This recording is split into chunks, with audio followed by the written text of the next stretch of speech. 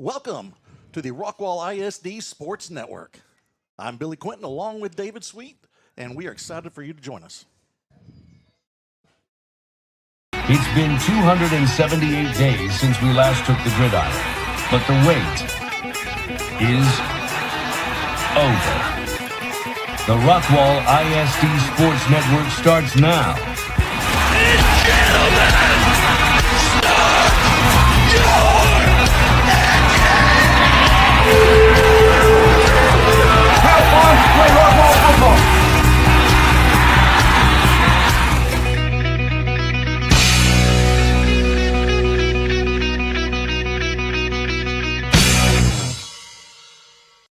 It's been 278 days since we... Welcome to Wilkerson Sanders Stadium as we are coming to you live for the second game of the 2025 season between your Rockwall Yellowjackets and the Lake Travis Cavaliers. Hello, everybody. I'm Billy Quinton along with David Sweet to my left as we enter, I believe, our 19th season doing this, and we couldn't be more excited about the 2025 season. Lake Travis comes into this one 1-0 after a very dominating win over Arlington Martin in week 1. They are number 1 in the Austin area. They are number 5 in the state. They are led by head coach Hank Carter, who has had a few wins in his term, and so we're excited to see what he can do here at the helm of Lake Travis. Your Rockwall Yellowjackets also come in at 1-0. They defeated the Richardson-Berkner Rams, a very solid win for the Jackets to get the season going. What was that final score? Go back to it here real quick.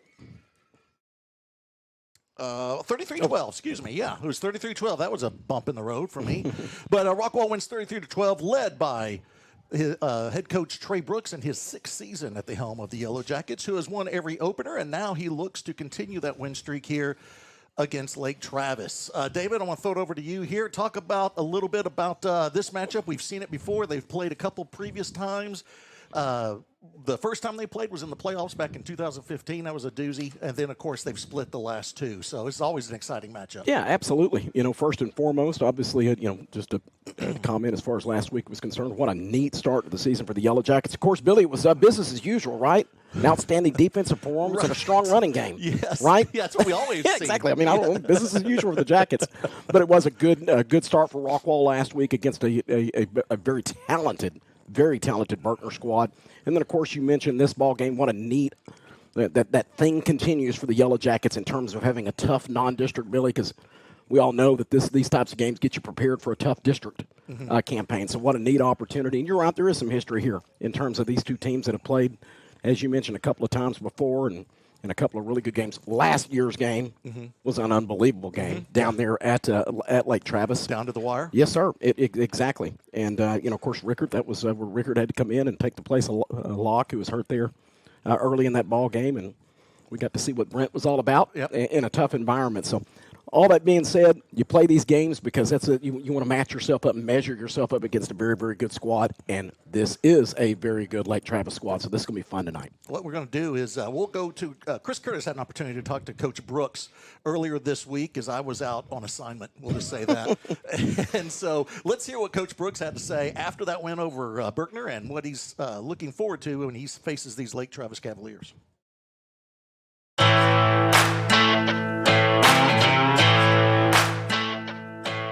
Yeah, I was really proud of the guys. At this point of the year, it's about figuring out how to get better each week, and so I just felt like we started off really well. I felt like our kids were prepared, and I just want to see them get out there and play hard and see who's willing to go out there and compete. And so, just really felt like we did that. Obviously, plenty of things to improve on, but that's what you want this time of year to play good, but have things to improve on. So I was really fired up about it.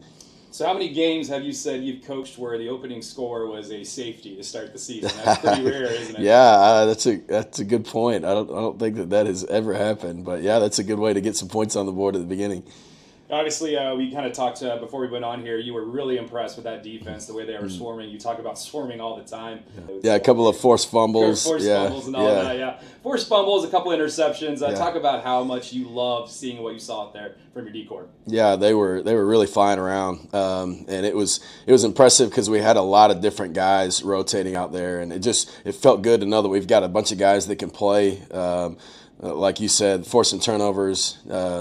A couple of forced fumble recoveries early on in the game really got us going. But just impressed by how versatile our guys are this year. We had a lot of guys play a lot of different spots, personnel packages, and things like that. So it's just exciting to see the amount of guys that we have that can get out on the field and compete at a high level. Coach, obviously the defense looked great. I mean, obviously your offense started out strong as well. Talk about what you liked from them. Yeah, it felt like we were really balanced. That Berkner does a really good job on defense. They do a really good job of mixing things up and trying to give you things that you haven't seen. So I was proud of our team, especially in week one, being able to adjust to some things that we hadn't seen. Felt like we got the ball to a lot of different guys. Had 3 running backs that had significant amount of carries. Played six different guys at receiver. And it rotated some guys on the offensive line, played 3 different guys at tight end. So same deal that I said with the defense, just had a lot of guys get a lot of meaningful reps. And so that's important this time of year because we got to build that depth and figure out what we got. So I was excited about the balance, excited about the number of guys that got out there and competed well. Well, Coach, obviously you turn the page here. You see a Lake Travis team coming in, and you obviously traveled down to Austin last year. Really, your season kind of took a storybook change for the most part against Lake Travis. Obviously, QB1 goes down in that game, and Landon Locke, and Rockwall Nation was introduced to Brett Ricker, and talk a little bit about what Lake Travis brings to the table, like you and I kind of talked about. It's not necessarily a new season; it's just relock and reload for Lake Travis each and every year. Yeah, they are just a really, really good program, and Coach Carter does a great job there, and they have for a long time, and so. You watch them on video and you feel like they look the same as they've always looked. And they look like this last year. They look like this in 2015 when we played them in the playoffs. And so I just think that's a testament to how they run their program and how they do things over there. And so you're going to get a really good football team, obviously with good players, but with a good scheme. And so impressed watching them on video. They're top 10 team in the state for a reason, but that's the kind of games we want to be playing at Rockwall. And I told our kids this week, that's what's exciting, is that when you play football at Rockwall, you get the opportunity to play in games like this, and it's one of the biggest games in the state of Texas. But it's a non-district game, and again, the ultimate goal for us is just to get better. And we hope that 3 weeks from now we're playing our best football when we get into the district. And so excited about playing a really good opponent and getting them at home this year. And talk a little bit about Brent. Obviously, he took the QB1 role during this game last year. Little nervous to start, but man, he really came alive in that second half and really kind of took the reins as the Rockwall starting quarterback. Talk about what you've seen from him, this time last year to right now here in 2025. Well, it was a crazy spot that he got put in last year, late in the third quarter. In Austin against Lake Travis, down in the game at that time, and so. To be a little bit nervous at that point would be understandable. But that kid, he came in and we didn't change the game plan. We were doing what we were doing. We called the plays that we wanted to call, and he knew what to do. He knew the game plan. He had himself prepared, and so it's pretty cool to see him. From that point until now, if I feel like he's a seasoned vet now that he's played in the playoffs. So it just feels good to have a kid like that just has such a good grasp of what we do, and excited for him to get to play in this game. Knowing that he's the starting quarterback, and so it's been great. He has made a tremendous amount of growth over the last 4 years, and especially over the last year as the starting quarterback. So excited to see him continue to grow. Coach, do you look at any of I know you're not big on the social media scene, but do you look around and see kind of what people are saying, not only about Rockwall, but especially your district? I know a few of them have now labeled, 10-6A, the new District of Doom. It's going to be almost an SEC type of gauntlet once district starts. Do you pay attention to what's ahead of you here coming up, or do you just kind of stay focused 1 week at a time? Yeah, we definitely know who wins and loses, and it's you see that stuff because you keep track of it. But yeah, for us, really the focus is on right now in the present and trying to get better every week. That's what it has to be. We play too many good teams to focus on anything else other than what we got right now in front of us, and so. Yeah, definitely aware of the district, but for us right now in week 2, it's just about getting better. All right, Coach, what's maybe something that you noticed over during the game on Friday that maybe you weren't expecting to really be impressed with, and maybe not knowing what you have, but now you're looking there going, wow, we got something special here? Yeah, actually in our kicking game, it was pretty cool deal Friday night. So Gordon Holland is our starting kicker, kicked quite a bit for us last year. Figured out on Thursday that he wasn't going to be able to play in the game because of an injury that he's rehabbing. Had to tell Austin Hoffman and Clayton Perez that they were going to be in the mix the day before the game. And Austin came out and he kicked a field goal. It was 1 for 1 on field goals, kicked every extra point. Both of those guys kicked off in our 2-kicker system. So just seeing that, it was a pretty neat deal, not expecting to have those guys on the field at all. And both of them being out there and both of them being successful, that was a neat deal. And I think for us, that'll pay dividends in the future if those guys need to kick again. So a small thing that probably most people wouldn't notice, but big for us, and that those guys really stepped up and took advantage of that opportunity. Awesome. Well, Coach, it wouldn't be a Billy Game pregame show without mentioning Texas State. So Texas State 1-0 in the season. The Fighting Texas A&M Aggies 1-0 in the season. Yes, sir. The Texas Longhorns are 0-1. So just had to throw that in there for you. Obviously, you had to be happy with your Texas A&M Aggies this past weekend. So yeah, keep for fighting, sure. correct? Yeah. They look good for the most part. So you have bragging rights over Texas for right now. There you go. For 1 week at least. Well, Coach, hey, we appreciate you. Best of luck on Friday night, and we look forward to seeing you on Friday night. Thank you.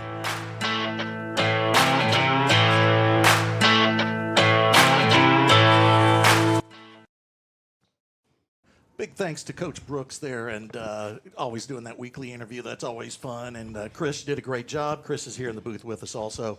And Chris did a great job, mainly because he brought up Texas State. That's the most important part of every broadcast, or as part of every interview. Bring up Texas State as much as possible, or cue ball design, or Lampasas. You have to bring one of those things. Did you pay for that sponsorship right there? Oh, yeah, wow. That's a violation, I think, right there. Otherwise, make sure you send him an invoice. We're going to bill you on that one for that's sure. fine. I had to put Texas State down just for you. I appreciate it. After a Longhorn loss, I had to put you down. So you're welcome. I appreciate it. All right, man, I'm going to throw it to you here because we got something else that's really exciting is the Chick-fil-A Teacher of the Week. Yeah, I got to go over to Dobbs Elementary this past week. I had to do 2, because we have 2 games. So every home game we do a Chick-fil-A Teacher of the Week. So I got one from the Hugh side yesterday, and then so today we got one from Dobbs. So we have a little video we're going to show our community, and we're going to be doing this every home game throughout the rest of the season. So hope you guys enjoy.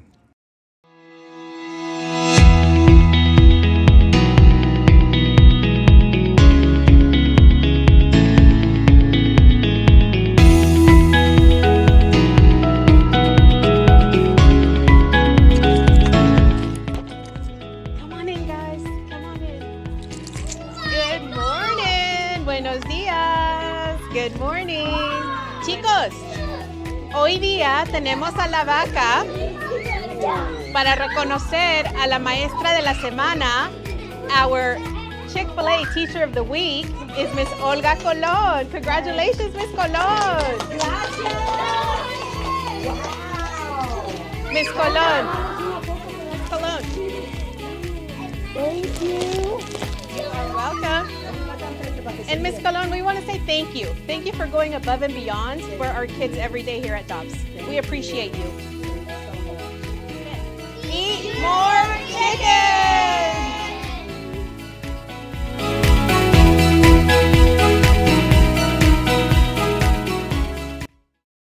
Welcome back to the Alliance Bank pregame show, and we're going to take this time to talk a little bit about Alliance Bank and In fact, be more specific. Talk about the Alliance Bank president. That would be Corky Randolph, who we know very, very well. Used to be our sideline I was gonna reporter. say, is this open? Is this full open mic? Like This we is could full talk about open Corky mic, Randolph? yeah. We can really do this? Yeah, yeah. In honor of him, the 48-yard line, right? No, 54-yard line. 54-yard Yeah, line. it Either was, way. yeah. Either way it goes, that's he fine. said that the Jackets That's a need to true get story, to the Chris. 54 to believe get it. the first down. Well, we want to thank Corky, and I'm going to hand it over here to Chris As real good quick as it because comes. Corky Randolph is the best, Alliance Bank is the best, and one of our main sponsors. Well, he came to us really right before the summer started when we kind of told him, hey, we're going to be going on this, on our own. And man, he was all in. He was all excited. He has been bugging me for a few years about getting this thing on YouTube and getting this thing where it's easier to make some access. And so I said, Corky, just for you, we're going to do it just for you. This is the only reason we're doing it. He So literally was texting me last night talking about how much he loves this. Loves it. he Loves it is- being on YouTube. yeah.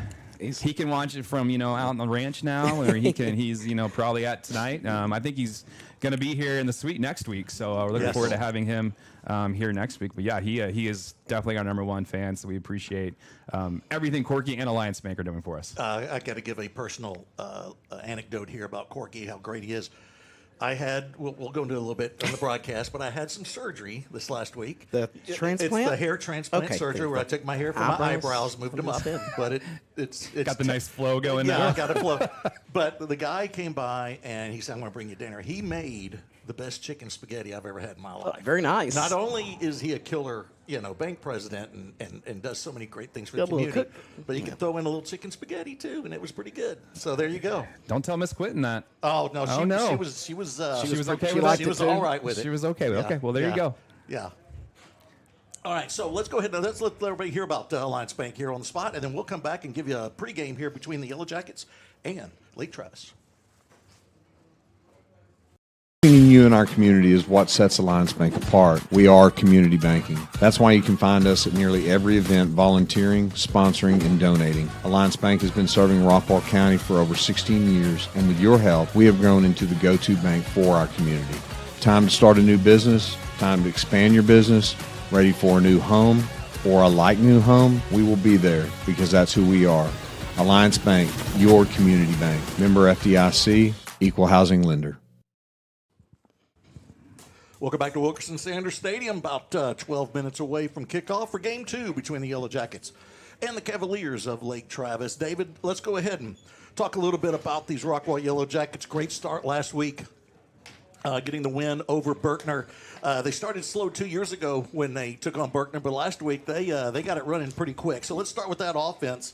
And the guys up front were a big part of that offense, opening the pathways there for the backs. Absolutely. They were just an outstanding job all the way across as far as that offensive line from, Gunnar Talley, Monty Angelo, the Maddox Mummy, the center, Henry Rice, and Michael Carina. Those offensive linemen kind of set the tone. As we mentioned, as I said, coming into the broadcast, it was exactly what you thought it would be, a strong running game, right, from a Rockwall perspective.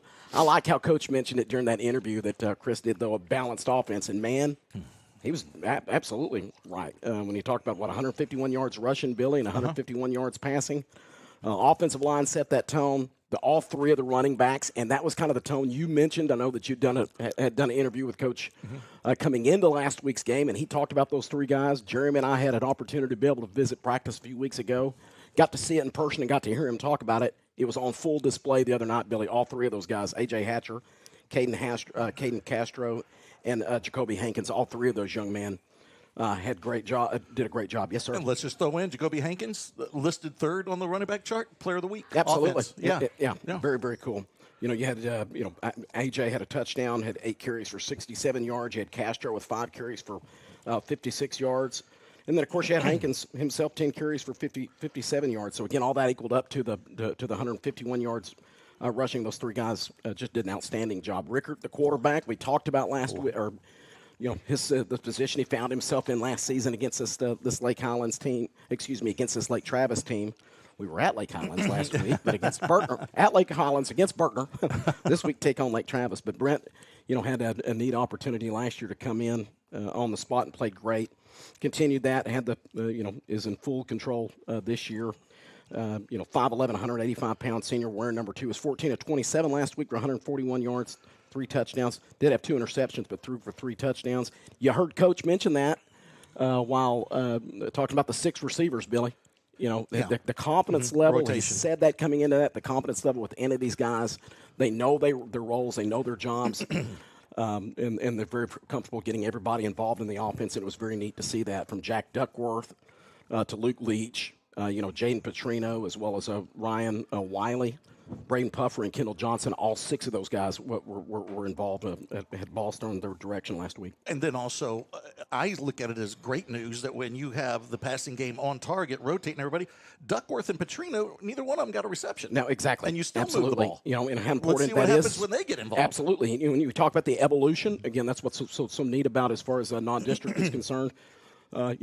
You kind of want to emphasize work on things. We talked about that in the post game last week. That that strong defensive proportion, its performance, check the box a little bit there. That strong running game, that rushing game last week. But what a neat position that you're in. That we know historically, the passing game on this offense, how great it is, Billy. That think if you had one, you got to mark and say, hey, you look for I'm okay with. That's something I want to get better in. It being that, right. In terms of the history is concerned. And then I'll mention another thing. It is neat to have those other 5 guys being able to do that. Luke Leach, Braden Puffer, Kendall Johnson. You mentioned Petrino and Wiley. When Jack Duckworth also wears a very important assignment on the other side of the football defensively. So lots of things to be excited about, lots of things that went well last week, and then lots of things that we know that Coach identified that he wanted to focus in on this week. And you're going to get a chance to be able to do it again against a good Lake Travis team. And you talk about guys flip-flopping on offense and defense. Jet Lamb and Jackson Stoner at your, if you want to call it tight end or H-back, whichever way you want to call it. But Jackson Stoner making a difference now as we jump over to the defense, as he's made his impact last couple of years as an H-back. But now, as we jump over to the defense, David, the 3-3 stack, Stoner starting at defensive end. Absolutely. And that's something fun to see. Yeah, Eddie, definitely a 6'4", 250-pound senior wearing number 33, as you mentioned, headed to UTEP, a 3-year starter. But he kind of sets the tone, as you said, Billy, and it's so important to have somebody like that. Of course, he's got Braxton Chaplin up there with him, the 5'10", 190-pound senior. And then I got news for you, man. We talked about this in the postgame, talking about who those players of the game were on defense, and we'll talk about the one that had a great game in just a second. But I'll tell you who also really got after it was that nose guard. Number 42, Wade Day, the 6'3", 230-pound junior. My goodness, man, he did a solid job up front there. And moving from defensive end, that's 2 different worlds. Very good point. Defensive end and then going to nose tackle, and him moving into the middle there and making that much of a difference shows his athletic ability. Says something about it, and definitely his confidence and his ability just overall as a defensive player. And then, my goodness, man, you talk about an outstanding Week 1 performance. Hats off to Christian Lawyer, number 32, the 6', 195-pound junior. Tackle 1 solo and had 2 fumble recoveries for Rockwall all over the place last week, and he really, really set the tone. It's neat to see. Of course, Anderson Stevens will start next to him, the 6', 185-pound senior middle linebacker, but then welcome back to the field to Christian Washington, Billy, the outside linebacker, the 5'80", 180-pound senior. Starting as far as both the 2 corners are concerned with A.J. Brown over there, the 5'11", 175-pound senior, and then A.J. Knowles, the 6'2", 280-pound senior. But then, of course, as I said a moment ago, we'll see quite a bit of Jack Duckworth too, the 6', 175-pound senior. And let's jump over to that secondary. I think this is the strength of the defense right now. Coach Brooks has said that, and I think we saw it last week. They were great coverage, absolutely, great run support. And so, tell us what you think about those guys. Yeah, I touched on them right there. I'd already kind of focused on Brown, Duckworth, and Knowles. But as far as the safeties are concerned, Will Ashworth, and I know even during the game you were texting us talking about Crashworth, right? Just making his presence known. 6', 180-pound senior. Had an interception last week. It was just a really, really good job just all over the place, and he kind of sets that tone in that secondary. He's one of those players, just like his brother was, Billy, that it's in your best interest to figure out real quick where he's at on the field. Yeah. Because if you don't want him coming from your blind side or or playing catch up with you, from the other side of the field or something like that, because he's going to definitely make his presence known. Well, you got to have your head on the swivel if Period. you're on offense against him. Yeah, absolutely. And of course, the 2 guys in the back there was Zayden Edwards, the 5'11", 160-pound senior, wearing number 6, and Jerry Castro, 5'10", 180-pound senior. Hats off. Mentioned every one of them intentionally for a reason. What a great job last week. Giving up 89 yards on the ground, 142 yards through the air. 231 yards of total offense allowed. Just a great job. Those 2 takeaways, of course, as I mentioned a moment ago, the two fumble recoveries, 2 forced fumbles, and 2 fumble recoveries by Christian Lawyer. Just a strong defensive effort, something you wanted to see there in Week 1, and something that you have an opportunity to build upon. Hey, listen, They're going to take on one of the very, very best teams in the state. Yeah. We know that for sure. This will be a step up, if you will, as far as competition is concerned. And that's what you want to do. So excited to see this defense take on this Lake Travis offense. Speaking of one of the best in the state, let's jump over and talk a little bit about Lake Travis. As I mentioned earlier, led by Hank Carter, head coach. It's his 16th season there, and all he's done is win 3 state championships. Won 177 games to 31 losses. They are coming out of District 26 6A. They won last week very handily. They defeated Arlington Martin 48-21. Let's start with that offense, David. And this is an offense that you pick your poison because there's talent all through this thing. Yes, there is. Absolutely. And, of course, the team is concerned. They only had 42 yards rushing, but that's because they were able to throw the football all over the field last week.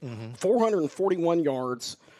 Through the air, had 4 touchdowns. Luke McBride, the senior, 6'3", 206-pound senior, was 23 of 37 for 386 yards, completed those 4 touchdowns, and he got everybody involved in it. He had got everybody involved. Had Weston Smith, one of his receivers, had 3 catches for 25 yards and a touchdown. You'll see him wearing number 10. He had Seidel on the other side, 4 receptions for 128 yards and a touchdown himself, number 3. Greg Garrick on the outside, the 6'2", 170-pound sophomore youngster, had 4 catches, 78 yards, and a touchdown. And then, of course, he had the tight end there, Cokhorst, number 16, Harrison Cokhorst, 6'3", 200-pound senior, had 2 catches for 82 yards, and one of those being a touchdown. Now, that being said, when they did run the football, Van Hopping, he's a 5'11", 210-pound senior, hit 11 carries. Again, as I mentioned, 42 yards as a team, only 28, but one of those carries, Van was able to get into the end zone. So you had the 3 receivers, the tight end, and the running back. All 5 of those young men were able to score the football on the night. And my goodness, I guess that's, you talk about balance is concerned, that's how you'd want to start in week 1. I would think so. Get your talented guys into the end zone, Billy. They play a 4-3 defense, and they got a kid on the defensive end side, Carter Buck. David, this guy brings attention. Yeah, he does. He's 6'6", 250-pound senior, number 1. He's headed to TCU, and we know that Sonny Dykes, we've already seen a picture of him, knew that he was coming into the game to watch his young man, Carter Buck, and he's a good one. So there's a reason why he's heading to TCU. But you know what? A lot of teams, though, guys, always have one of those. Well, they've got another one on the other side. I was going to say, you mentioned he's 6'6", 250 pounds. Oh, wait, on the other side, there's a guy even bigger. Yeah, he's 6'6", 255 pounds. Ben Duncan, he'll wear number 94, and that young man's heading to Kentucky. Yeah. So he's got 2 defensive ends, so this will be a challenge as far as the offensive line is concerned for the Yellowjackets. To take on another one. Another one of the returning starters, a young man that's lined up. Also, give a hat off to him. And Gamby, the defensive tackle, number 99, heading to Texas Southern, 6'3", 240-pound senior. And then I'll highlight a couple of their other guys real quick. Logan Kendall, the 6'2", 215-pound senior, heading middle linebacker. He'll wear number 22, heading to Air Force.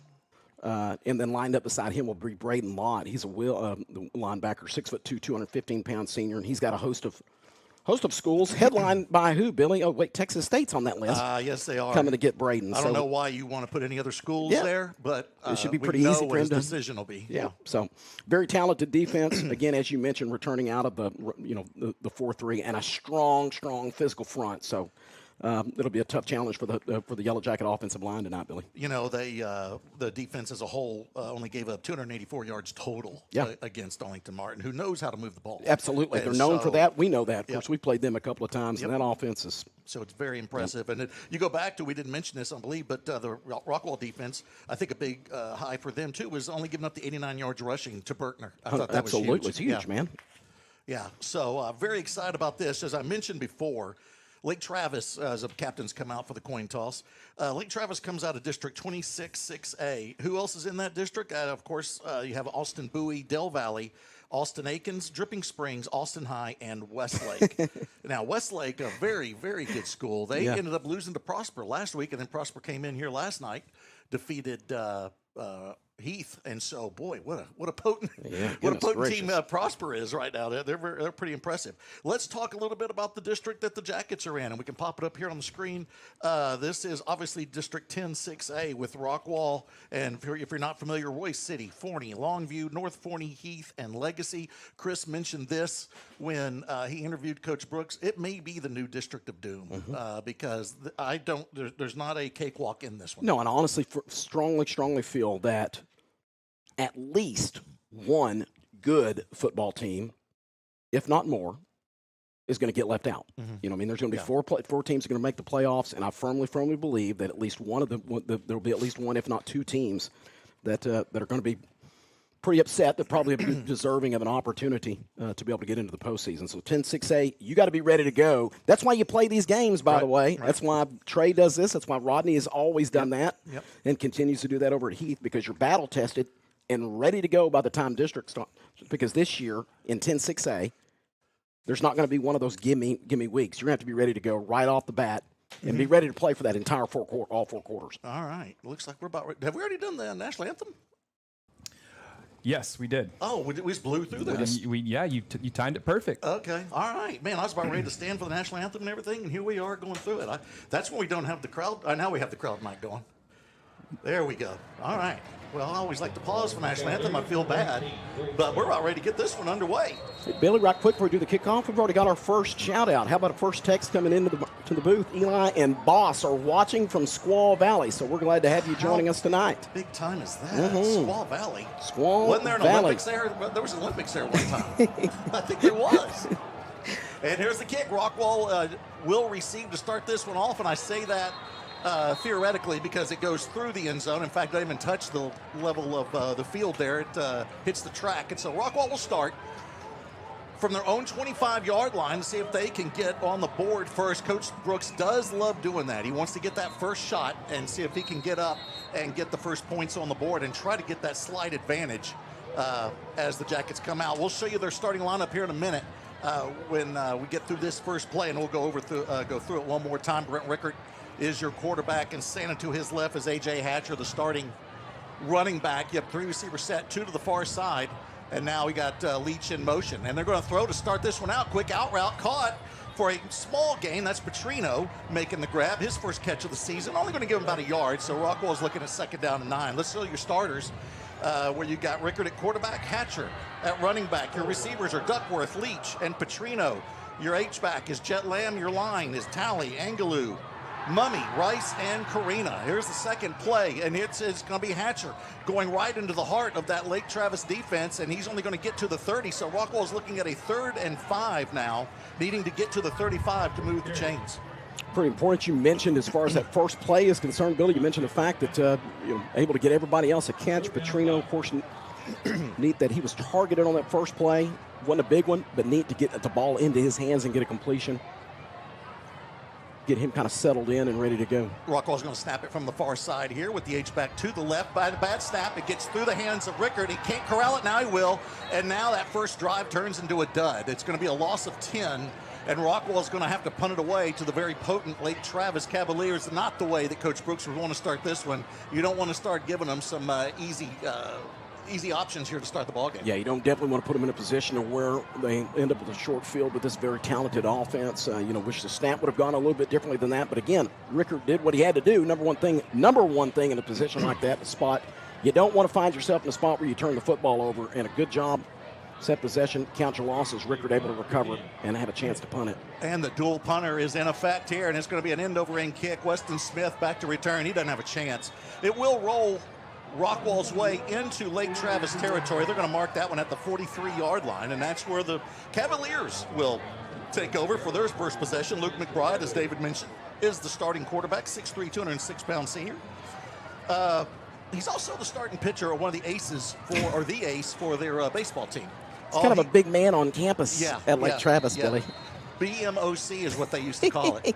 And so 1.10 ERA, went 8-1 last year, taking them to the semifinals with the Cavaliers in baseball. Trips near side, one receiver far side. Your starting back is Van Hopping.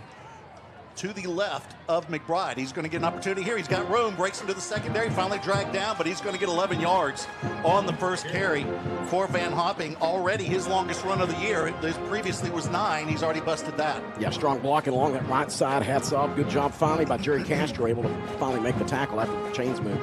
Now the southpaw is going to throw near side. He's got a man. He's going to have to go to the ground to get it. It is a completion, but just back to the line of scrimmage.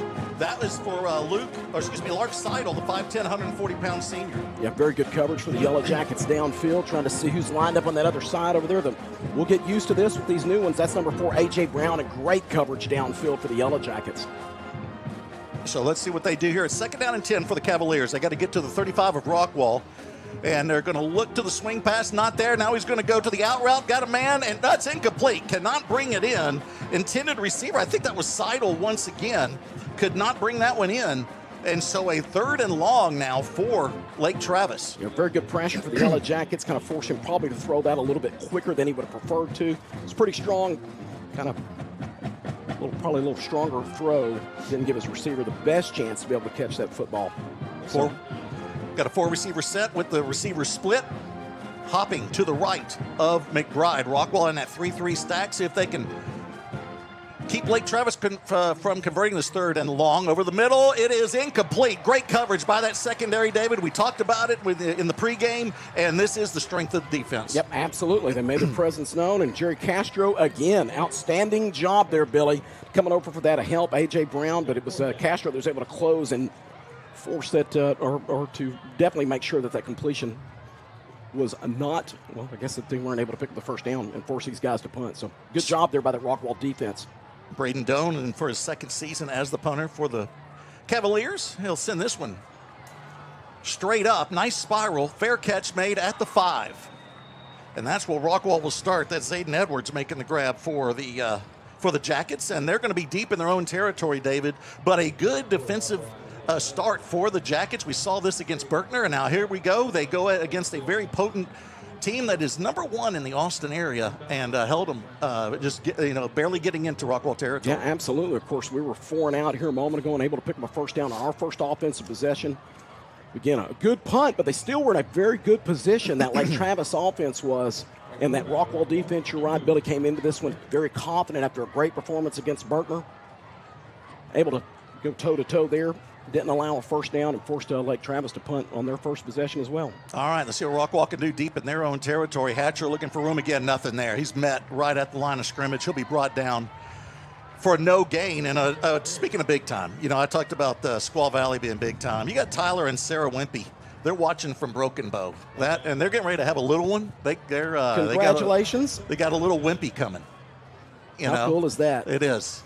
How'd you like to be that little one? So now Joe has to support another. Yeah. But you know what? They're good. He's good for it. So, yeah, he's you know fine. What I mean? He's fine.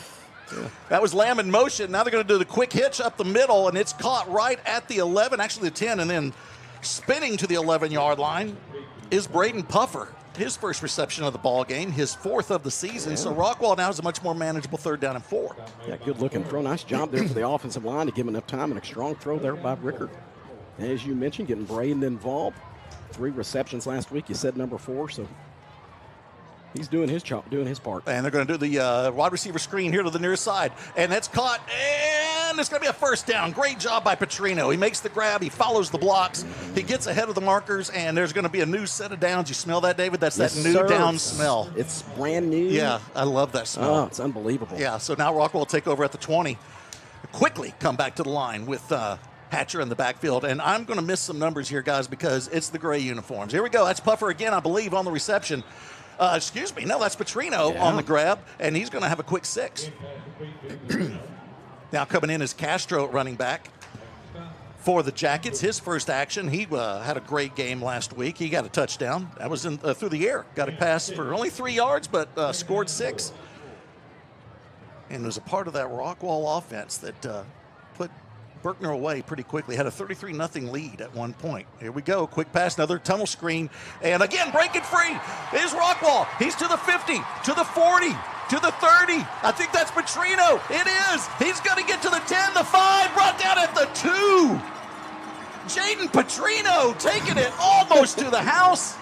He got the groceries to the porch, and now they're just sitting there for somebody to pick up. Yeah, an outstanding job. Nice throw. And then, boy, his magic, being able to break away on there on the outside, that yards after catch was unbelievable. And So, what a neat job there, man. What a neat position the Yellow Jackets are in. Petrino gets no catches last Yes. week, and he's the offense this week. Just like that, man.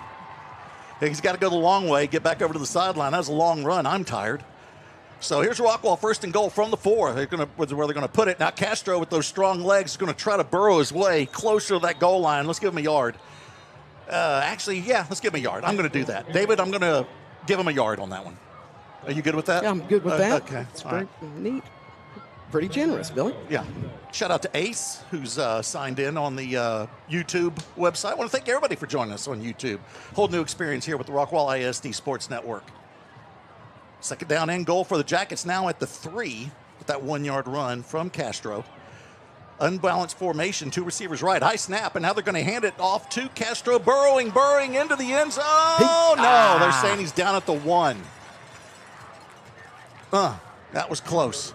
Fun to watch him, though, man. His legs kept churning against that big defensive front, following a little bit of those blocks, and thought there for a split second he was able to get a hatcher. I thought he was going to be able to break the plane, but Gil, a good strong run there from AJ. I think we might be going Wildcat here, boys, because it's Hatcher and Castro in that running back.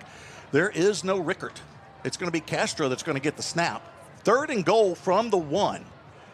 Man in motion. They're going to fake the jet sweep, looking for room. Is Castro not there? David, I was going to say this. Every time the Wildcat is run, how often does the running back give it away? Never. They're not going to give it away. And so talk about the reads all you want, right? Yeah, Guess what? Ain't no read. You know what? I've got this. Looks like Rockwall's going to go for it, though. 4th down, why not? When you got to go take on the big gorilla, what do? Punch him right in the mouth. Punch him right in the mouth, buddy. Let's take a shot. Now Rickert back in. You got dual H-backs here to the right side. 2 receivers left, 1 to the near side, empty backfield. Now the man in motion will fake the jet sweep, and now looking to throw back to his right is Rickert. Nothing there. He's going to throw it over the middle, and it's going to be intercepted at the goal line.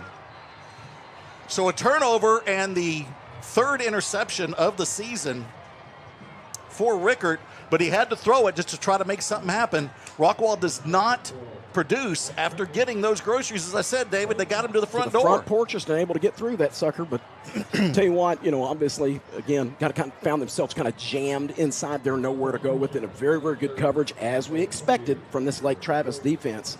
The good news is, again, you've got them backed up here in this possession. Lake Travis will take over on their own 1-yard line. So let's see what the defense can do here after, as we mentioned earlier, great performance last week and a solid start on that first possession against Lake Travis. Here's a tight formation, double tight end here for Lake Travis, and it's just going to be a tush push, try to get out from under that shadow of the goalpost. Give McBride about 3 yards on that rush. Kind of disappointing not punching that one in, David. You got to take advantage of every chance, but so far Rockwall coming at him hard. Yep, exactly. They're going to just come after him. Get a little bit of confidence, as I said, with this defense like this, allowed you to do a little bit of different things. Yes, absolutely. You find yourself at a 1st and goal inside that 5-yard line against a very, very good team like this, man, you're going to take advantage of those opportunities. Oh, here's an opening here for Hopping, but closed quickly, coming in to make the tackle for the Yellowjackets. Was that Day, David? I'm trying to see. It was Day up front. And then, of course, the assist came through there from A.J. Brown. There you go. 3rd down and 5. Shout out to Jeremy Bryant, who took over for me last week. Great job. Yeah, thanks, Jeremy. And here's the thing. Jeremy tried so hard to make it a professional broadcast. He did everything he could. He did so good, but you're not going to fall for that. No, sir. No, sir. You're not going to do that. Drag him back down to our level. You got I had trips. one assignment, Trips near side, 1 to the far side here for Lake Travis on a 3rd down and 6. They got to get to the 12-yard line. Keep this drive moving. 4:26 left in the first quarter, although y'all can see that on the scoreboard. That's a new feature here. And there's going to be a timeout from, I believe, Lake Travis called that one. So let's take a quick timeout with them as you're watching the Rockwall ISD Sports Network. For those with an independent spirit, there's a bank as independent as you. For buying a home, for building a business, for getting snacks at the game. We've been serving North Texas since 1875. Because we're more than a bank. We're your bank for life. American National Bank of Texas.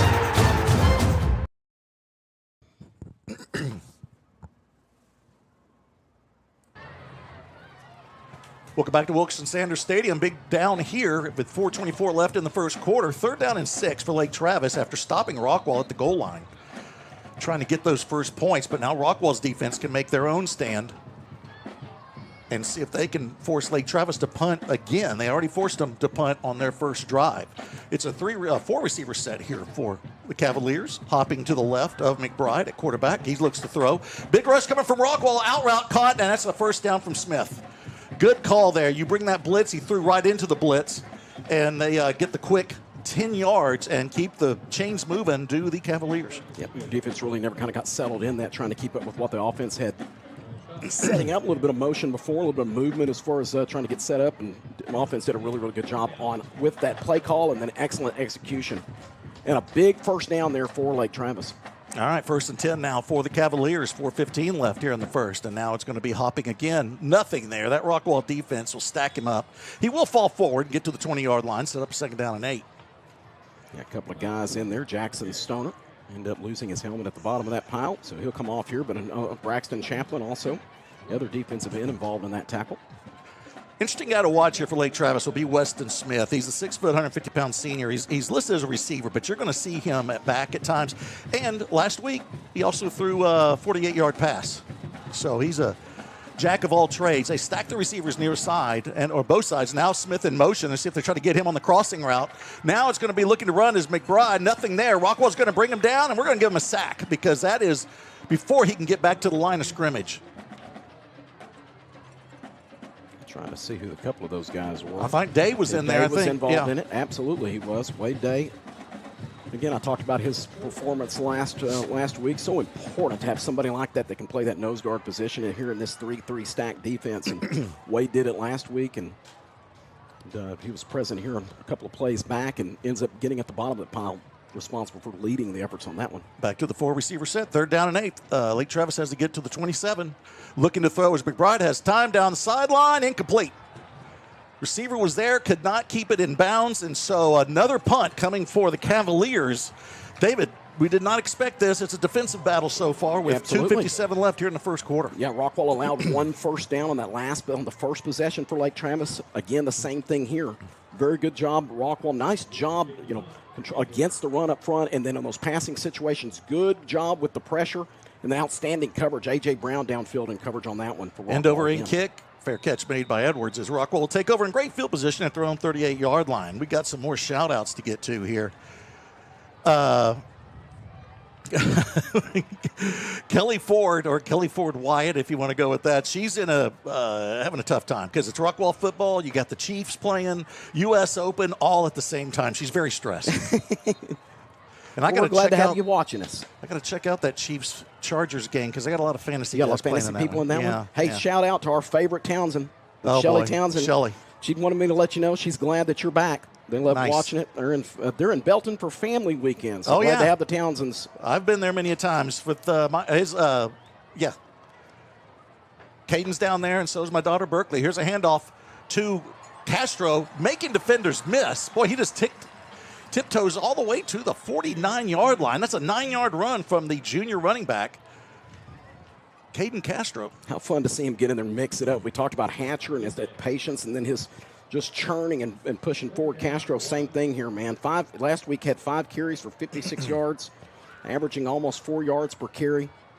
Fun to watch. Kept churning, following his blockers up front. Heavy rush, and Brett Rickart's going to go down. He'll try to drag that defender and minimize the loss. He's still going to lose 2 on the sack. Second time that the Jackets have had a sack go against him. The other one's a bad snap that Rickard had to fall on. This one, the traditional sack. And I mentioned that was Castro before. That was Hatcher that was in there. You gave some great numbers for Castro, but Hatcher was doing the heavy lifting. So now 3rd down and 4 for Rockwall. They got to get to the 50. Let's keep the chains moving. Got a whistle and a flag, and we got a false start on the Jackets. So now we're going to go to a 3rd and 9. That's not good. Shout out. We got a hey from Fate, Texas, and a big shout out to Buzz. Not sure who that was, but they said they love Buzz. Buzz? Yeah, Buzz. Is that the mascot? Yes. Could be the mascot. That's right? Buzz. That's mascot. Right. Remember when you wore the mascot head? That Yes, was I years do. ago. Yes, I did. I wore it down at WFAA one time when I was the mayor too. That's for right. an interview. We still have video of that too. Had my marketing people at the city. Slant route. That's Leach. He'll make the grab, spin move. He's got the first down. There you go. Wow, what a nice grab there by Luke Leach. His second of the season, and that was a beautiful pitch and catch as he just grabbed that and spun twice to get to the first down marker. Yeah, those efforts at yards after catch, knowing where you're at, being able to find after he got his hands on the football. But how about that from Rickard, man? It was a little crowded territory in there, pitched to where only he could get his hands on it. And a good job being able to keep this drive alive, picking up a big first down. Looking to throw again is Rickard. Going to do an out route, try to get it to Hatcher. A little high. Could not bring that one in. And these are hard because here's what we're going to have a problem with these gray uniforms. That was intended for Hankins, actually. Yeah, exactly. Yeah. Hankins wears That's 9. where you were at. Hatcher I'm sorry. wears 8. Yeah. And it is hard for me to tell who's who on that one. So I may get those mixed up a few times. We've begged Coach Brooks to get away from the gray uniforms. It's our nemesis as far as trying to pick out the numbers. But now we have sharp. Chris Curtis part of it. He could probably help us out, right? That's true. Chris is up here. He has pulled. No, I meant the pull on the jersey, right? Here we go. Handoff. I think that's Hankins. And on his carry, he's going to get up a good chunk there. And actually, that's Castro. Yeah, that was Castro that time. Oh, my goodness. It's going to be a long night. I got old man eyes already. But now it's going to be 3rd down and 6. We're going under a minute left here in the first quarter. Rockwall trying to keep this drive alive. Their 3rd drive against Lake Travis. First one was a 3 and out. Second one, all the way down to the 3-yard line, could not convert. And here comes Castro. He's going to have the first down into the secondary. Breaks the tackle. He may go. He's to the 10, the 5. Touchdown, Caden Castro. Rockwall will strike first, and they'll take the lead 6-0 with 34 seconds left in the first quarter. And, man, I tell you what, in terms of replay on that one, what a great job there by Castro, allowing that blocking up front on Rice and Money just to open up just a little bit of a seam. He hit that hole hard once he saw it, and he wasn't going to be denied. An outstanding run there by Castro with his first touchdown of the season. And Rockwall scores first in this game against the number 5 team in the state. There's the extra point. And it is true, and it's good to see Gordon Holland back in there, too. He could not play last week trying to heal from an injury, but he'll pop that extra point through, and your Rockwall Yellowjackets will take a 7-0 lead with 34 seconds left in the first quarter. Let's keep it here as the flag guys come out and celebrate that Rockwall touchdown. Last year, when these two teams faced each other, David, Rockwall lost 45-42 to Lake Travis. That was a humdinger, though. Rockwall was down, if I remember right, 17 at one point. Rickard had to come in. Yes. And he led them back all the way to within a field goal and had a chance to win that thing. And that was when we started getting introduced to young Rickard. Absolutely. And, it's always funny, when a game is like that, when you interact with the other fans. Of course, we had a chance to be able to do that. Mm-hmm. They were so impressed. Lake Travis, first of all, what neat people. Yeah, they are. And what a great scene down there. Man, it was unbelievable. But, boy, they tell you what, they were so enamored with how well Rockwall played. And you're right, Rickard, in that tough spot coming in to replace Locke. Just a great performance last week. A couple of other shout-outs right quick.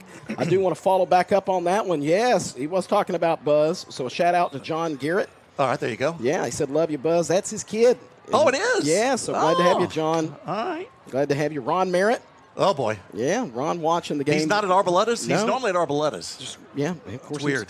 Maybe he is at Arboletas. He's watching from Arboletas. I'm sure that he's a fan of the gray jersey and the white helmet, but sure I'm just saying he that. is. Here we go. Also, Cornelius Brown, Colton Lappring, and Colin Jones watching in the car. So hopefully whoever's driving that car is not doing that. But, hey, glad to have you. Oh, man.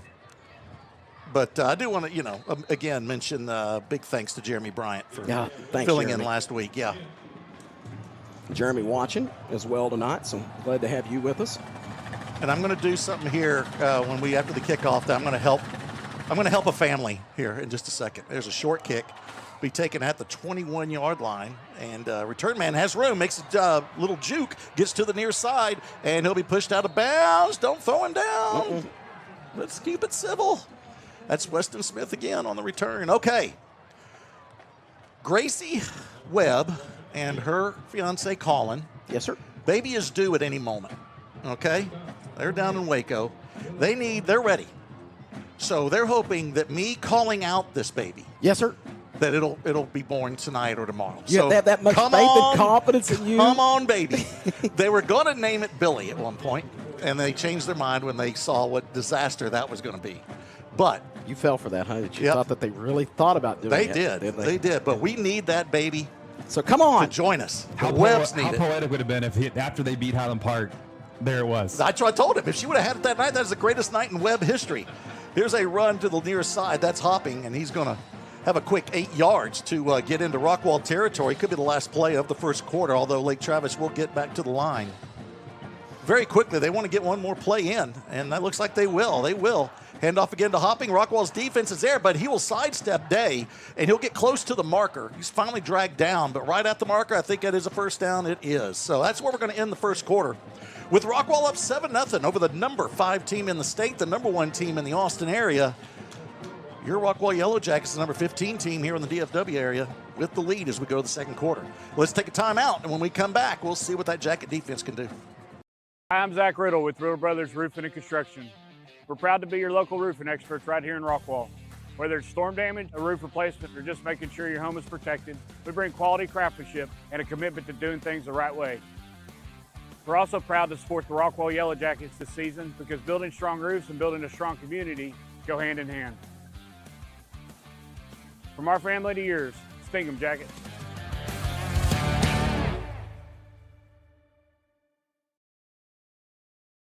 Hi, I'm Zach Riddle with Riddle Brothers Roofing and Construction. You know that Rest Haven has been a part of this community for over 50 years. Dwayne and Ann Kane founded this business in order to take care of the families in the community. I've taken on that and I want to keep doing it for each and every one of you. I grew up here in Rockwall and it's important to me that this community continues to operate the way it always has. That is neighbor taking care of neighbor. When I lost my dad, Rest Haven took care of my family.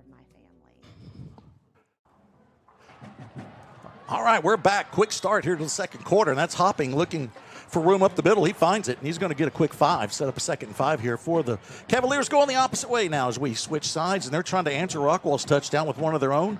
Trips to the near side, one to the far side for that offense, and it's the Hopping show right now, and he's got it working. He makes a move in the secondary. He could take it all the way. He will. Touchdown Lake Travis as they answer that Rockwall touchdown with a long run of their own, almost mirrored images of each other, although Hopping went to the left side. Castro took it right up the gut, and we're an extra point away from a tie ball game. Absolutely good job there following Koppel and Fishman taking the lead along that left side of the offensive line. Hopping, we mentioned it last week, they didn't have to run the football or didn't end up rushing the football much. He only had 11 carries for 28 yards, did get into the end zone, so that's his 2nd touchdown of the season. But again, with a good, solid offensive line, putting it in his hands is always safe, and he did a great job there. Extra point is good, and we'll keep it here since we just came back from a commercial break. 11:33 left in the second quarter, and we're all knotted up at 7. I do want to talk a little bit, David. I was joking around earlier, but it's been a rough week. It's great to be back. I'm so excited, but I got to give a couple shout-outs to some important people. My doctor, Jeffrey Shoss. Oh, is this the person who was responsible for my quote-unquote hair transplant? Yeah. So anyway, I do want to thank him. Yeah, I saw him this morning. He gave me the go-ahead, and great guy. He made a rough week a little bit easier, and so I do want to give him a shout-out. Told him to tune in, so we have one extra viewer than we were normally going to have. So he's doing it. And then, of course, my current wife, Autumn Quinton. She was a great job as a nurse. She did not wear the uniform that I got for her, though. I'm kind of disappointed in that. But she did a great job, so I got to give her a big shout-out. Because we talked about this before we went on the air. There's certain things in a marriage that are not fun. And she handled that very, very well. She took care of it. Yeah, she took care of it. Yeah. So there you go. I wanted to get that out of the way. Big thanks to them. Big shout out to Neil Trammell. He's watching, tuning in, says you guys sound good. He's probably on his boat somewhere. I'm sure. And the Curtis twins better not be watching right now. They better be in bed. Just letting you know. Dude, I know the wife's watching, so I know the twins should be in bed by now. So if you're not, you call it grounding, right? Is that what you call it? I'm still learning the parent talk. Yeah. Okay. Here's the deal. There's no cuter twins in the world than the Curtis twins. Yeah, so we see those updates on Facebook. We'll see how much grounding is in their future, Chris. You talk that game here, bud. There's going to be a lot. Okay, yeah, we'll see. All right, there's Edwards looking for room as he takes the kickoff on a bounce, and he'll be dragged down at the 13-yard line. But love seeing the updates on the Curtis twins, those adorable girls. How is it going there with the twins, Chris? I mean, you should get a lot of sleep, right? Yeah. No. We're especially back-to-back days. My wife is a rock star for taking it on by herself the last few days. So Ooh, yeah, you've been busy. Major pride. I'm gonna have to take her to dinner, I think, this weekend. Yeah, So. go get her some of those taquitos at 7-Eleven. Those are Can't good. imagine, Chris. Got one right good. across the street. We're good. Right, that works out. It's not like you had a big project or Right. anything like that. You jumped right off in the middle of and took the we're lead good. on first. It's all good though, Chris. We're I'm good. sure You know what's cool about twin wives? babies at home. Yeah, The cool thing that wives taking care of the kids, they always understand. So here we go. Rockwall, 1st and 10 from their own 13, and they're trying to snap one right up the middle real quick, but doesn't fool the Lake Travis defense. And 2nd down and 10 now for the Jackets. We'll go under 11 minutes here with this next snap. yeah, good job there, Duncan on the left side there, and then of course Logan Kendall, the middle linebacker, number 22, the one I mentioned earlier, heading to Air Force. Yeah. Leading the efforts there on the tackle for Lake Travis. See what Rockwall can do. They got to get to the 23-yard line to move the chains. They're going to do a pump fake. Slant route, it was there, but he could not get to him. Rickard couldn't get to him. They faked the hitch on the far side, David, and Duckworth was open on the post. Yeah, I'm not sure that he didn't explode and hit that just a little bit quicker than what he was anticipating when he had that wind up. And he's like, oh, I got to get it going now. But, man, it was there. If he could have got that into his hands on time. I think that Rickard couldn't reload fast enough. That's what happened. After the pump fake, you got to get that hammer back and get it out there, and that rush was coming. So 3rd and long now for Rickard and the Yellowjackets. Now he'll do another pump fake, looking for somebody. Now he's going to throw one out of bounds just to save some yardage, and we'll live for another day. There is a flag on the play, our first flag of the ball game, probably holding, could be intentional grounding.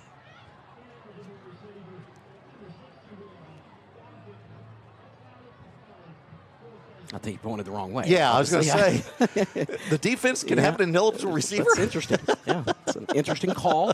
I was going to say it's an interesting call from the official, obviously, but that'd be an interesting defensive assignment, too. That, you got 2 guys back here to return this punt for Lake Travis. You got Seidel and Weston Smith. Smith's already made his mark. And that's Hoven that is putting his foot into that one. It'll go out of bounds. It'll get into Lake Travis. Actually, it's going to be in Rockwall territory. Line of scrimmage is going to be at the 49. So 10:40 left in the 2nd quarter. Big opportunity here again for the Rockwall defense as we're knotted up at 7. Fast-moving ball game here, which, we're a little bit surprised. Thought we'd have a few more fireworks. The game might slow down here in just a minute. We do have lightning in the area, so we're about, it looks like maybe a mile away from having tell me that. delay. Chris, I hate to be the bearer of bad news. Do that. You jinx this thing, man. I'm sorry. Maybe not anything worse in the world than a delay. It's the app. I'm telling you, it's the app that popped up. Stacked receivers far side. Maybe if it worked, we couldn't do that. I was going to say if it worked out for halftime and we wouldn't have to miss any of the game, but we want to see the bands. Looking to throws McBride over the middle, and it's going to be intercepted. He underthrew it, and Rockwall's going to get the interception and get the ball right back. That's Castro with the interception. Castro, buddy. Absolutely, it is. Jerry Castro, the 5'10", 180-pound senior. Of course, he had a big tackle earlier in that last drive. Billy, a strong, in fact, involved in a sack, but there with an interception, his first of the season, and a big one for this Rockwall defense. So now Jackets will take their turn again. The first turnover of the ball game goes Rockwall's way. See if they can take advantage. They're going to start from their own 34-yard line. 10:34 left in the 2nd quarter. Going from our right to left on your computer, big screen, laptop, iPad, iPhone. What else? I think that's about Etch-a-Sketch. Okay, thinking that's what? Yeah. All right. Yeah. 2nd down and 9 now on a short run there from the Jackets. I believe that is Hatcher that's in there now for Rockwall. He'll get another opportunity here. Nothing there. Ball's loose, and Rickard's going to have to get on top of it. He does. Saves Rockwall from another bad situation, although it isn't great. That fumble will lose 5 yards, and they're looking at another 3rd and long. I'm enjoying the modern yard markers out there, David. We used to always love those. Used to be let's talk about the shout-outs to Mesquite. That was a Mesquite ISD. Remember when we always go on the road to those, that those guys had those things. And, yes, we definitely like that. We can see them. We have those here now. Duckworth in motion, and now they're going to do a quick out route. That's into Castro. Nothing there. So they just tried to throw that one underneath, get a few yards. Maybe something could open up, but it doesn't. So Rockwall's going to punt again. And right now, Rockwall and Lake Travis are kind of trading punches here to kind of feel each other out. Two good defenses, man. Yeah, if lightning comes, I swear to God, I'm going to blame Chris Curtis on that one. Well, it just happens. So Yes, I think it they're is about going to. to. Yeah, I think they're about to call this one for a second at least. Got the notification from over at Tuttle. So Y'all are so big time, I didn't get any notifications. Went to weather camp, Billy. Come on. Oh, okay. That's a nice punt. Be taking Smith back to the 20. He does not make the fair catch, and he's Look at buried that. right at the 20-yard line. Nowhere to go. outstanding job. That's speed. Yep, Rogers. Spurl. Yeah, Roger Spurl. Brother was on the baseball team, pitcher. Nice tackle. 8:55 left here. Let's keep this thing going. Let's not listen to weather people. They ruin everything. Just nerds, all of them. They are. All they want to do is ruin things. Oh, y'all are having a good time? I'll fix that. How about some rain? Yeah, or some lightning. Here we go. 1st and 10 now for Lake Travis. 3 receiver set. And it's going to be hopping, looking for room to the near side. He'll sidestep a couple defenders, but not get much. In fact, he barely gets back to the line of scrimmage. Set up a 2nd down and long for the Cavaliers. Anderson Stevens at the bottom of that pile, leading the efforts for Rockwall. 2nd and 9 officially here. Billy Quinton along with David Sweet and Chris Curtis working the boards because we don't know how to. Rolling left is McBride, left-hander, so it's natural for him. He's going to do an out route, and it's a nice corner route to Smith. Man, that was nice. Yeah, great throw and catch there. Smith been the only target most of the night, but it's working for him. 6 foot, 150-pound senior. But had a couple of targets, and I had 3 receptions last week and a touchdown. Little movement's going to go against the Cavs on this one. The flag down. Yeah.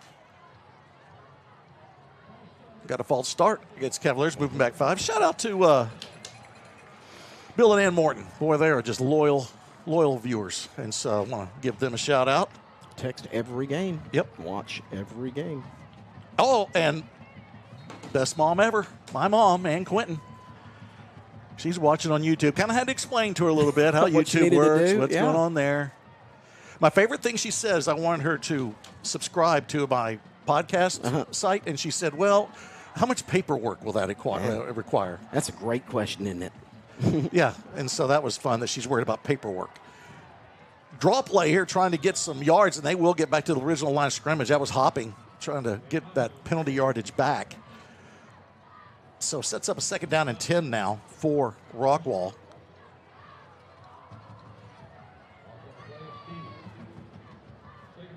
Or for the Cavs, rather. Oh, I'm sorry for the Cavs. I'm sorry. I was checking. We got some people chiming in over here, and I lost track. We're gonna acknowledge them here in a second. 2nd down and 10 here for the Cavaliers. I'm glad you waited a while. Tally would have been all over that mistake immediately, and you kind of were cool about it. Let me have a chance to correct it. Nonchalant. Yeah, if you were going to do it yourself. Tally would have jumped you. Tally is all over me on those. I barely get it out. How about do it? And what would he do it in a Tally voice? What would he tell you, Billy? Yeah, it's the Cavaliers. It's not Rockwall. We don't have the ball right now. Trips near side, 1 to the far side. 3rd down and 5 for the Cavaliers. They got to get to their own 48 to keep the chains moving. 7:18 left here in the 2nd quarter. Fast-moving ball game. Rockwall shows blitz. They bring it. Here comes the rush, but there is time for McBride's guts. Oh, Smith drops it. He was right at the 1st down marker, and he took off without the ball. You got to have it. And another opportunity here for the Jacket defense to stop Lake Travis. They do, and they're going to get the punt here unless there's some shenanigans in play here for Lake Travis. This would be a good spot to pull some shenanigans. Yeah. Some trickery. Some tomfoolery. Quick snap. And they are not. They're going to send this one end over end, and Edwards has no chance. It's going to go out of bounds inside the 20 right at the 20-yard line. So while we're here, Jacob McLaughlin, big nice thank you there for the thank yous there, and that's a fantastic job. He thinks they're calling a good game. He's Jacob and McKinney. Very cool.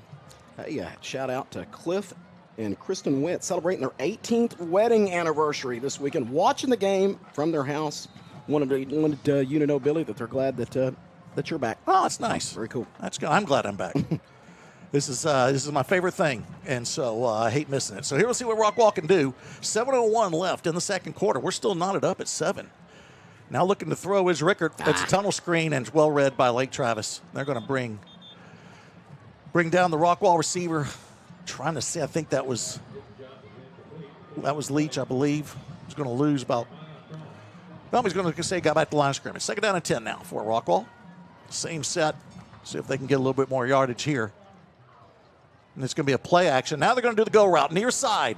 And it is incomplete. Intended receiver for the Jackets was Rhino Wiley.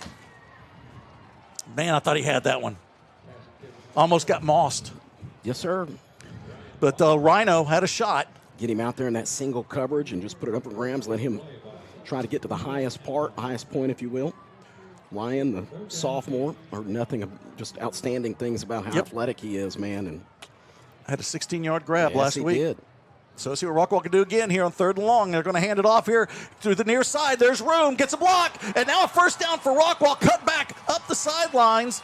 And I believe that is Hatcher on the run. It is. That's A.J. Hatcher with the big, long run on 3rd and long. Fools the Lake Travis defense as they're playing for pass. Rockwall goes run, and we're going to keep those chains moving. It's fun to watch A.J., man. I'm talking about his patience in the backfield. And again, it hits hard hitting those holes. Also, very good speed. Got towards the outside there. And how about the little fight to avoid that contact on the outside. And a big carry there, picking up a 1st down. Incomplete pass to Kendall Johnson, intended receiver. I think Coach Brooks is getting uptight with the referees as they're trying to go hurry up, and the officials are allowing Lake Travis to substitute. Look at this. Yeah. And Rockwall's saying, we're not substituting, so they can't either. 2nd down and 10 now for the Yellowjackets. And this is going to be, actually, I think that's Castro. Well, there's the Lightning. Yeah, we had some over here. Again, sometimes it ends up being further away than what we think it is, but that one did look pretty close. I didn't see anything. Yeah. I did not see a thing. Turn a blind eye to I didn't see anything. Carter Buck, first time we've seen him or heard his name, rather. Carter Buck, the 6'6", 250-pound senior heading to TCU on the stop there for the Cavs. 3rd and long here for the Jackets, and it's going to be an out route incomplete. That one did not develop. They're trying to do a little crossing pattern there with Helmer, the H-back.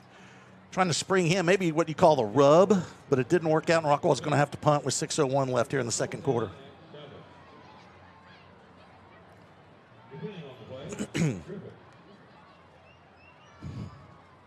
You were just talking about Mary Hardin Baylor with the Townsends going down there. Just got some photos from my daughter who graduates from Mary Hardin Baylor in December. Just got her senior photos popped in there. Very neat. Can't believe that. She's going to be a nurse and doing all that stuff that nurses do. That nurses do. There's a punt here to the right side, trying to angle it to keep it away from Smith. Does Rockwall have a chance? No. It takes a Rockwall bounce, but it has that little skip on the 2nd one and gets into the end zone.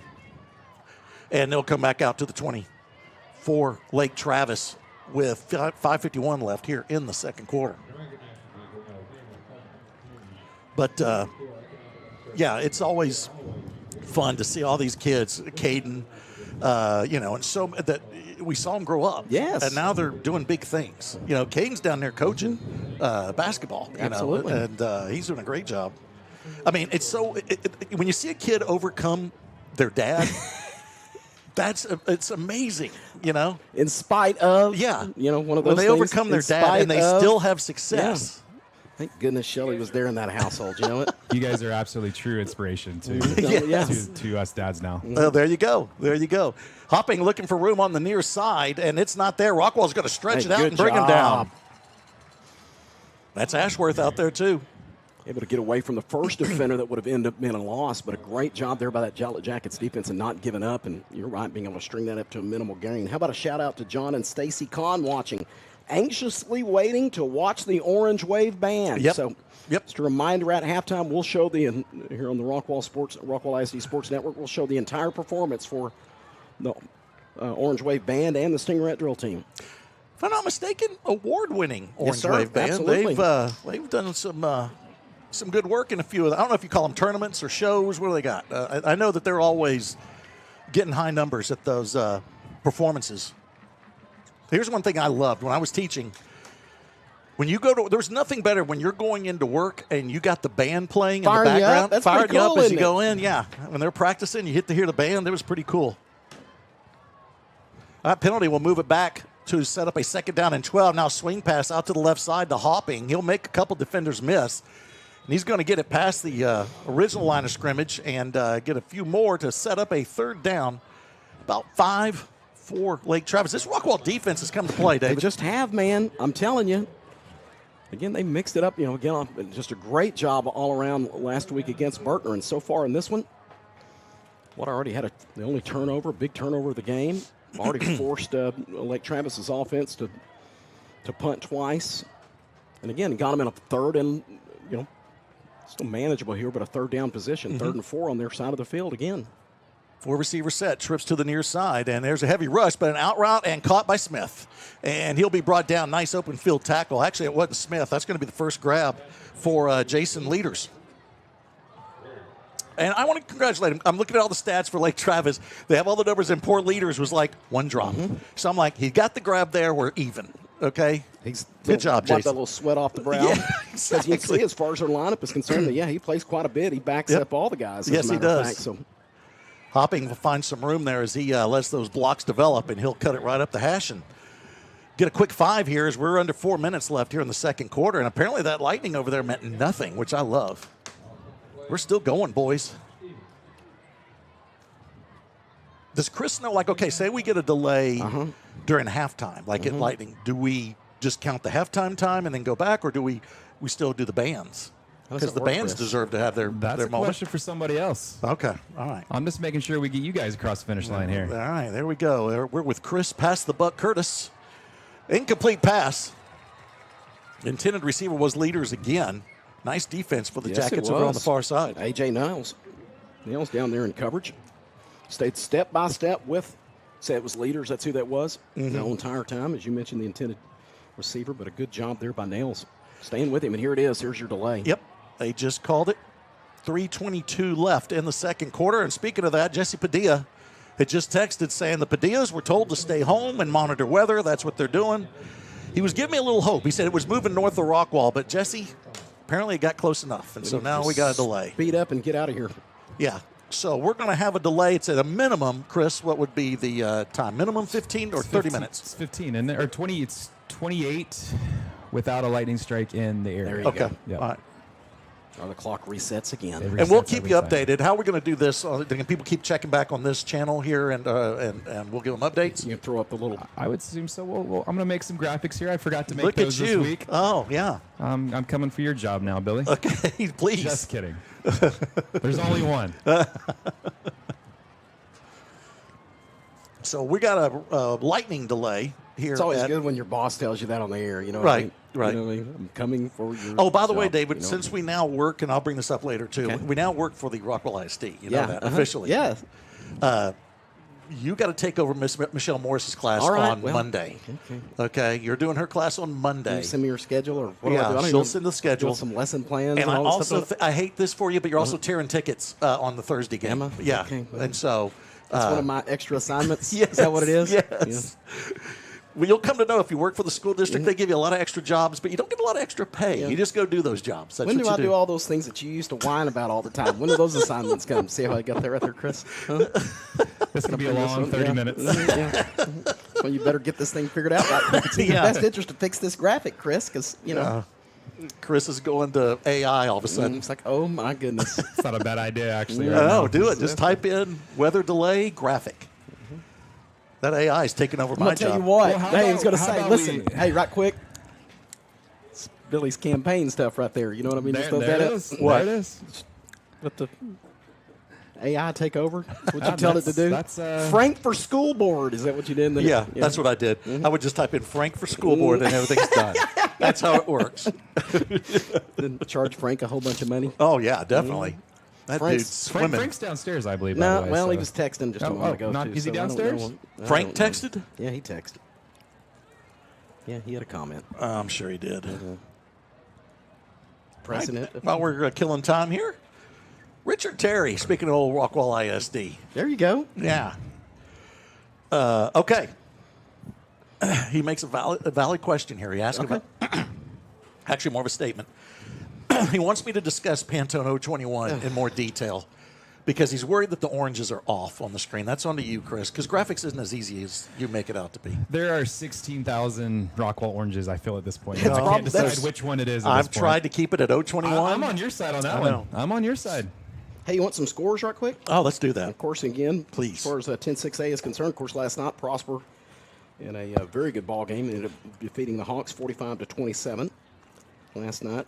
This one all tied up at 7. Tyler Legacy late in the second quarter, up 20-0 over Tyler. Looking for their first win. Yes, they are.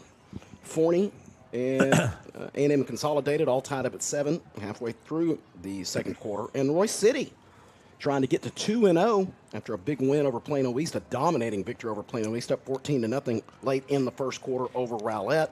Marshall with a 7-0 lead over Longview. That's always a good one. Halfway in the first quarter. Okay, here's the deal. We talked about it. Chris, if you could, we'll put the district back up again. We can talk a little bit about the district while we're killing time here. Last year, Royce City, I think they only had 2 wins total. I don't think they had a district win. They did not have a district win, yeah. They're going to have a lot of district wins this year. Yeah, they're good. Coach Colvin's going to have them boys ready to go. He's got a year under his belt. He's got things the way he wants, and they're going to be good. You got Heath, obviously going to be good, solid. The team's loaded, great, a host of great returners back, and then, of course, as we said, simply Rodney year 2. We've already seen that. Yeah, we've been there. Rodney year 2, the impact that makes. So very talented group and well coached, and he's got that thing going in the right direction. Keep going. And then we go to North Forney, who is just loaded with talent. Insanely loaded with talent. I mean, on both sides of the football. Of course, the other team that's with them, Forney. Yeah. Best Forney. running back in the state. Yep, exactly.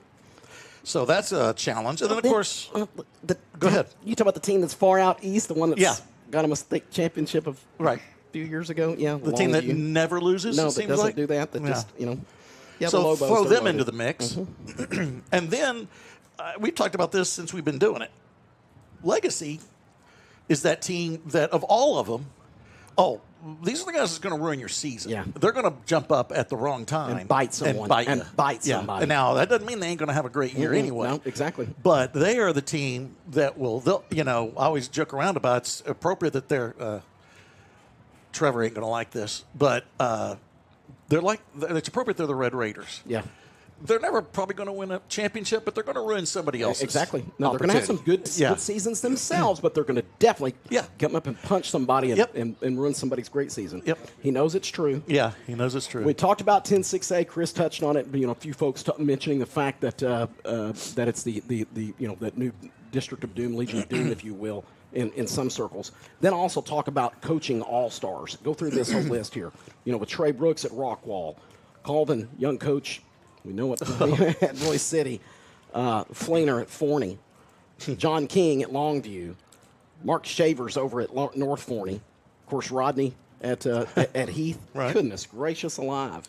Well, and, of course, Coach Bo out there at Tyler Legacy in the second season. So just a list of guys that kind of know what they're doing in terms of running programs, man. So and I'm crazy. I've got it on. I know that I think John King's going through some health problems right now, and so I think that prayers for him, absolutely, because that is the guy that I think everybody. I mean, he's so good that he had a street named after him in Rockwall. That's how good he is. That's how often he's beat us. Is that we decided to name a street after him. Oh my goodness! I did not even think about that until just now. Well done. Well done. Yeah.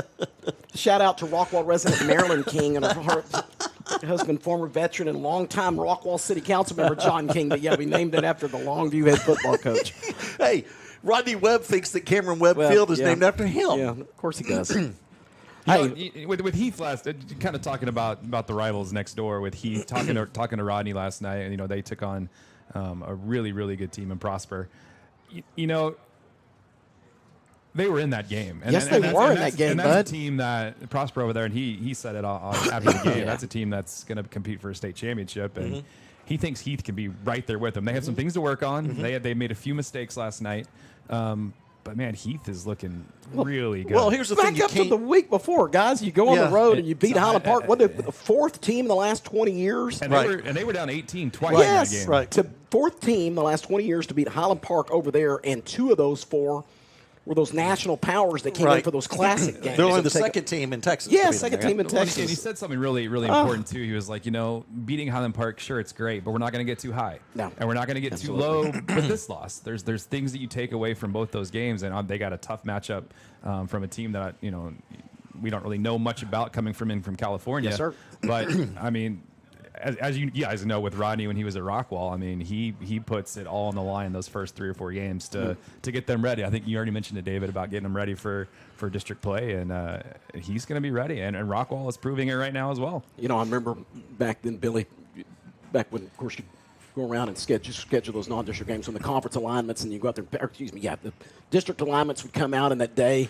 that you go around and line up your non-conference games, and we'd be sitting around, and you'd text us or get the text from Coach Webby and say, so obviously the University of Alabama was the team that was not ready. Couldn't get them on the schedule. That's the why are we we playing the prison team from Longest Yard? Why is that on our schedule? So, but there's something to that. And then, of course, as we just went through 10-6A, there's a reason why you do it. You got to get battle tested because there's not a night off. I don't know what to tell you, guys. There's just not a night off. I think Rodney said that last night on the interview was you got to have a measuring stick, and you don't get a measuring stick if you're playing people that are at your level or lower.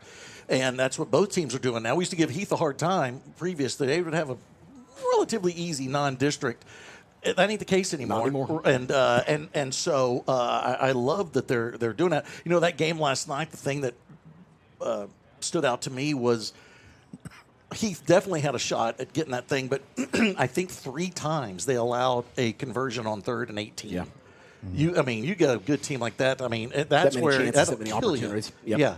And so you take one of those away, I think it's a whole different deal. And, of course, when you're going against a tough team like that, Prosper, you give them an opening, they're going to take it, and they couldn't hold serve near the end there, but that was a very still impressive performance. But, again, I'll go back and say, of course, you 2 or 3 weeks down the line from here, you'll be better for doing that. Yeah. He's proven that before.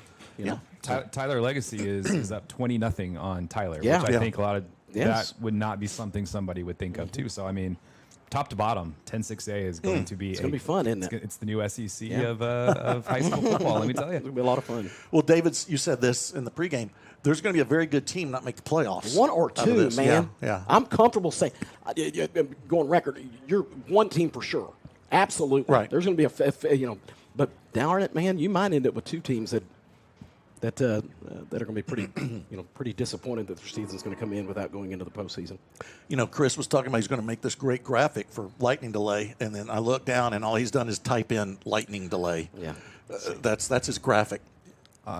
Are you ready to run it now? You feel comfortable? Whoa! You feel comfortable? Boom, buddy! Wow, on the air he got you. I just got out of the hospital, Chris. The bills. We gotta. Billy just threw out the hospital. That's what he just said. Yeah, I just got out of the hospital. You're doing this to me. I thought you were in Cabo. That's what I thought you were. If that was Cabo, I ain't going back. You look a little tan. Yeah. Oh my goodness! Big shout out to Timbo Duncan, by the way. Yes, always. We're going to do a commercial at any point in time? Well, I was letting y'all talk. I was just enjoying the conversation. Oh, I'm out. Should we go to some commercials then? Yeah, let's let our sponsors have some time. Yeah. Sounds great. I'm only stepping aside for the sponsors. I'm Erin Neal, the principal agent and owner of Hamby Insurance. I am passionate about serving the local community and the surrounding areas. My goal is to take the hassle out of buying insurance. I want to educate you on what you're buying and help you make an informed decision. Whether it's personal or commercial insurance, my team and I will be here every step of the way to make sure you are getting the satisfaction you need and the coverage you deserve. My promise to you is that we will never hard sell you insurance, use slick sales techniques, or pressure you into making a decision that you're not comfortable with. Call us today at 972-285-0381 to find the best coverage to fit your need. My commitment is to give you unparalleled service, and remember, Hamby helps. At Rockwall Sports Center, your logo is our business. We specialize in custom branded apparel, shirts, hats, jackets, polos, and even team uniforms. Whether you need custom gear for your corporate outings, staff retreats, company parties, or just new staff wear, we've got you covered. We can use your design or help you design a new one. We offer high quality customer service and always put our customers and their satisfaction first. Contact us today and let us show you how Rockwall Sports Center can have you looking your best. Shop an exceptional selection of new pre-owned and certified pre-owned vehicles at Rockwall Ford, the home of rock bottom pricing. With hundreds of new vehicles, we're sure to have the right one for you. And when your vehicle needs to be serviced, schedule your appointment online with our master certified technicians. Your next Ford is waiting for you at Rockwall Ford. Log online for your rock bottom deals. Just click, print, and buy. Shop the Rock today. I-30 exit 205. RockwallFord.com. At Rockwall Sports Center, your logo is...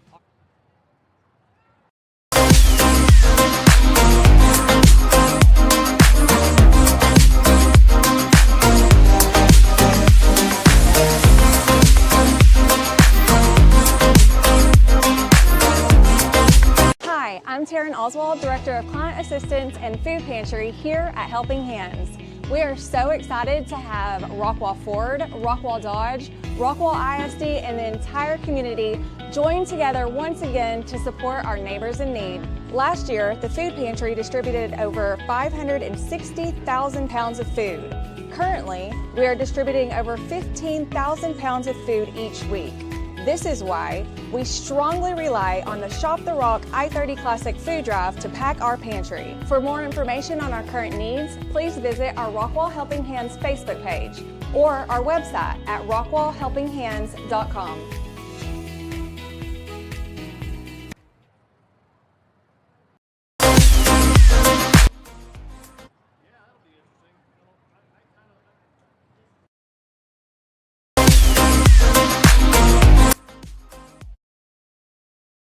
Jacket Nation, this is Coach Brooks shouting out to Rockwall Ford.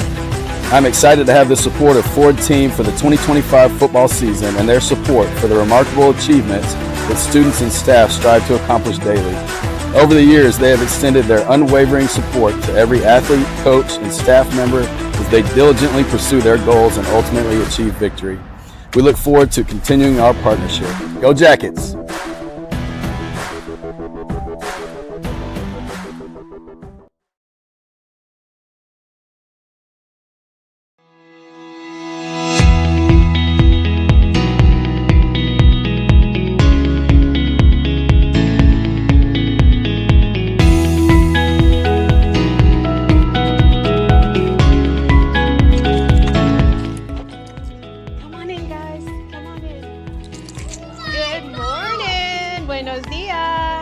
Good morning.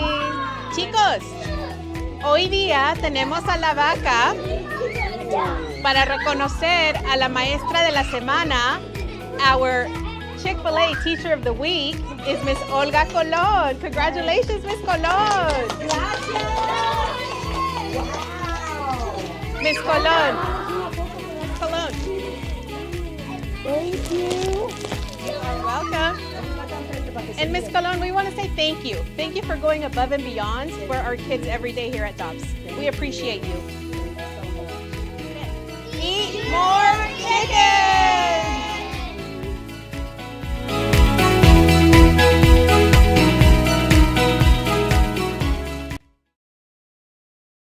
Investing in you and our community is what sets Alliance Bank apart. We are community banking. That's why you can find us at nearly every event volunteering, sponsoring, and donating. Alliance Bank has been serving Rockwall County for over 16 years, and with your help, we have grown into the go-to bank for our community.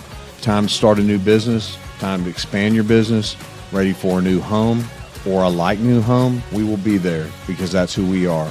Alliance Bank, your community bank. Member FDIC, equal housing lender.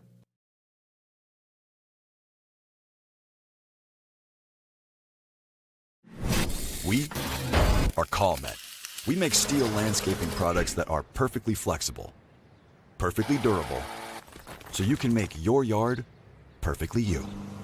CallMet, defined by steel. Hi, I'm Zach Riddle with Riddle Brothers Roofing and Construction.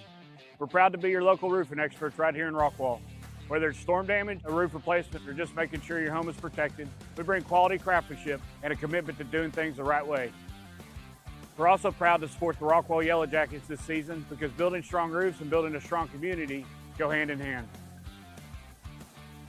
From our family to yours, Sting 'em, Jackets.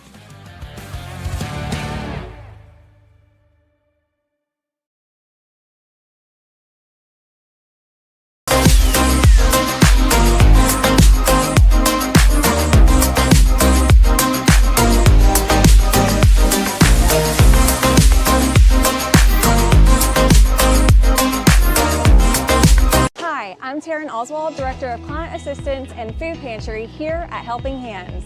We are so excited to have Rockwall Ford, Rockwall Dodge, Rockwall ISD, and the entire community join together once again to support our neighbors in need.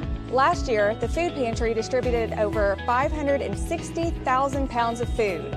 Currently, we are distributing over 15,000 pounds of food each week. This is why we strongly rely on the Shop the Rock I-30 Classic Food Drive to pack our pantry. For more information on our current needs, please visit our Rockwall Helping Hands Facebook page or our website at rockwallhelpinghands.com. Welcome back inside the Rockwall ISD Sports Network. Chris Curtis here. Letting Billy and David take a little break, getting a little massage, getting some water, some coffee, I think, eating the donuts up here. Speaking of the donuts, man, big props to Sugar Llamas for their partnership with us. They supplied the entire suites with donuts and all the workers around the stadium today. So big shout out to them. And they're going to start selling those donuts in the concourse starting hopefully next week.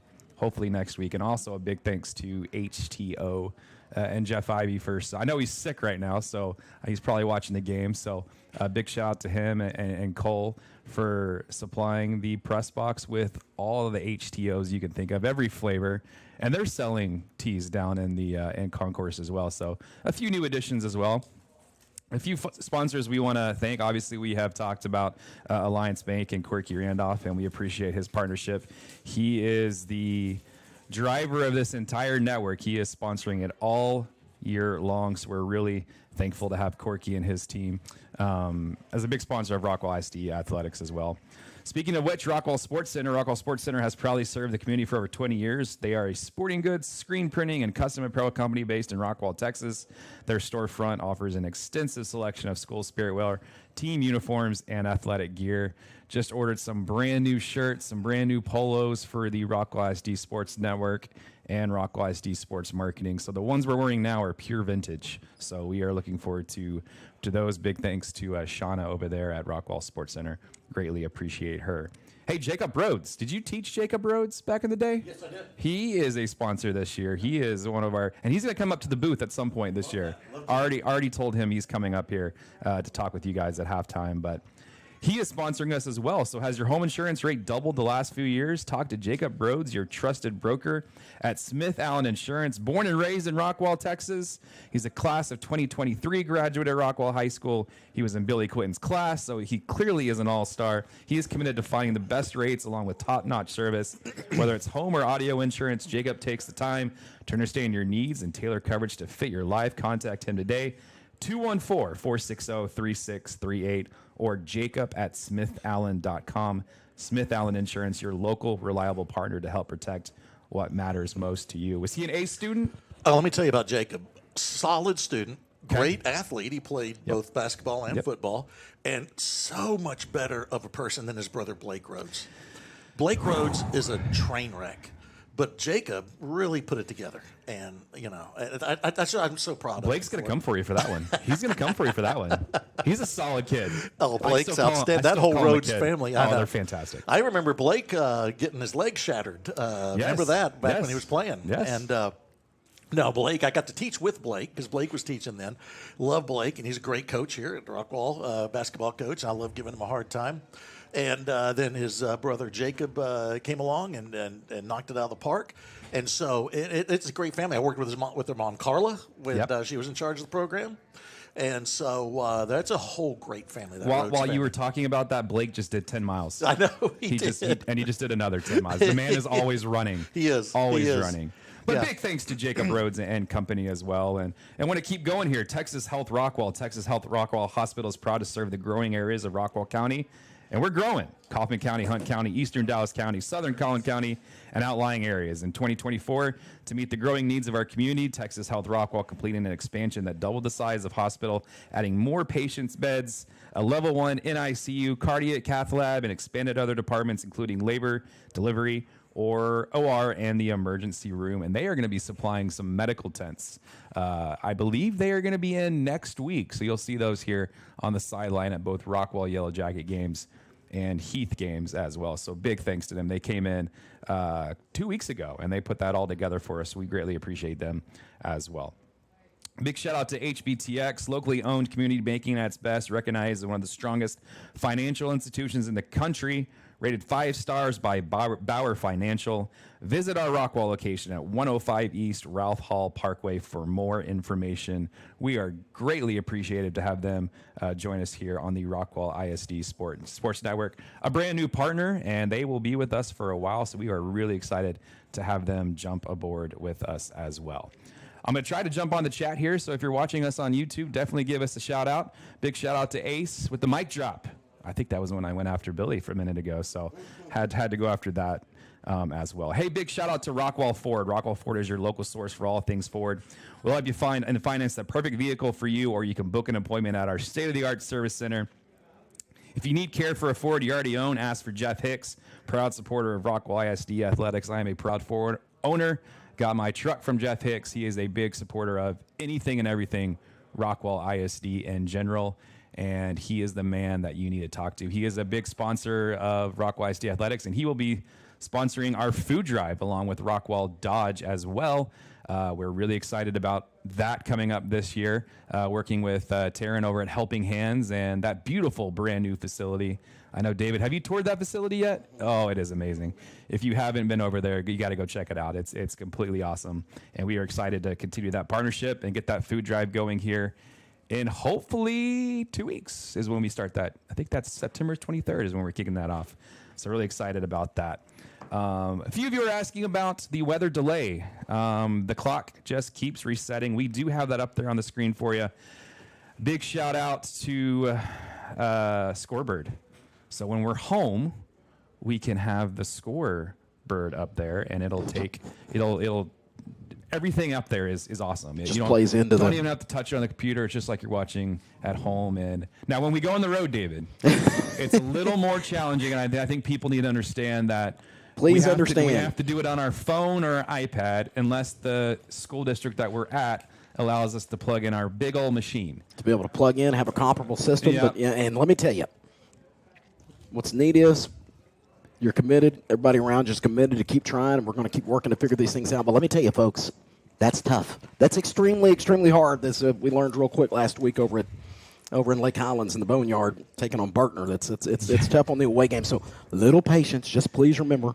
Yep, and we're going to get better week in, week out. We're going to keep talking about the clock over there, so we'll be sure to update you. We're on the road, and as far as we go for the playoffs and all that, we'll continue to fight that battle, but we're going to try our best, so stay patient with us. We also appreciate all your criticism, yes, your we want to hear feedback. We have a meeting every Monday. We get together and we say, what can we do a little better? What can we do to change things up? Some people have mentioned the score graphic maybe a little smaller, maybe a little up top. We've been playing with a few things. So, like one of the things that you mentioned in terms of make sure when the band is performing that the band, it's going to be a clear screen, correct? It's going to be a clear screen. Nothing. Well, that was a comment we got last night. They wanted to score graphic down, so we're going to do that when the band plays. Hopefully, the Orange Wave band and get it out there. Hopefully, they get a chance to perform. Might be another hour or so. It looks like. So hopefully we can do that. Real quick, in the graphics world, you don't get criticism, you get critiques. Critique. Yeah, critique. Yeah. So you were out all last week, so I don't have anyone to learn from. I know. I'm here to help. Yep. Hey, how about a quick shout out? David and Christy Cheek watching from home tonight. Mentioned their daughter Libya, senior. She's at the game, so glad to have David and Christy watching the game. You didn't say where Gage is. Where's Gage?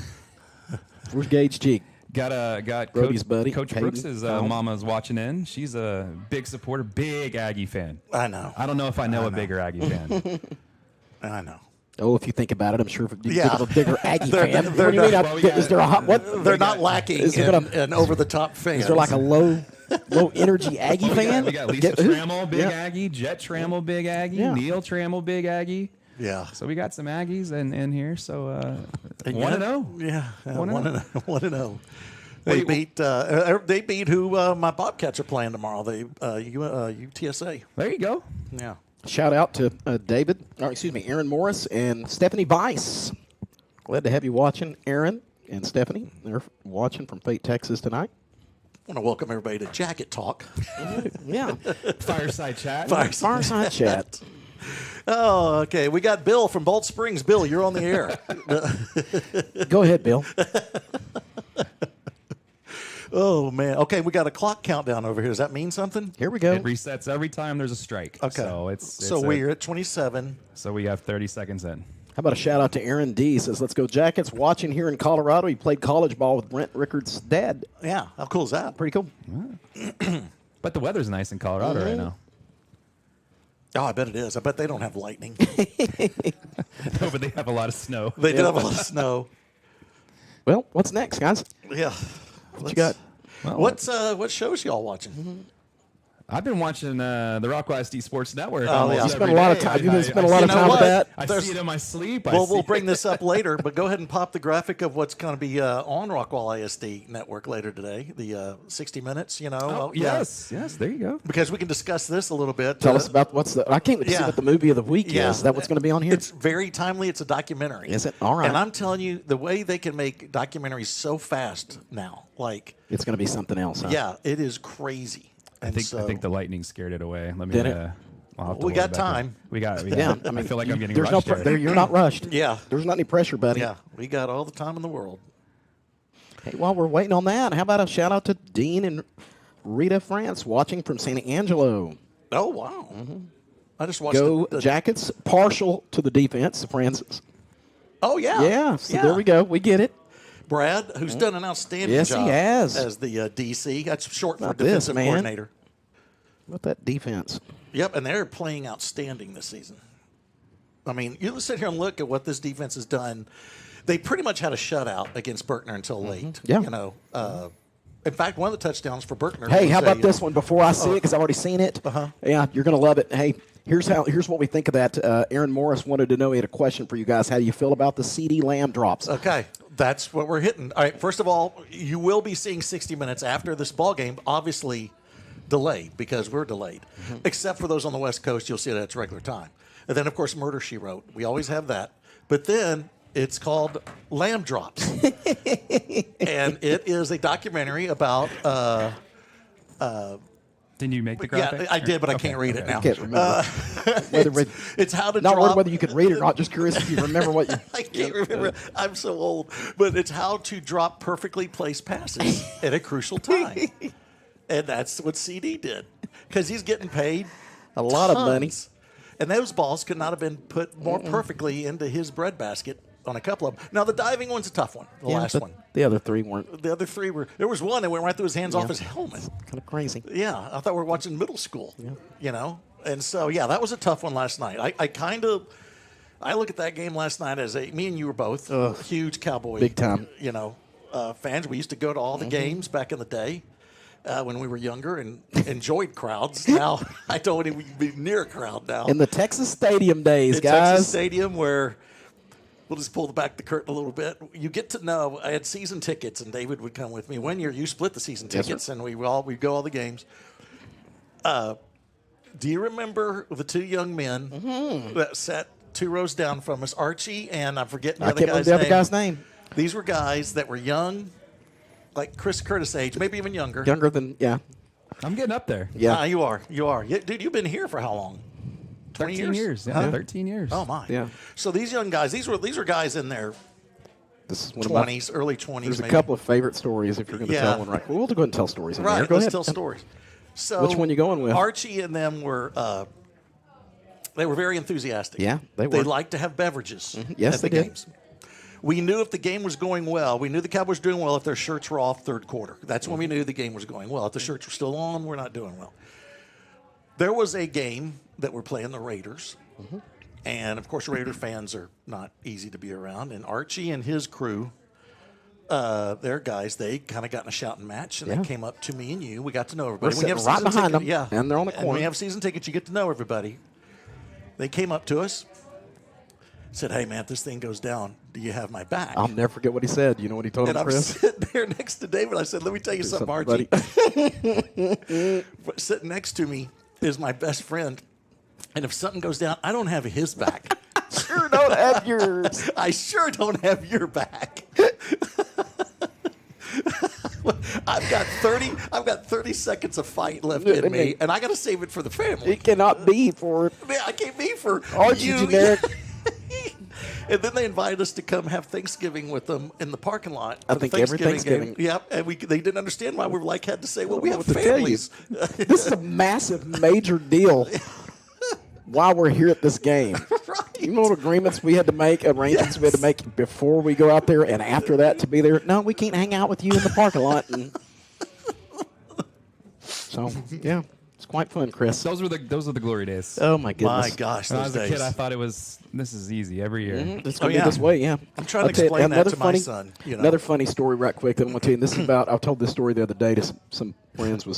This one's about cash. So the last couple of years that the Cowboys played at Texas Stadium, they didn't do a great job of maintaining the facility. You remember where I'm going on this one? So the thing that we noticed was there was water that just dripped and seeped from the weirdest places in that stadium. And I remember Billy telling me in the preseason games we'd split them, and at that time he'd take cash and I'd take both Austin was old enough to go, Brody wasn't, but I'd take Austin. And Billy told me that he was out there and they're walking through the crowd trying to get to settle or whatever. Or leaving the game. Is that yeah. okay? Leave the game. When you leave stop. the game, they're giving away the leftover like seat cushions they were giving away. So I went over to grab one. And people are kind of there's little crowds here or whatever, and he looks over and Cash is underneath one of those places where that water's dripping that you couldn't have figured out where it come from.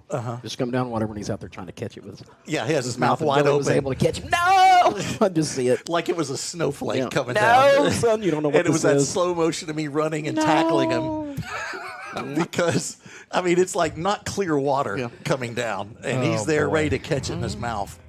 But no, there's been a number. A lot of these stories we can't tell on the air. Yeah, that'll probably do it. Family friendly show. Right. Hey, here's a shocker, by the way. I hate to change. It's 34-0, Rockwall's right? about to take on North Crowley here pretty soon. Who?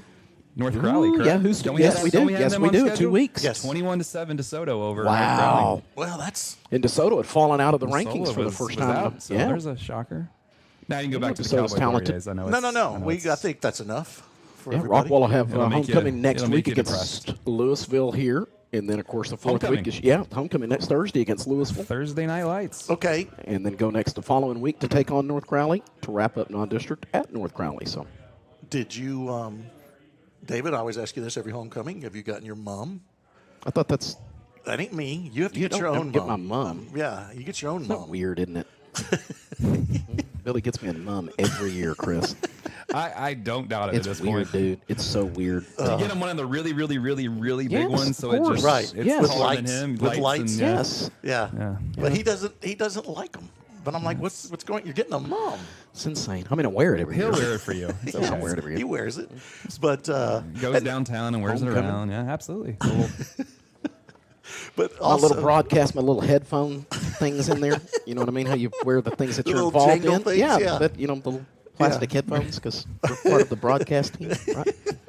Oh boy. It hurts to laugh. Who's going to be the? This is what it's like. Yeah, this is what happens in Yeah. a rain delay and a lightning delay, Chris. Yeah. This is what Welcome happens. aboard. You've been outside the loop on this, Yeah. and Yeah. now I've been Enjoy it literally this way. outside in most of it. Yeah.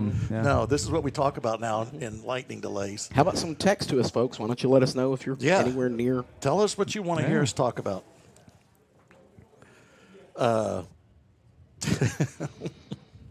I'm getting some texts from my college buddies. I can't share those. It's like the Cowboys, the rest of the Cowboy stories. It's just like that. Shout out to my sister. She said That's it's cool. awesome hearing you tonight. She lives over there in George. Say Round Rock. Okay. Yeah. Really?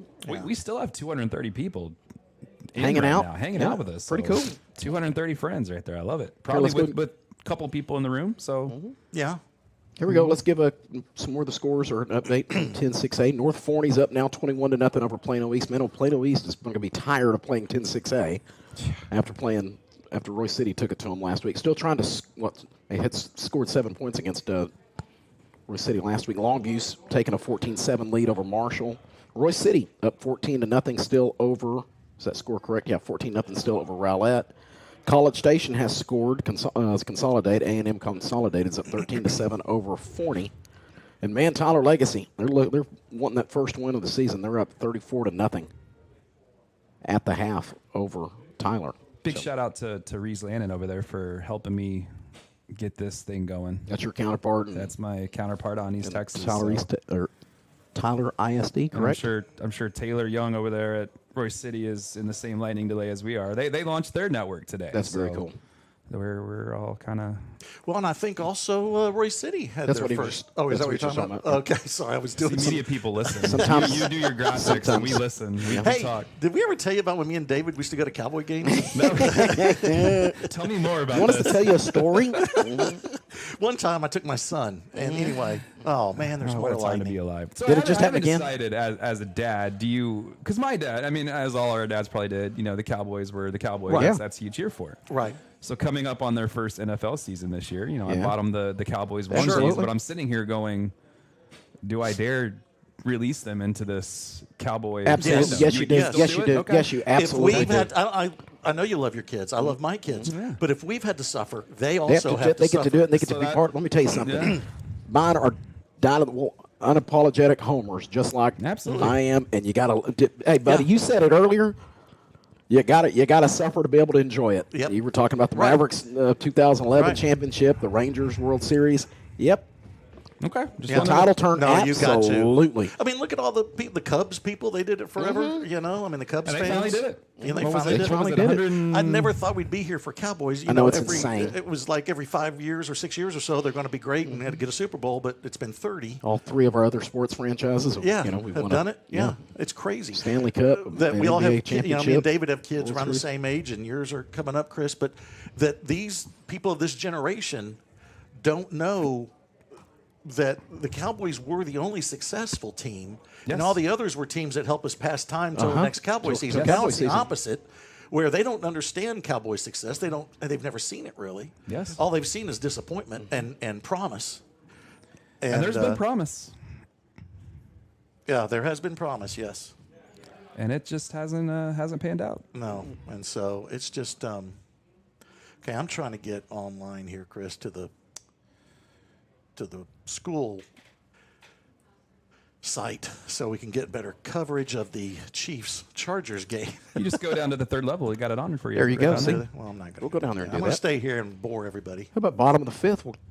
The Rangers up 3-1 over the Astros. All right, I love that. Yep. That's another team that's like, okay, I've given up on them like 4 times this year, this and team it's is- over. And then all of a sudden they come back and they're back in it. So I'm going to say, you're going to be scrappy and be able to fight. I don't have a Baldy. Mm-hmm.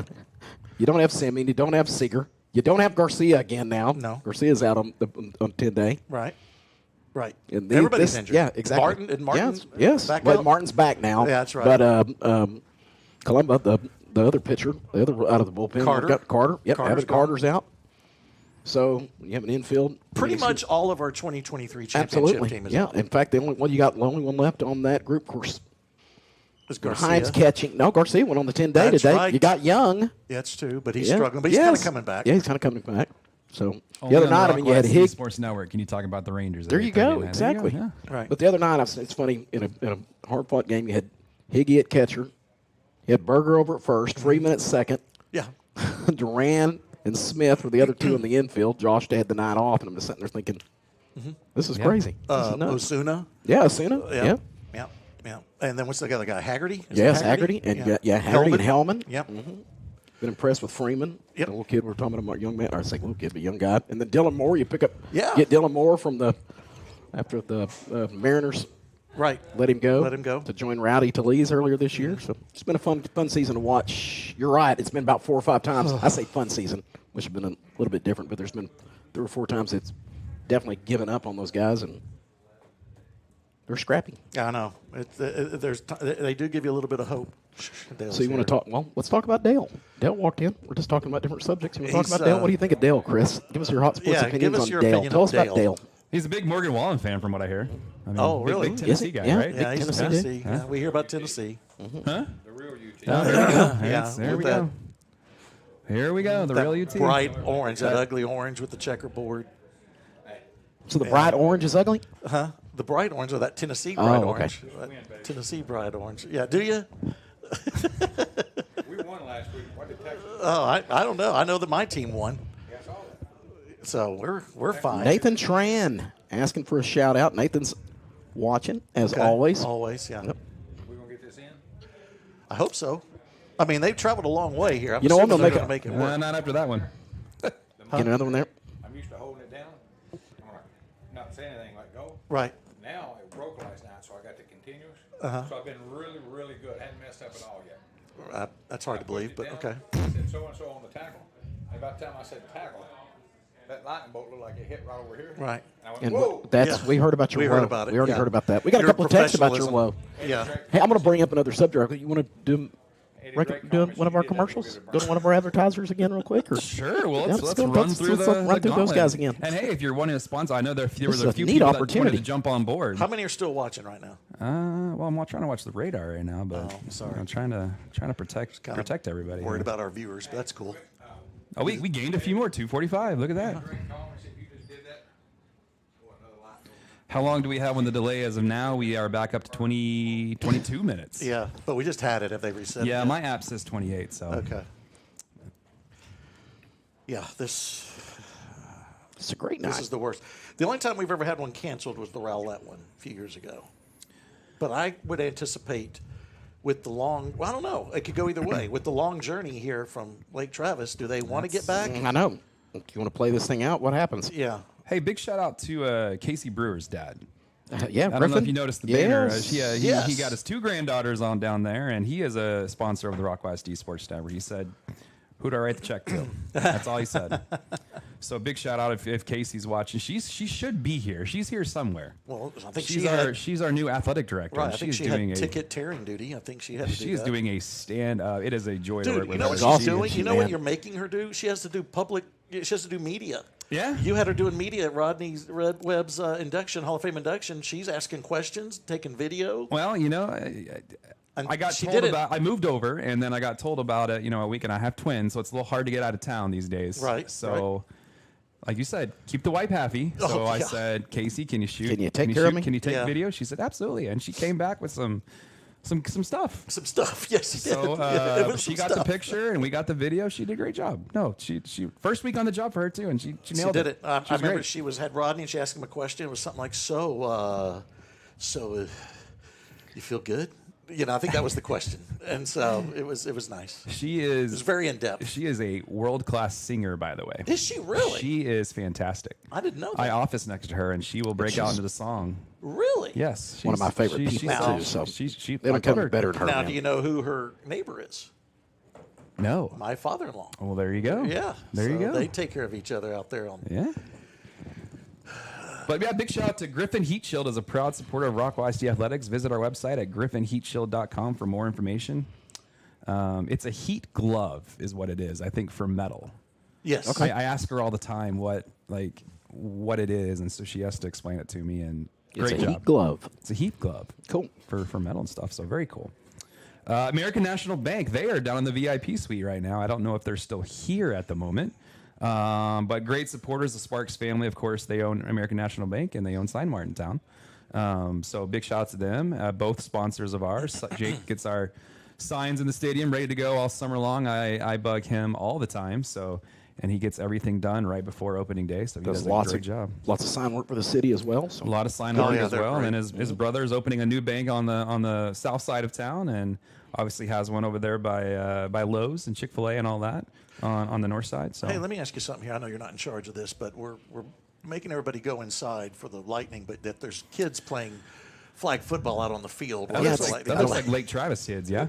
So, I think you're supposed to be doing that. But hey, are we worried about a liability at all? I mean, but that's Lake Travis kids. That's I don't know. That was a big lightning strike right there. that was. They're out there just throwing the pigskin around. When you're young. When you're young, you can enjoy Hey, it. man, back in my day, this didn't stop games. Nope, you just played. You just kept going. You just kept going. Didn't matter. Played Tornadoes coming played through. in the fine. mud and the rain Yep. and You just walked kept 10 going. miles to school every day in the Yep. snow. And Yep. That's the way it worked. Only- Back when only America land was passes. America. Yeah. Back when America was America. Oh, boy. Hey, big shout out to Rest Haven Funeral Home as well. Big part of our community. Obviously, been here for over 50 years. Leslie Johnson, a big supporter of Rockwall ISD Athletics, is a part of it. Took over for Mr. Kane. I'm sure he's watching. He might be tuning in right now. He's probably in Vancouver right now. It's a good place to be right now. But a big supporter of Rockwall ISD Athletics. Of course, they sponsor our First Responders Night next Friday night. I have to say this. Russ Childers just texted and just said, "Say my name." Oh my goodness! So I just said Russ Childers. Do we cue the Destiny's Child "Say My Name"? I mean, do we do that or? All right, I'll say his name. Here's what we call him: Sporty Spice. But Shout out to also, Sporty Spice. by the way, he didn't look what it says. Yeah, Runs. I know, runs. Yeah, he misspelled his own name. Own name. Yeah, and he put my wife into the text. Yeah, he's so inappropriate. I can't even describe how inappropriate he is. But we do call him Sporty Spice. So the shout out to Sporty Spice. He's the one that in a Rotary prayer. We could do this for the next hour. Tell Russ stories. During a Rotary prayer, he did say. Well, now Justin wants his name, so here's Justin Childers. Get Justin his name Childers? said. What up, Justin? But during the Rotary prayer, Russ Childers said, it was on 9/11, like the 10th anniversary, and Russ said, "Lord, thank you and bless us as we celebrate 9/11. 9/11. It's like, I'm not sure what you're how that doing, works but out. we're not exactly celebrating it." He also, sometimes during his prayer, he wants to inform God of what's going on. Yeah, he'll say, he actually on a prayer said, "God, I'm not sure you're aware, but," and then he went into a charity we were working on, like the omnipotent God was not in on Rotary work. And then he asked God to bless himself at the end of another prayer. He said, God bless you. Either God sneezed or... I'm not sure, but yeah. So there you God go. sneezed. Hey, Really? speaking of Rotary, they had the coaches went to Rotary this past Yes, they did. It was Thursday. their And, opportunity I'm to gonna tell the story. I'm going to go find... I posted the video of the two wives talking, Coach Brooks' wife and Coach Webb's wife talking about that. I love it, man. That's a great So that I'm was going great. to go find it, and we're going to put that on the network and give That these was guys very a break. cool. Yeah, that's a great angle there. The coaches' They are wives, great. I've always said the coach, the most underrated person out there in sports is the coach's wife. And I'm saying all levels too. I mean, obviously, but when it's their season, whatever sport they coach, the wife is on her own. Period. Yeah, and then I see it firsthand across the street are the from you. Webbs. Yeah.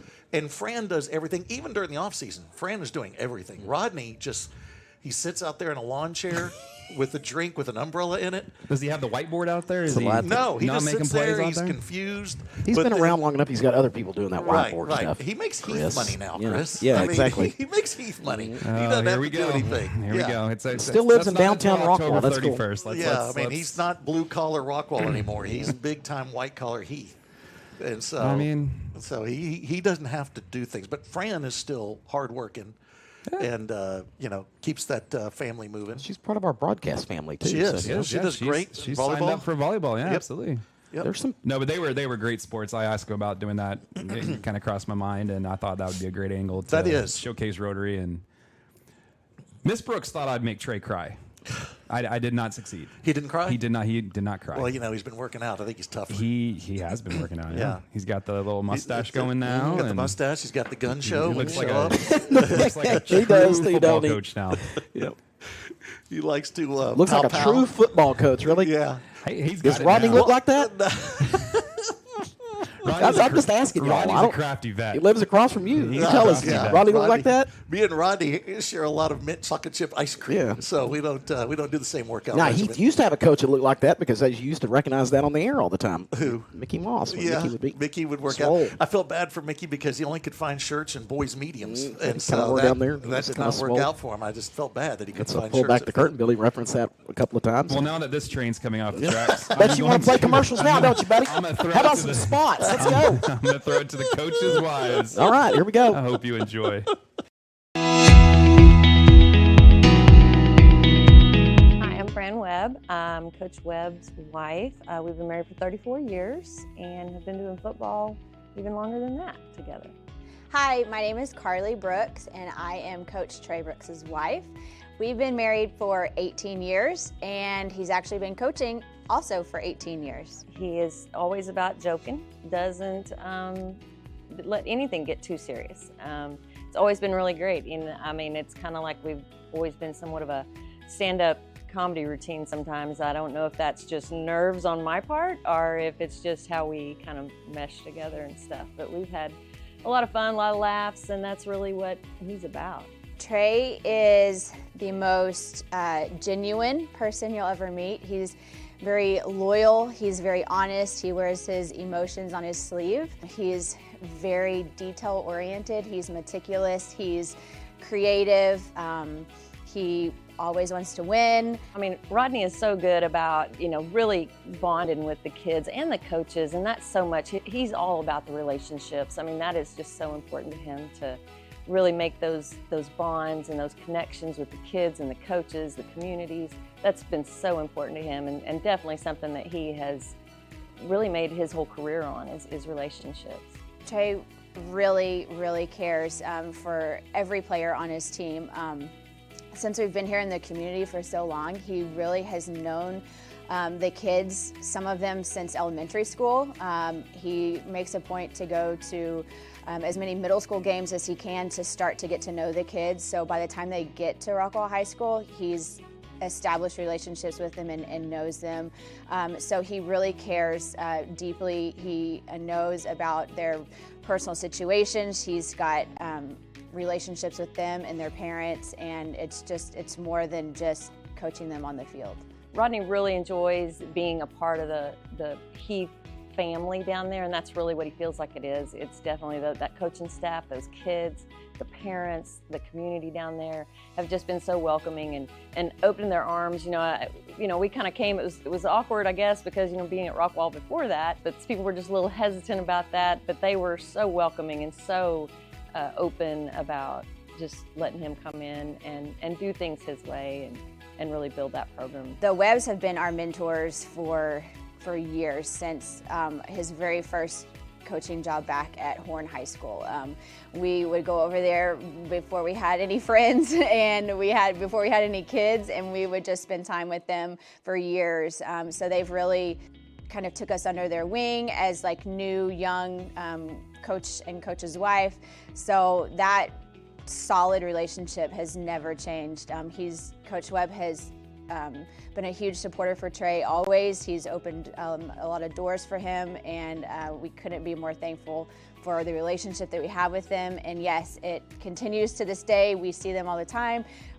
We are super close still, except for one night a year where we really, it's just for the game, and then we, of course, will see them after the game and give hugs and high fives and everything. But yeah, it's a really unique situation for sure to be from such two rival schools, but really be friends. It's really neat having Trey and Carly be at Rockwall High. I mean, they came with us to Rockwall. We were friends. We've been friends for a very long time, and have kind of seen Trey grow and Carly grow in the coaching world, and he's done such a great job, and Carly's been phenomenal in supporting him and just really keeping that Rockwall tradition going. We're just so happy for them. It was the right move for him to be able to step in there, and we were just so happy that it worked out that way, and they've just run with it. I mean, it's been wonderful to see them have all the success that they've had, and what they're going to continue to have as well. Jacket fight never dies. Go Hawks.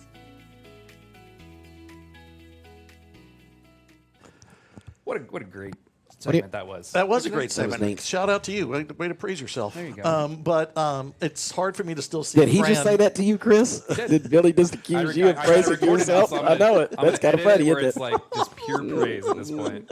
I don't believe in self-promotion. Yeah.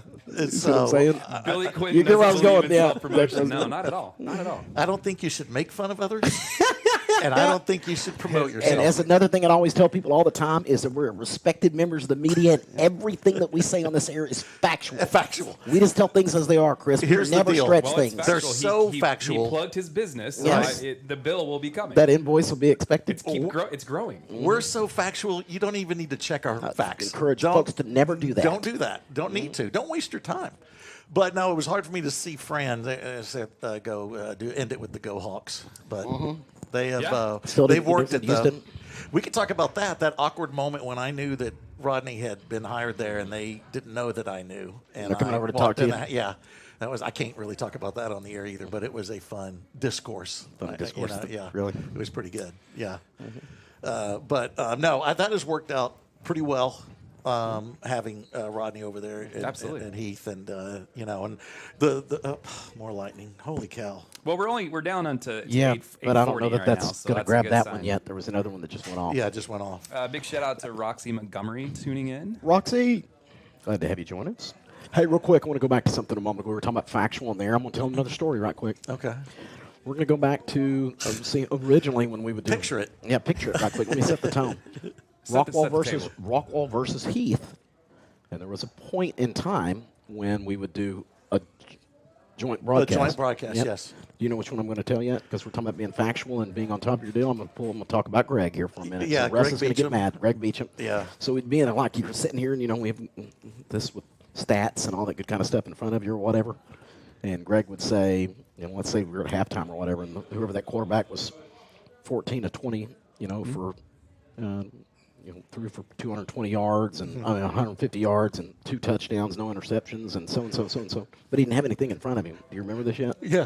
Billy had said, so we're sitting there watching this, and we watched it the whole ball game. The whole time we're like at the end of the game, we're like, dude, what were you doing? I mean, look, did you remember? Teach us how to teach. Yeah. We're doing something wrong. Teach us how to do this.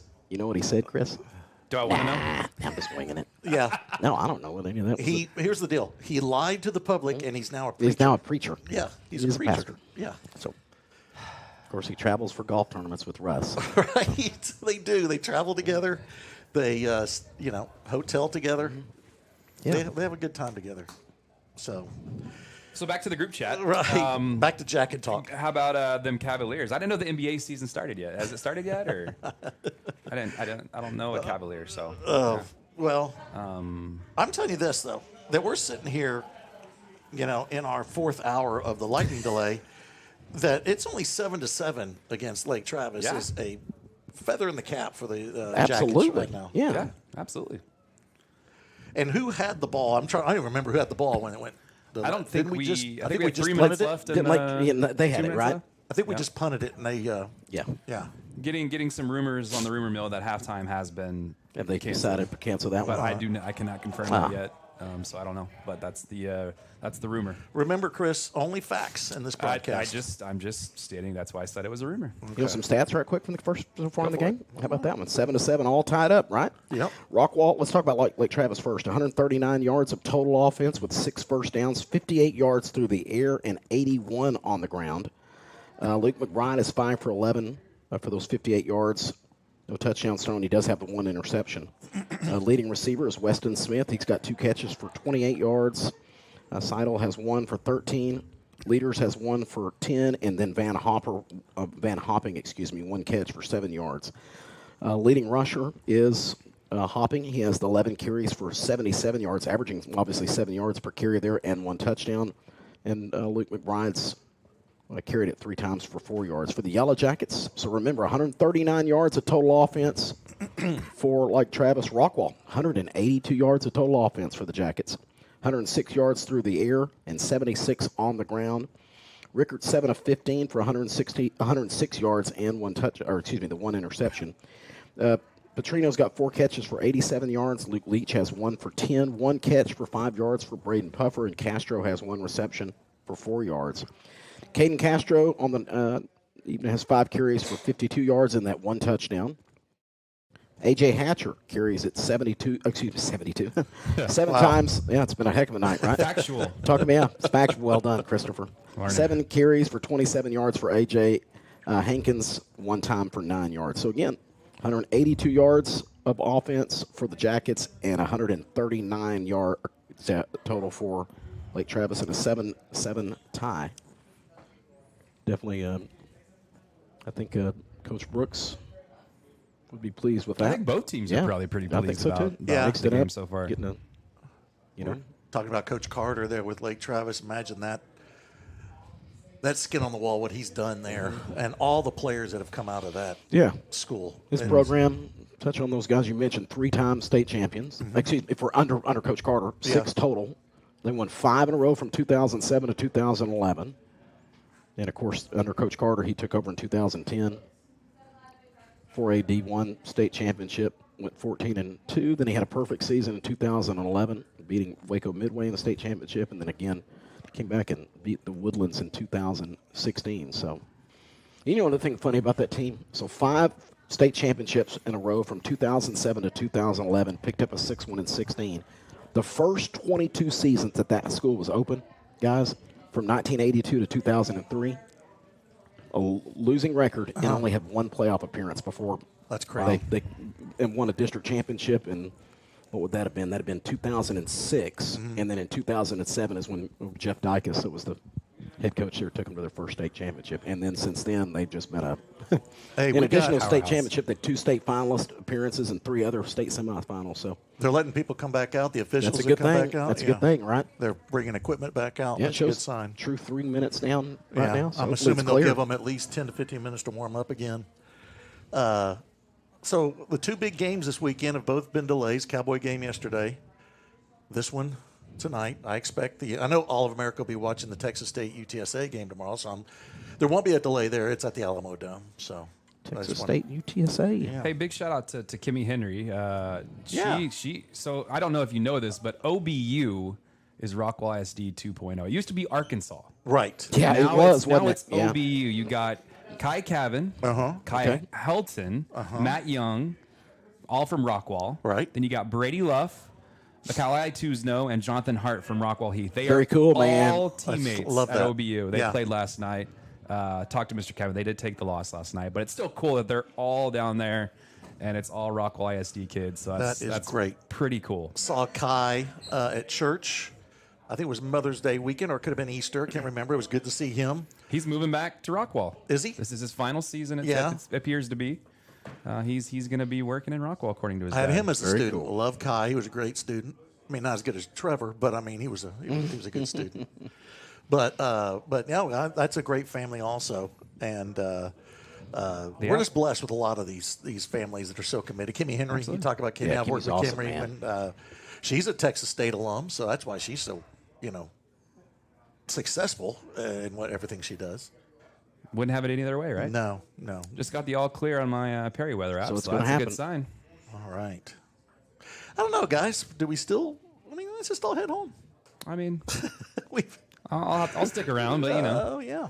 This will be great. I'm glad we're getting it in. And you wonder though, that was really a serious question. Like if you've traveled this far, it goes both ways. We've traveled this far, let's get the game in, or we're ready to get back. I mean, we got a long way to go. I'm assuming that Lake Travis is they're not not driving- staying, or do you think they're driving back? Man, Do you I think don't know. they got a I hotel? mean, you've got the chartered buses, so that Right. makes me You think can that just they sleep on the probably buses, could drive home. But I know that most football teams avoid the overnight stay they as don't much want as anything to do possible. with that. Yeah. That's the biggest nightmare for a coach is the overnight. Let's walk through 10-6A one more time with a couple of scoring updates. But both schools. Is Royce City still playing? Did they have the Yeah, lightning delay no, too? they're still playing. Forney and A&M Consolidated are all tied up now at 21. They both scored again. I say that's not true. They are delayed. Royce City and Rowlett are delayed after being all tied up at 14. They just told us to stand up because 2 council members walked in. We have to- I'm not we have to standing. behave. I'm not standing. It's council school members? board School member. board I'm members. sorry, I'm school sorry. board. My bad. Wow. Oh, I was yeah. thinking of councilmen. Woo, look at that. Yeah. Oh, I see what you did there. Yeah, Yeah. It's. Right. But I'm making it work for the Hey, you joke. guys are employees now. Remember that. I know. Oh, that's right. We have to are be employees. Yes. We're Rockwall ISD employees. So we need to. Yeah. So they're our boss. I know. Yes. Like our boss's boss. Bart Miller's my boss. I mean, Dr. Frank's Miller. always been my Doctor- boss. I know, exactly. Frank tells me what to do I know. even when he wasn't my boss. And he's top of you because you have to do all those little Bucky Beaver. I do. things I for enjoy him. those. You know what I mean? We're working on a tote bag right now. Are you really? Yeah, a Texas tote bag. Denim. Really? Yeah. How's the We got the Ann Richards sleeping bag? Are those good on? got the Ann Richards sleeping bag almost done. We Okay. got the Jim Bowie butter knife. Very cool. Those things are going well. On the shelves. Yeah. Yeah, the Jim Bowie butter knife. I give Frank all the good ideas. And then, we got a lot. I mean, I will literally tell my family, like, hey, what'd you work on today? Oh, let's see, I worked on a spoon for Madisonville. Yeah, I did a Madisonville spoon. It's amazing what you can do with that beaver. Yeah, you know and what I then mean? Bucky the Beaver. Bucky the Beaver. You know And what he's I mean? kind of changed a little bit. I know they had. I saw it. Yeah, because he was in the Roy City store the other day on Sunday. The Beaver, and he looked a lot different than he has in the past. You know what I mean? I will say this though, my son works in Roy City. You know, Yeah. he works for the city. So now and then, before he comes home, I'm like, hey man, I could go for one of the. I love the chopped beef. Oh yeah. Sandwiches from Bucky. So I'll have him go over there, go spend $50, give me that sandwich, Get you a and bring it sandwich? on home. Yeah, yeah. So he's in debt because of my request, but anyway, that's worth it. You have him stop by there and pick up like a coffee cup from Frank? Or? No, I mean Frank will give me like the things I've designed. I'll get a. You get one of the boxes? Yeah, I'll get a box. Sometimes it has stuff in it? Sometimes there's stuff in There's it. stuff Yeah. in it? Yeah. But we do magnets. We've done mugs. We've done golf balls. Hey, We just since got we're finished here, let's doing talk. golf Let's. The bill is going up now Yeah, for I- Billy Quinn is for it- promoting is it his business. promoting At his this business? point, he's the top So, sponsor. but what that is not right. about Frank's business? Are you going to make Frank's Right. bill go up, or are Right. you Frank's not? the boss. I know exactly. So we get to talk about Frank's. Right. But I mean, let's I'm do just, this. going to cough real quick and just cubealldesign.com. Yeah. But go ahead and. That sounded. That wasn't a cough, was it? Oh, yeah. They give it a. We're on the warm up now, which that clock's going. That's good. 7 minutes. As school board members, don't you have a little more pull? We can get this game underway. Yeah, I thought y'all could get something done. do something. Hey, you want to give one of them the headphones and ask them when they're going to get the scoreboard fixed? Hey, yeah. Talk to us about getting the scoreboard fixed. Can you Got give us any an thoughts update on that? Uh-huh. Scoreboard does work. Well, just the The video, video board portion doesn't of that. work. Well, that'd be neat. You got to be correct about it. Okay, well, let's be correct about it. Now we are. How about hey, tell us about the video board. Oh, wait. Sore subject. My goodness, we got a look on that one. Did you see that? Yeah, yeah. All three of them. Probably going to get If written anybody up from now. Bucky's is tuning in, if you want to be a sponsor of the Rockwall ISD Sports Network, here you go. See, there you go. Bucky's would be a great sponsor. That'd be a great sponsor. Holler at your boy Beaver and get him to. Your boy Beaver. He knows him. So Frank and Bucky Beaver hang out. He is what you're does. He saying? does know him. I guarantee it. He does know him. Frank knows all those people. Yeah, Frank's big time. He is, man. I don't know how many times. You know what? I do a lot of work for Frank, and when I send an email with a proof, about 70% of the time. I Sorry, get I'm out of the email- office. Yes. Please I'm contact. sorry, I'm out of the office, and I'm always wondering. South of France, Costa Rica. Where's he at this Can't wait to time? see the picture Italy. on social media to see where he's at. Yeah, where he's at because he's working hard with his 35 kids. And you know that Jack played basketball in Scotland. Did you know that? Because Frank's only told us that like about 1,000 times. 1,000 times. Yeah, his son Jack. So Bart's got some very successful kids. I don't hear anything from Bart. Bart's pretty humble. Yeah, Is that what you're saying? that's what I'm kind of getting to. I think one of his boys went to Tulane. You know, I mean that's a pretty big deal. Yeah, but Frank's talking about his boy playing pickup games in Scotland. That's great. Oh boy. But it's good. I'm glad they came in the booth. So am I. Yeah. It's neat. Where's the rest of the board? And when I say that, it's BORED. Third floor. Huh? Third floor. Okay, They're so down everybody there. here? I don't know if everybody's here right now. I mean, they all need to come up and Yeah, join he us. just do over the list in his head. Is that what that was? I would say right now, Raymond Lake calls some people to not go be have other committed. plans. Is what you're saying? Because we're committed. We're still here. The Rockwall ISD Sports Network is always committed. Yeah. We're here till the end. We're all in. You're paid. You're paid. Wow. Just said you were paid. Yeah, Dude, yeah. I'm telling you. Yeah. From the You guys not that get kidding. more perks than anybody in town. Every time I talk to them, well, we're heading to San Antonio. We got a conference. And I use the air quotes for conference. What just happened? This is great. I think our biggest perk is a coffee mug. Is it? From Bucky's. Oh, man. I got a coffee mug. And we get a Rockwall ISD shirt. That's the reason they're on there is for all the perks. Well, we don't have one of those. We don't have a Rockwall ISD shirt, do we? No. He's got a Rockwall ISD Sports marketing hat. This is vintage now, by the way. Yeah, we well, get to get but the I- logo and everything. I so. know, but I mean, we're part of the school district now. I thought we would How get. do you know I haven't already ordered your shirts yet? Okay. Well, now I I guess we mentioned know. it Now an we hour know. ago. You didn't listen. Now we know. Okay. Shauna good. at Rockwall Sports Center, who is a sponsor, by the way, I is know. making our shirts. I know. They are. What size do they? Oh. I want a medium because I like to tie it up in the front. We got the schmedium going for you. He just said that. He wants to tie it up in the front. That's so bad, isn't it? That's a bad visual, isn't it? Have a little place for his little bag. Wait, he got that off. I so got that off, my but I can bad. show off my scars. You know what I mean? Is it? Huh? Yeah. Yes, we can talk about it. We talk about Frank. It's a rain delay. Wait, what do you think we're we going to do? talk about? It's a Yeah, we've lightning talked about delay. it. I've already talked about Autumn No, we taking haven't. care of me. Yeah. And she didn't wear the nurse's uniform. But And Russ, then- but Russ did. But Russ came know what I over mean? Mm-hmm. every day, which was weird. Just knocking on the door. I'm like, Russ, I don't need any help. But he was there. Always want to make sure. He just wanted to make sure Chris, I was doing this all is right. We got a this is football game this is a about to go down disaster out for there. Chris Curtis because he can't distance from us. If this was an away game, he could say, "I agree with you." When Chris gets these texts, I know, and I'll get on them, and they're in trouble. I'm going to yell at them. Nope, he's sitting right in the between us. middle.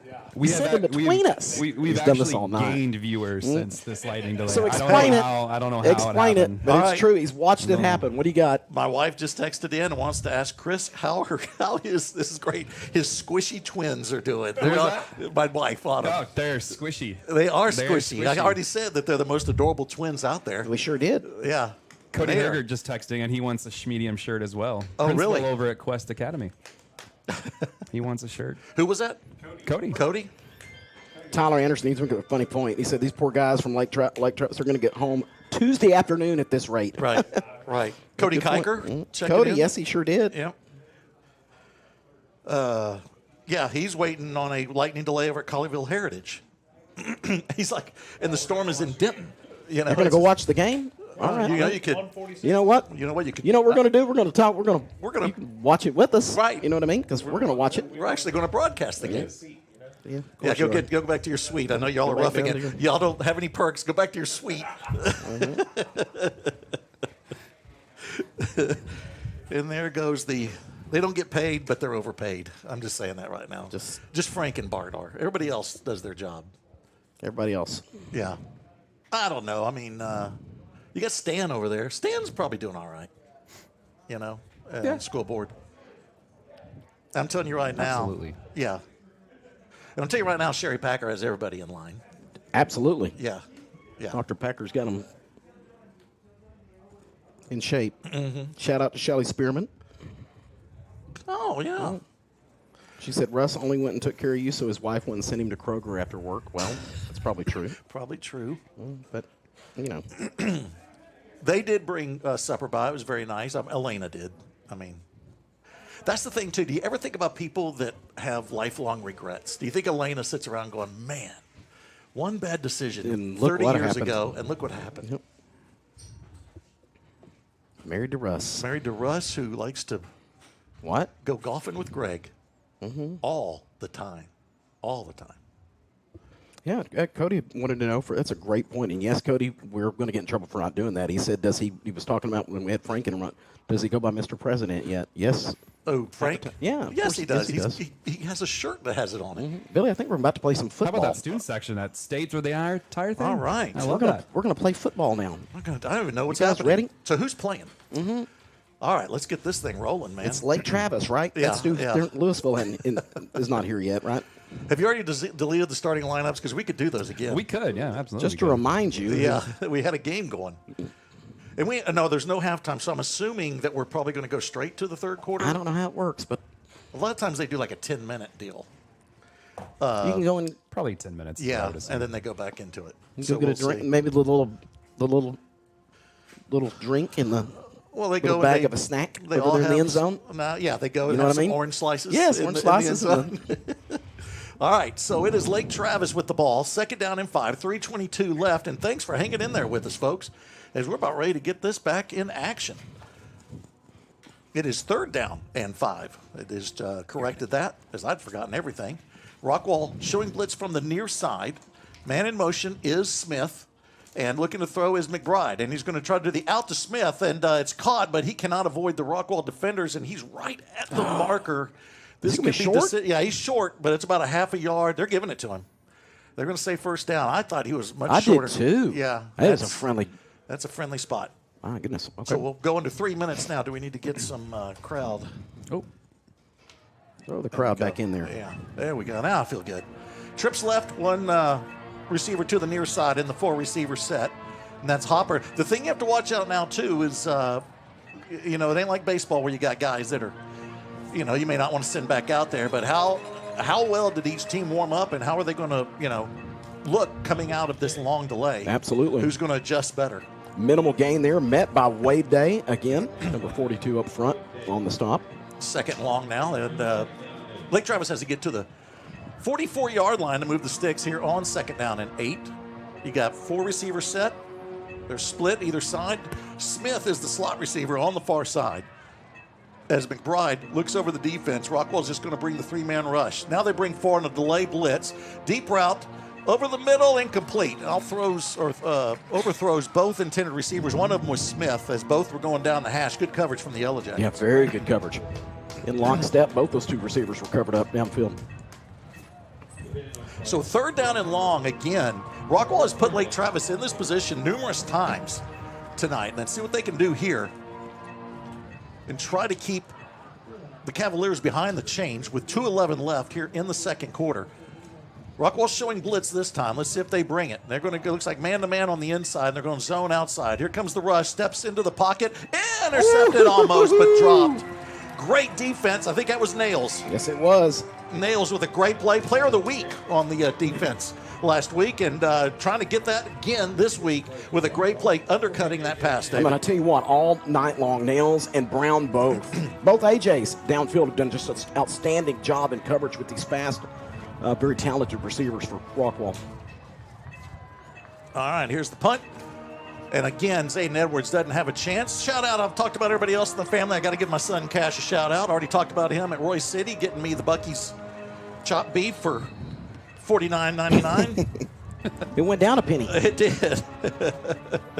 And did you mention Cody Hergert asking yes, if Frank is going to have. Frank awards himself medals, and that he was Yes, asking. He was asking about if Frank has a Mr. President shirt. Yes, he does. Of course he does. El Presidente. He expected us to stand when he came in the booth. Right.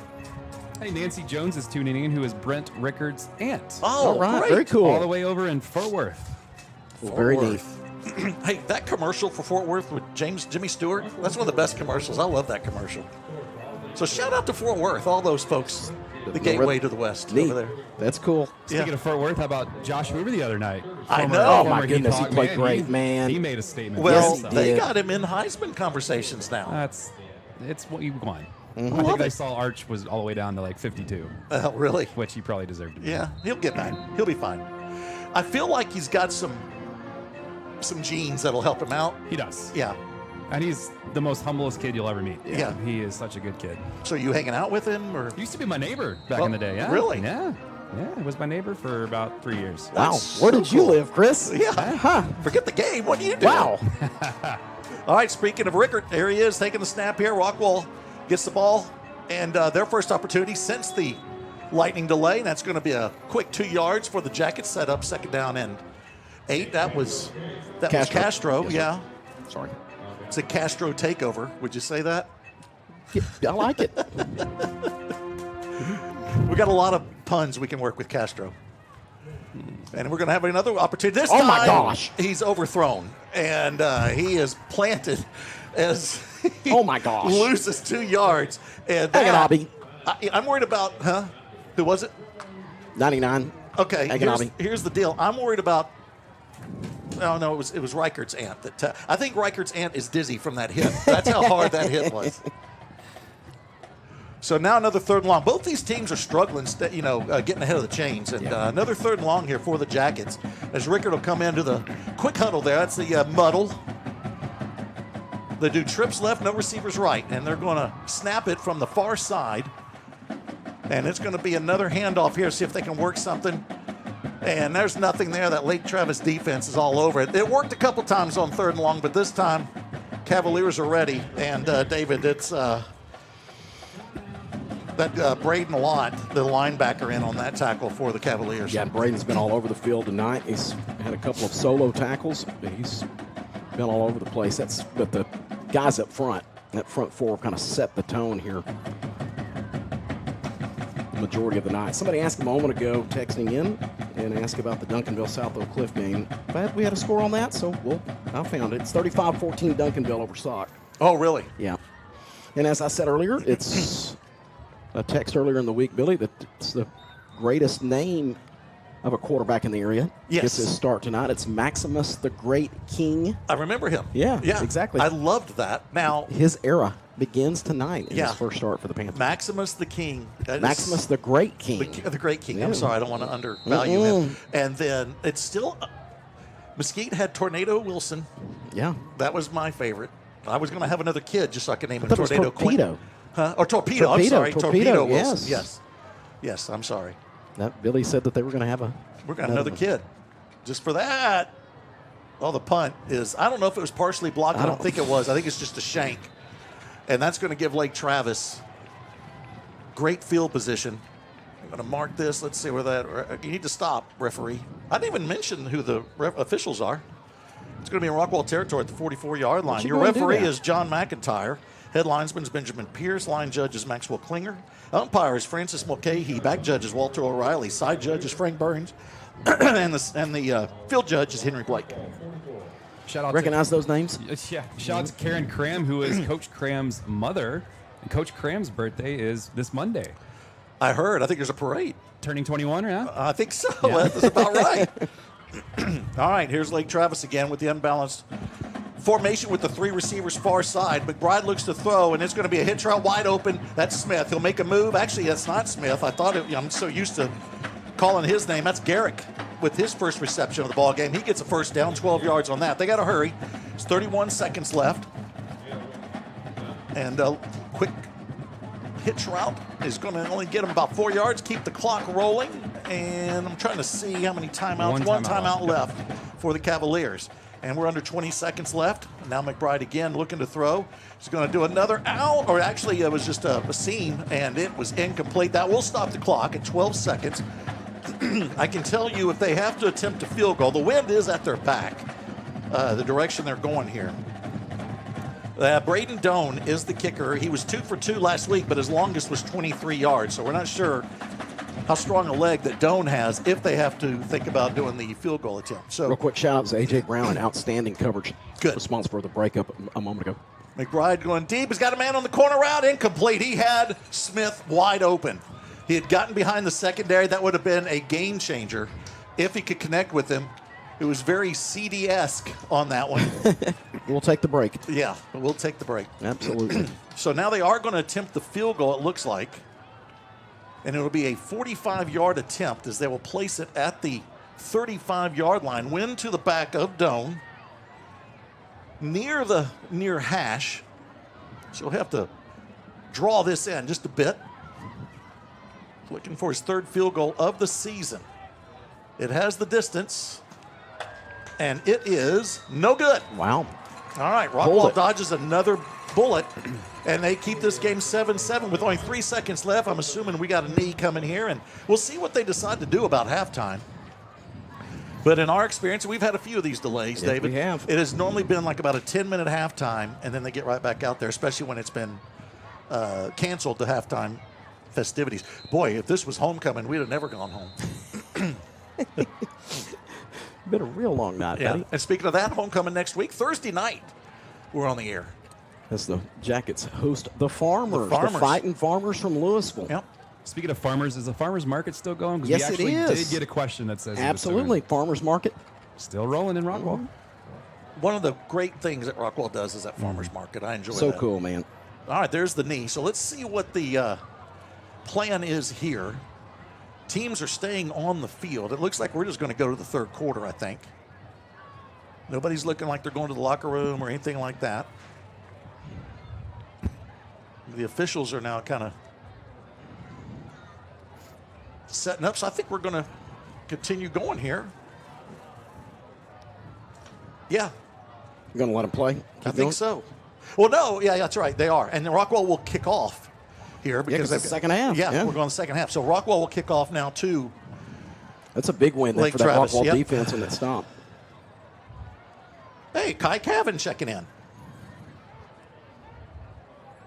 Congrats on his great career at OBU. And Kimmy Henry. She wants us to start calling the OBU games now, too. What was that again? And Fran Webb coming in, being mean on the text. When have we ever gone? We go all the time, Fran. We go to the farmer's market all the time. Just because we don't go every time, like the Webbs. They do. I've seen They the are Webbs. at every Saturday. Yeah. Every Saturday they're down there. I've got things to do. Never see you there. We're there all the time. I Are get you? watermelons. I love the watermelons there. And the beef jerky, the place that sells that Yeah, beef jerky. they do. And they got the dogs. The watermelons and the cantaloupe from both those Oh, two vendors. My Fran's being mean. Because they are there every. They are, but I mean, I know you lost last night, but don't take it out on me, Fran. So he's my volleyball broadcast partner. So here we go. Quickest halftime ever. I enjoyed it. And Holland will put his foot into this one. Will be taken at the 12-yard line. And return man will be brought down at about the 25. So that is Antoon bringing it back. 11:54 now as we start the third quarter. What time is it? It feels like it's midnight. It's only 9:14. It feels very late. It does. Well, we're old. Yeah. Dude, I start going to bed like about 7:30 or 8. I start planning on bed around 7:30. Planning on it. I mean, I do too. There you go. Absolutely, I saw Chris nod. He's got twins. Yes. He's ready to go to bed. Because you've got to get back up. I'm up in a couple hours. Yeah, in a couple so we're hours, good. buddy. I remember those days. Yeah. All right, a little swing pass here to the near side, incomplete. Got guilty of looking ahead. Yep. Trying to hit. Seidel, that was right? Seidel, Yeah. yep. So 2nd down and 10 now for Cavaliers. Still knotted up at 7 as we start the rain-delayed third quarter. Billy Quinton, Chris Curtis on the board and chiming in, and of course David Sweet at the analyst spot. And we also have Trevor Webb working some camera. Right up the gut is hopping, and he's not going to get much. They'll give him a couple yards. So set up a 3rd and long again. Stop me if you've heard that before. Rockwall defense, very stout. And we have not talked about the uniforms very much. The gray uniforms, I know Old Rockwall's very excited about the gray uniforms, and they're probably even doubly excited about the white white helmets. helmet. And then the Old English R. No Check. rocket R. Wade Day at the bottom of the pile for the Jackets again with that stop. McBride looking to throw heavy Oh, rush, it's him again. and he will be hit as he throws, underthrown, incomplete opportunity for an interception. Defenders could not get to it, but the relentless rush on McBride causes the bad throw and another punting situation for Lake Travis. Again, back-to-back plays, Wade Day. Wade Day was wrapped around into the backfield quickly. McBride couldn't get away from him. By the time he set to throw, as you mentioned, that way Wade Day wrapped around him. Impacted that throw as it was severely underthrown, and Lake Travis very fortunate in forcing an interception. Edwards, fair catch, makes it an adventure. But he'll bring that one in. And Rockwall will take over at their own 29, actually 30-yard line. Let's give him the 30. Billy reins that one in. Great jump. Also, but saves field position. Yeah. That would have taken a bounce. And good point. Dangerous decision, but definitely worked out very positive yeah. from Rockwall standpoint. It's been a challenge here for Edwards. Doan, who's the punter, has done a great job at keeping him from having an opportunity. So we'll see what Rockwall's offense can do here. It's going to be Castro back out there at running back for the Jackets with Rickert in at quarterback. And you got trips to the near side for the Jackets. They'll snap it from the far side. And here comes Castro looking for room, waiting for those blocks to develop, and that defensive line will just swarm on him, bring him down with no gain. Been one nice, really big run for the Jackets from Castro for the touchdown. And then other than that, Lake Travis has done a great job of bottling up the Rockwall running game. They've only allowed so far 78 yards on the ground. And Rockwall keeps coming at him, and here we go again. There goes Castro. He's to the 40, to the 30. You just keep going back to the well, and eventually you're going to find water. Touchdown, Rockwall. How about Castro. that? Just kept hitting, didn't it, man? Just a little bit of a hole, Billy, and Castro hit it. And I tell you what, some speedsters in that defense trying to catch up to him. He was not going to be denied, man. 70-yard touchdown Wow. run from Caden Castro, his longest of his career. That's 2 touchdowns for the junior. And now they go up 13-7. Extra point. will make it 14-7, and your Rockwall Yellowjackets have taken the lead over the number 5 team in the state. Let's take a quick timeout. This is Rockwall Yellowjackets football on Rockwall ISD Sports Network. Banking in you and our community is what sets Alliance Bank apart. We are community banking. That's why you can find us at nearly every event volunteering, sponsoring, and donating. Alliance Bank has been serving Rockwall County for over 16 years, and with your help, we have grown into the go-to bank for our community. Time to start a new business, time to expand your business, ready for a new home or a like new home, we will be there because that's who we are. Alliance Bank, your community bank. Member FDIC, equal housing lender. Hi, I'm Zach Riddle with Riddle Brothers Roofing and Construction. We're proud to be your local roofing experts right here in Rockwall. Whether it's storm damage, a roof replacement, or just making sure your home is protected, we bring quality craftsmanship and a commitment to doing things the right way. We're also proud to support the Rockwall Yellowjackets this season because building strong roofs and building a strong community go hand in hand. From our family to yours, sting 'em, Jackets.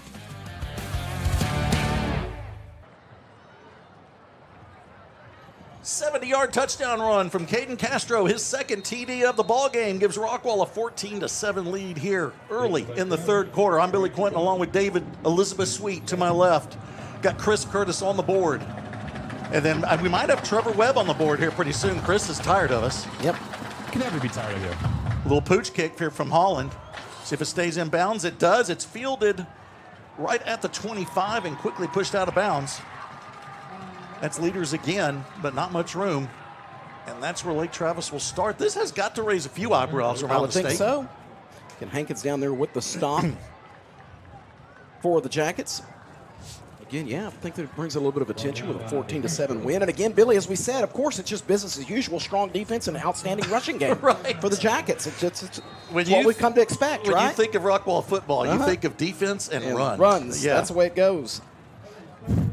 So let's see what Lake Travis can do. They answered Rockwall's first touchdown on the next drive with one of their own. Let's see if they do that here. Rockwall showing blitz from the near side. And this is hopping with no room, corralled, brought down, no gain. Who do you think was at the bottom of that pile again? I'm going to go all day long. Absolutely. Number 42. Wrapped around him into the backfield quickly as the ball was snapped. Had no chance to get away from him. Chris is worried. The wife has called and said the twins are getting restless and they need to get home. They better what you got to do? Yeah. They better be asleep. Better be asleep. Yes, sir. Or I'm in trouble when I get home. Man-to-man defense here for the Jackets on second down and long. It's a pistol formation here with hopping directly behind McBride. And another handoff here as he looks for room on the left side. He gets a couple blocks, but that hole closes quickly. He will get 3-4 yards on that carry. Set up a 3rd down and 6 here for Lake Travis. Swarm of Jackets, Christian Washington with his first start of the season on the bottom of that pile, as well as Jerry Castro. So another big down here for the Jackets defense. If they could get a stop here and get another opportunity to punch one in, that would really change the scope of this one. Going to 10 minutes left here in the third quarter.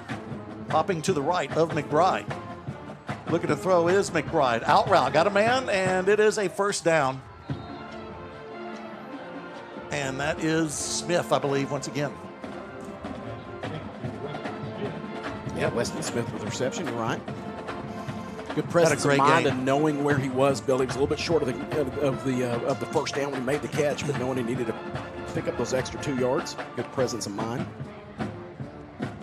Hopping again, has not found a lot of room. In fact, it's been very limited as far as the running game for Lake Travis. He's going to get a yard on this 1st down attempt. Ran right into the hands of Jackson Stoner, and there for the assist as well. Once again, Jerry Castro. Oh, and we're going to have a couple guys want to start playing, and the other side decided they weren't ready. I'm going to go on a limb and say that's a motion penalty. John Bailey would have told us. What would he have said? That would have been cheating. That's cheating. You can't do that. You can't cheat. Got to play fair. Yep. Can't break the rules. Those rules are important. They are. Right? Boy, if Rako was here, how nuts would he be going with all this? Mm-hmm. All right, now it sets up 2nd down and 15. Actually, 14. For McBride, nobody there. Rushes there, and he's going to be brought down. Another sack. They give it to him. He's right at the line of scrimmage. That was Day into the background, chased him. He pulled it down, ran right into Stoner. and into the arms of Anderson Stevens. But again, gosh, we saw Bartner last week with a hard time keeping Dave from changing their plans into their backfield. And tonight, this offensive line for Lake Travis has had their hands full with 42 as well. Trips near side. McBride looking to that near side for a receiver over the middle. Incomplete. Another great defensive effort. That's Ashworth getting his hand on it. Reading it well and stopping the Cavaliers on 3rd and 14. They're going to have to punt. And let's see if Rockwall can take advantage here and try to get more than a one-score lead. Another defensive win. A guys, again, pushing them back, keeping them behind the chains in that 3rd and long, and then a great play on 3rd and forcing Lake Travis to punt. Back him up another 5 yards, Billy. Yep. It's just weird to see Lake Travis team struggling like they are right now. The worrisome part is it's a very good team that can come out of it at any moment. And just be ready to go. Yeah. Just be ready to click. All right, everybody hang on to something because Trevor's going to take over the boards. Hey, you guys have fun. We appreciate you. Chris, thank you, sir. Thanks, Chris. If anything goes wrong from here on out, it's Trevor's fault. You're right. It's definitely my fault. So here we go. Trevor, you misunderstood. The microphones work for Chris because he's the boss. This mute button's going to be pretty cool now that you got. I'm just checking with you. I'll use it quite a lot if I don't like what I'm hearing, guys. I'm just letting you know. Here we go, guys. I think you'd take this one, a 14-7 lead for the Jackets. 254 yards of offense for Rockwall versus 177 on the night for Lake Travis. That Rockwall defense has just been outstanding. They have been, man. Believe we got Hatcher back in the backfield with Rickert. We'll see here in just a second. That is Hatcher. He's going to get a couple yards to the left side, try to go off tackle, and he'll get 3. 2nd and 7 now as we'll go under 8 minutes left here in the 3rd quarter. Rockwall now, you'd like to have and this ain't really Rockwall's way, but a nice time-consuming scoring drive would be outstanding at this point. If you could get into the 4th quarter with a 2-score lead, that's a lot to ask, but I'm sure that's the plan here. There'll be another run here for Hatcher. Nothing there. A little pivot. Try to find some room. He'll break free as he pops out of that pile, and he's got a 1st down. That's a 7-yard run to move the chains. And, David, do you smell it? Yeah. That's that fresh down smell. Nothing like that. Oh. It's a brand new, fresh. None were like the ones before. Right. Outstanding. We got one of the Jackets up tight. That's Michael Carina. His helmet's off because I'm sure he's like, that's also cheating. You can't rip a guy's helmet off. Didn't come off. So Callaway will come in. By myself. Yep, there comes, you mentioned, so does Stark. Stark's into the game. Yep. Up front to Marion Starks. Let's give this offensive line. I'm sorry, but David. Okay. This offensive line so far tonight, incredible job opening up some holes. I know it's been tough, but 2 big runs. Slant route. Did he get it? Incomplete. Yeah. A little underthrown. Trying to go to the ground and bring it in. Was Leach. Yeah. But trying to get his 2nd reception of the season. Now another 3rd and long. Rockwall's tried to sneak in a draw play here and there on these 3rd and longs. It's Castro back in for the Jackets. Let's see what they do here. You just don't want to make any mistakes. Oh, got a mind jumping. Do we get the freeze play? I think that second one didn't it? I don't think we got a flag. Okay. No. Wow. I think he got back. Had 2 guys jumping, but I guess you're right. They both made it back in time. So a wasted set of downs there for the Jackets. And they had some great field position. We're closing in on that 50-yard line, try to get into Lake Travis territory. Now, with the dual punter out there, do you think about a fake? You got Castro and Lawyer as your dual punters. It's always a factor for the Jackets. It's a long one, though. Well, ball's bobbled. But Castro will get it away, but it's a knuckleball that did not work out. When you see those, you're like, should have gone for it. Yeah. We'll see where they mark it. Okay, it gets out of bounds at the 37, 38-yard line. So Rockwall's defense has to go back out there and see if they can keep that Lake Travis offense at bay. 6:48 left in the 3rd quarter. Billy Quinton along with David Sweet. We got Trevor Webb on the board. He'd been doing a little camera work too. Just a renaissance man, that Trevor Webb. A jack of all trades is what they say, Trevor. Yes. Excuse the shoddy camera work early in the game. Oh, it's fine. We talked about you, but you didn't know that. Here we go. McBride looking to throw, has a receiver. It's Topping coming out of the backfield. He'll have the first down. And down Oh, the my goodness, he sidelines. got the corner. He got the block. Yep. And he's going to take it all the way for a 61-yard touchdown. It looked like he was going out of bounds. The receiver put a block on the Rockwall defender. That's it. And he kept the line and took it all the way in. One of those challenging things, too, is he made it turn that corner, Billy, and then just really never knocked fully off track. I thought his momentum might carry him out of bounds, but a good job on his part of being able to maintain where he was on the field. And another one of those long scores, long runs. Well, that whole let's get 2-score lead theory down the drain. Extra point is good. All tied up again. Yep. So let's take a quick commercial break here. We're going to put the test to you here, Trevor. You ready to roll? Yes, sir. All Got right. it covered. Know that Rest Haven has been a part of this community for over 50 years. Dwayne and Ann Kane founded this business in order to take care of the families in the community. I've taken on that and I want to keep doing it for each and every one of you. I grew up here in Rockwall and it's important to me that this community continues to operate the way it always has. That is neighbor taking care of neighbor. When I lost my dad, Rest Haven took care of my family. And it is my intention to take care of as many families as I can in the future. 62-yard touchdown reception for Hopping, the running back. Blake Travis will tie the score at 14 all. It's Van Hopping, who's the 5'11", 210-pound senior. He had 4 receptions for 10 yards last week. He's got a few more yards in the air this week. That was against Arlington Martin. But that little swing pass, David, looked like it was going to maybe get him a first down. Turns into a touchdown. Yeah, tough one there for the Jackets. So we're knotted up at 14. Rockwall ranked number 15 in the area, the DFW area. And the Cavaliers ranked number 1 in the Austin area. Also ranked number 5 in the state. Rockwall did not make the top 25 in the state. In fact, in the area round, they beat Berkner 33-12 and dropped a spot. Yeah, dropped a spot. There's a deep kick here. That's a nice one.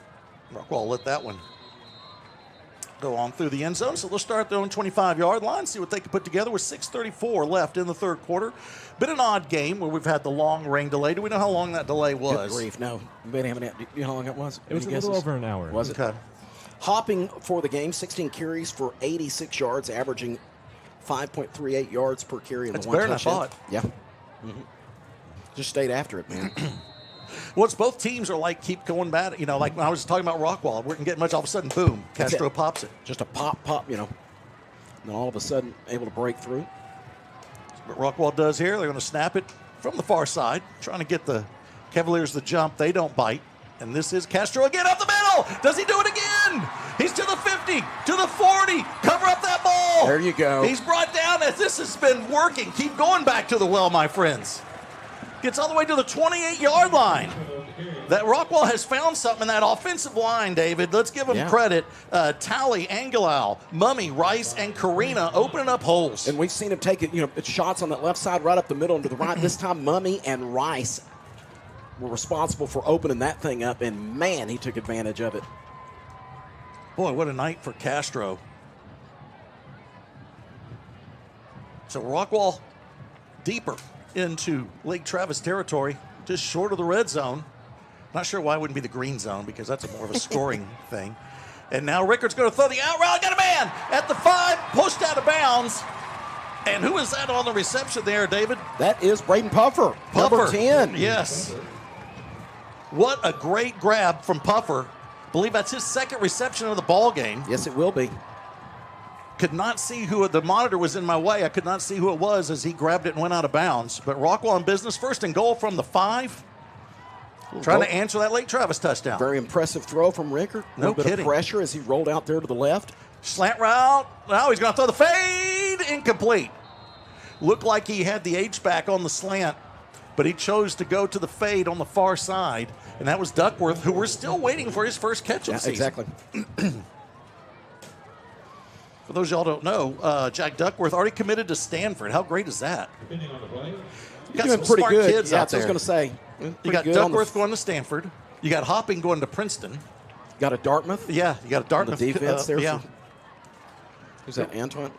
Yep. Okay, we got to throw a flag here. This is whacker job. We're going to have offsides, I think, on Blake Travis. Did they get him? Okay. I think All so. right. Well, I don't know. Nope, now they're going to say illegal motion. Yeah, legal motion on the Jackets, I think. At one point, the official was doing the hands to the hips. Making you think it was... Yeah, he faked us out. So that'll be first or second and goal from the 10. Double up what they needed to do there. Puffer back into the ball game. That big catch. He'll be one of the two receivers on the far side along with Duckworth.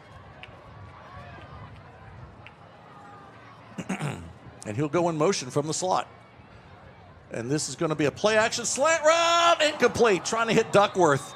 Got his hands on it. Great defense just as his hands got on it. Defensive back pulled him down. He could not maintain the reception. That was Luca Antun for the Cavaliers. So third down now.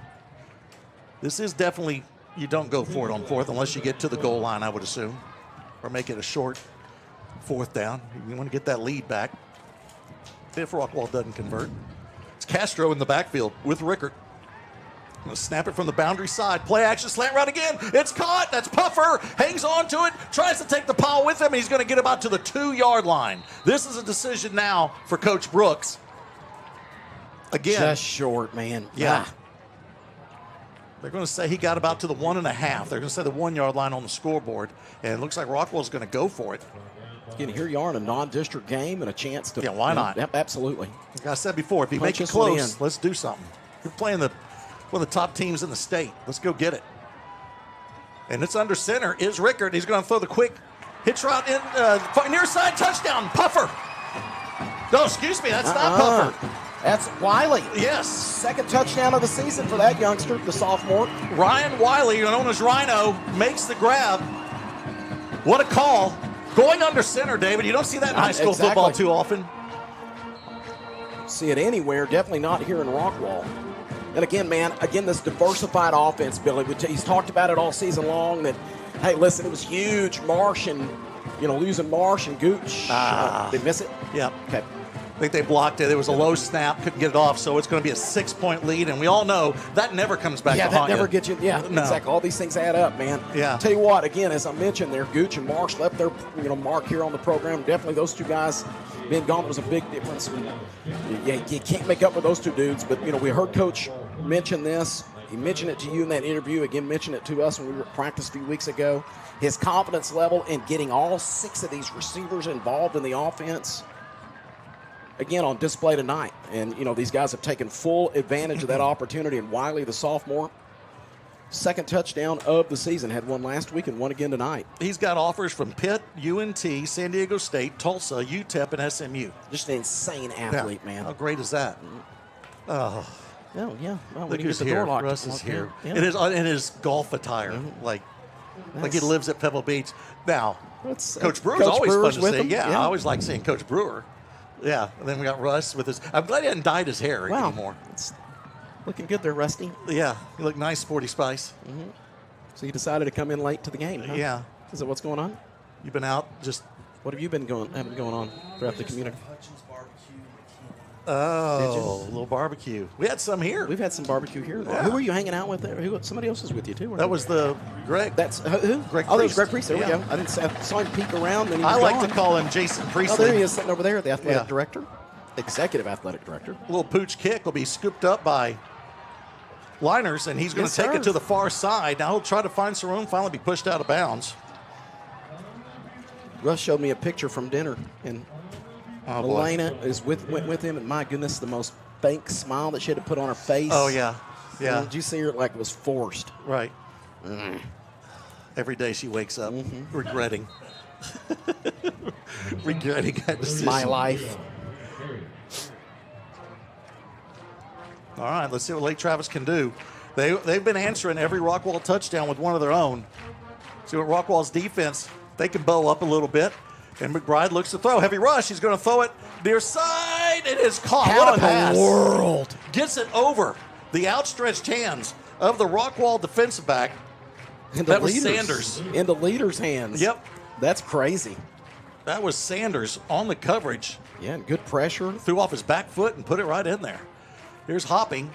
Waits for the block. He's got it. Now he'll come with a little sidestep move and then a cut, and then he's close to the first down. He's got it. 10-yard run. Ashworth finally able to catch up with him and bring him down. This is where you kind of worry a little bit about the size. That offensive line for Lake Travis averages 6'3", 271 pounds. That's the average. Yeah.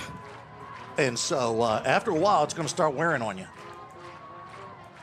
There, oh, hit! Ball's loose! Rockwall's got it! And they're going to get the second turnover of the ball game. Who's on that sack? That was that Day? No. It's Lawyer with his third fumble recovery of the season. Had 2 last week against Bertner. Again, in the right place, right time, and a great job here for his first recovery of the night. Who got the sack? I didn't see who got the sack. Okay, that was Day. Yeah. That's Day, what I'm sorry. Yeah. It was Day was able to pop, excuse me, Yes. and Lawyer on the bottom of the pile Yes. able to recover the football. There you go, because I saw Day come in there and fumble, pop him. Forced fumble by Day with the hit. Good job. And Lawyer with the recovery. Forced fumble by Day, Lawyer fumble recovery by Night. See what I did there? Yeah, see that, buddy. Yeah, see how that works? I'm not sure if I'm happy with that one, but yeah, it's on the cuff. It stands. Just ad-libbing. Here we go. Let's see what Castro can do. This carry here of the first down of this very important drive as far as Rockwall. There's been 2 turnovers in this ball game. Yeah, Hankins.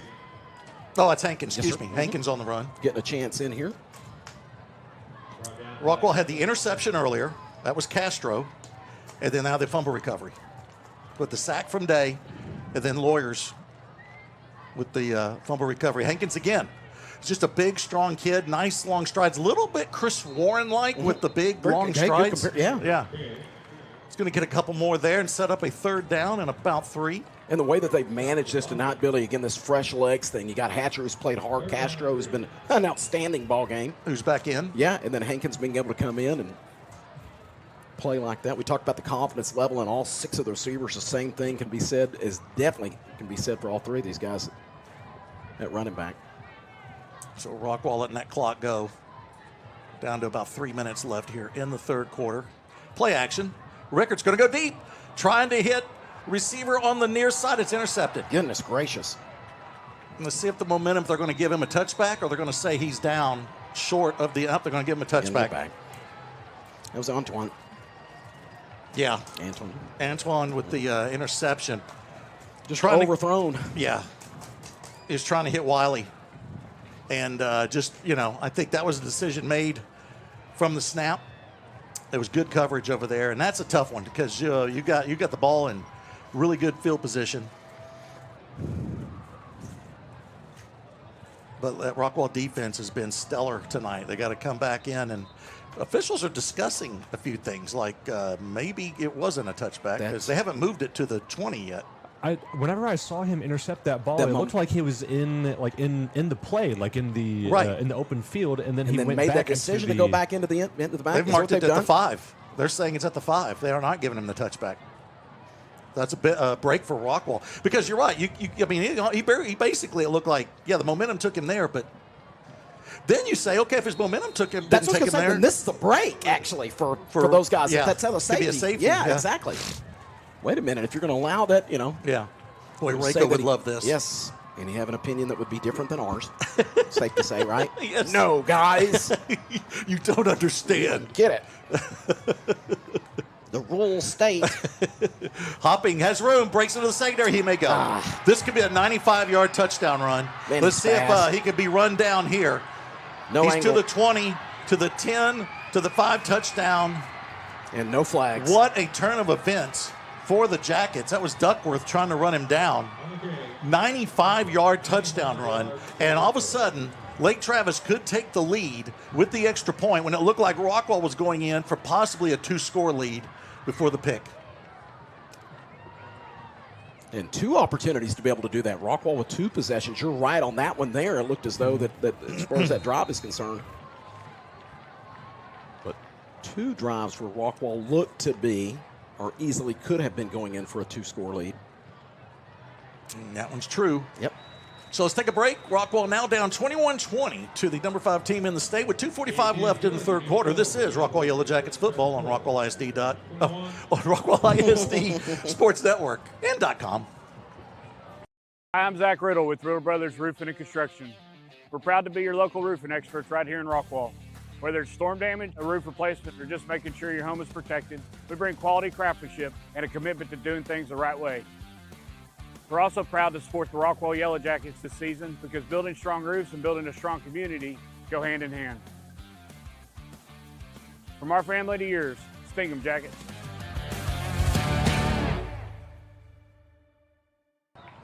.245 left in the third quarter. Lake Travis has their first lead of the ball game, 21-20. The difference, a missed extra point by the Jackets.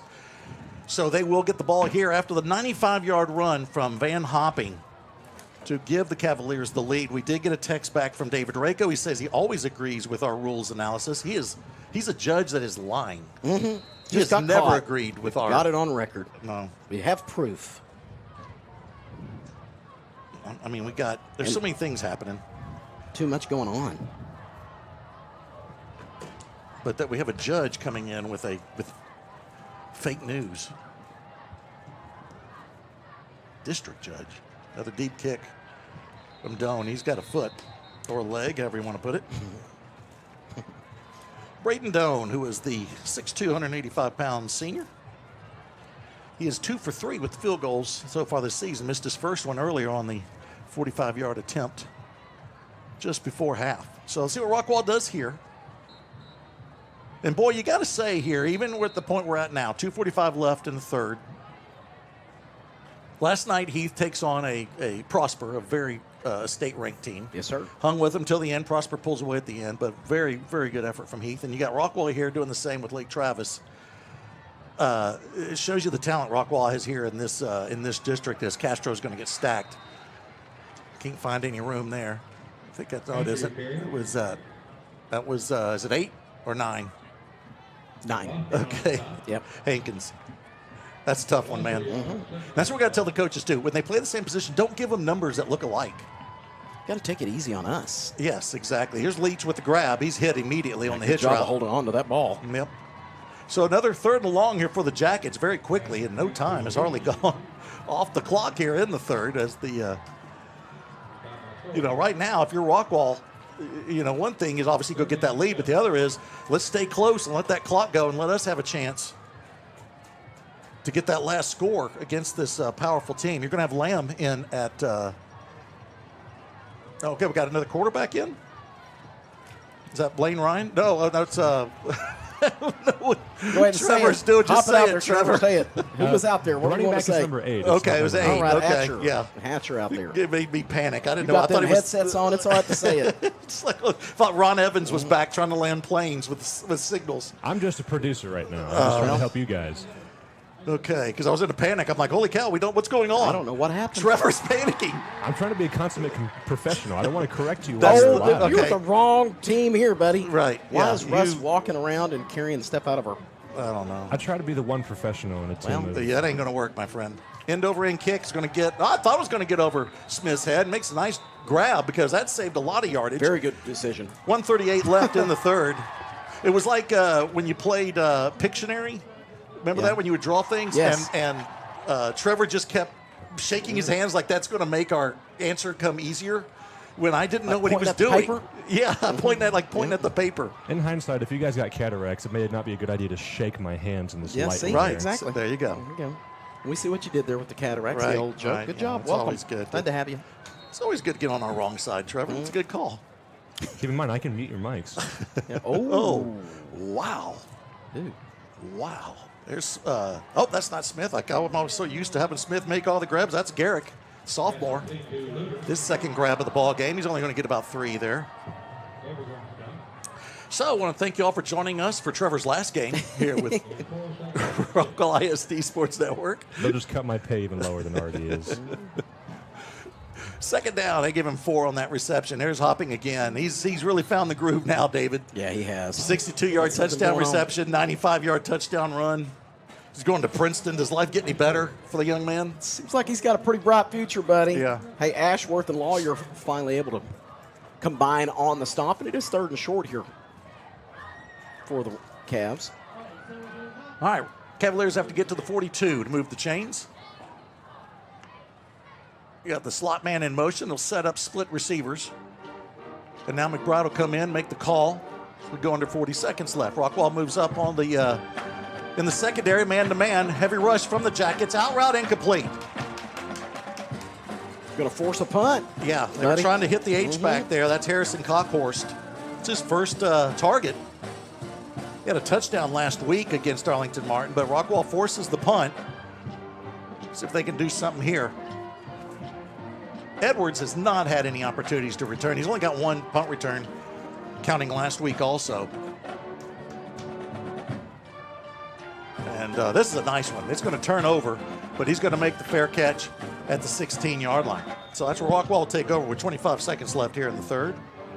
Let me hit some scores right quick as far as the district is concerned. Update here, Tyler Legacy up 48-21 now late in the 4th quarter over Tyler. Forney improves to 2-0, a 38-21 win over A&M Consolidated. Royce City still with a 28-0 lead over Rowlett. Longview with just under 5 minutes left in the game has a 17-7 lead over Marshall. And then North Forney, a 55-10 lead over Plano East. Wow. Plano East has had it taken to them first couple weeks. By 10-6A. Yeah, they have. Believe that is Castro on the carry there. Is it 8? 9. Oh, it's 9 this time. Oh, it's number 5, excuse me. So it was Castro. It was Castro, Mr. Know-It-All. Hey, even from this far, my young eyes can't see. That'll be the last play of the 3rd quarter. And you're watching the screen. Yeah.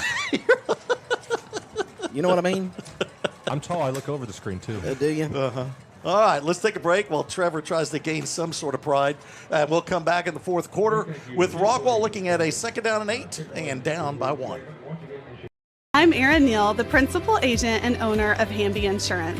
I am passionate about serving the local community and the surrounding areas. My goal is to take the hassle out of buying insurance. I want to educate you on what you're buying and help you make an informed decision. Whether it's personal or commercial insurance, my team and I will be here every step of the way to make sure you are getting the satisfaction you need and the coverage you deserve. My promise to you is that we will never hard sell you insurance, use slick sales techniques, or pressure you into making a decision that you're not comfortable with. Call us today at 972-285-0381 to find the best coverage to fit your need. My commitment is to give you unparalleled service.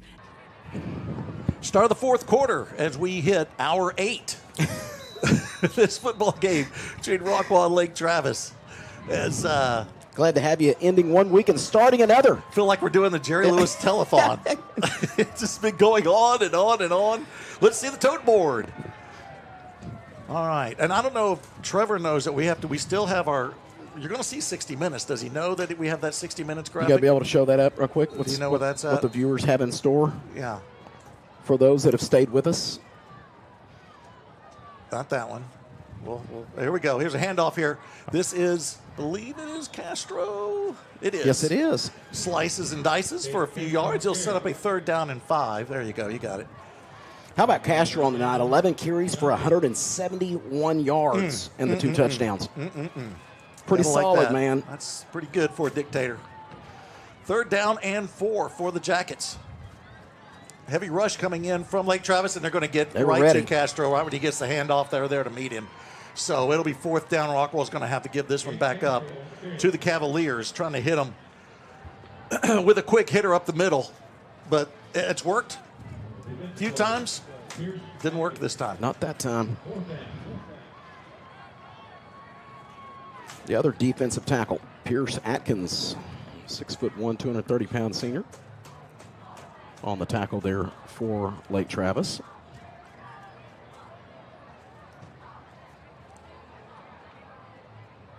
There we go. Got the punt away. I don't think that was Lawyers on this one.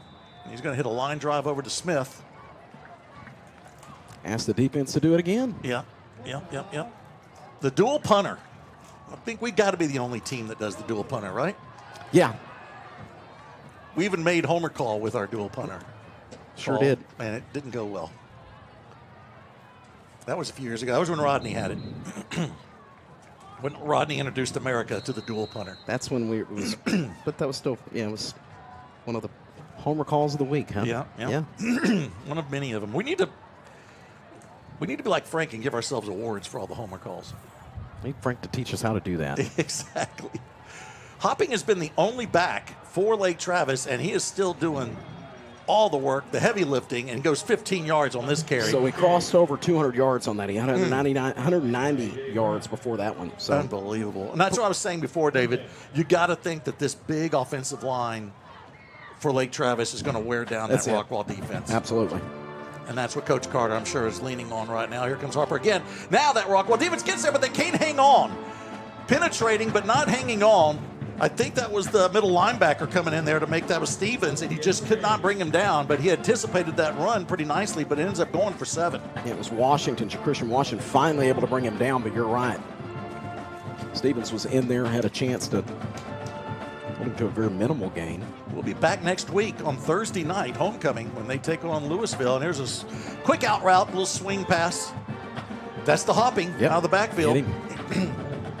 And we'll go under 10 minutes when they snap this next one with a fresh set of downs for the Cavaliers, getting deeper into Rockwall territory at the 35-yard line. Billy Quinton, David Sweet, Trevor Webb. We did have Chris Curtis, but I think the Twins were acting up and he had to get home. He had to get out of here. Yeah.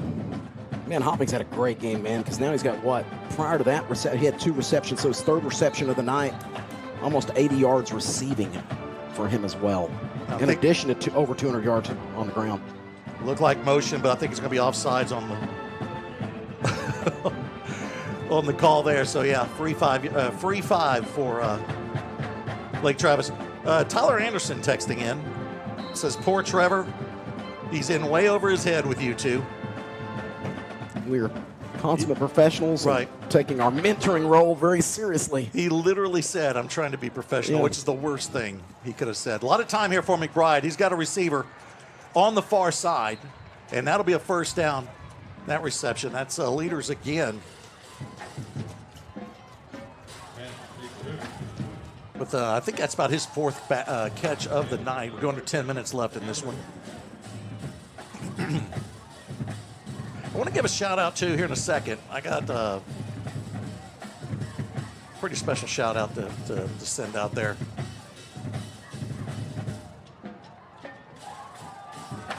Now McBride's going to take his time, let that clock go, and we have a flag. Yep. Let's see what we got here. We've got a motion. A motion.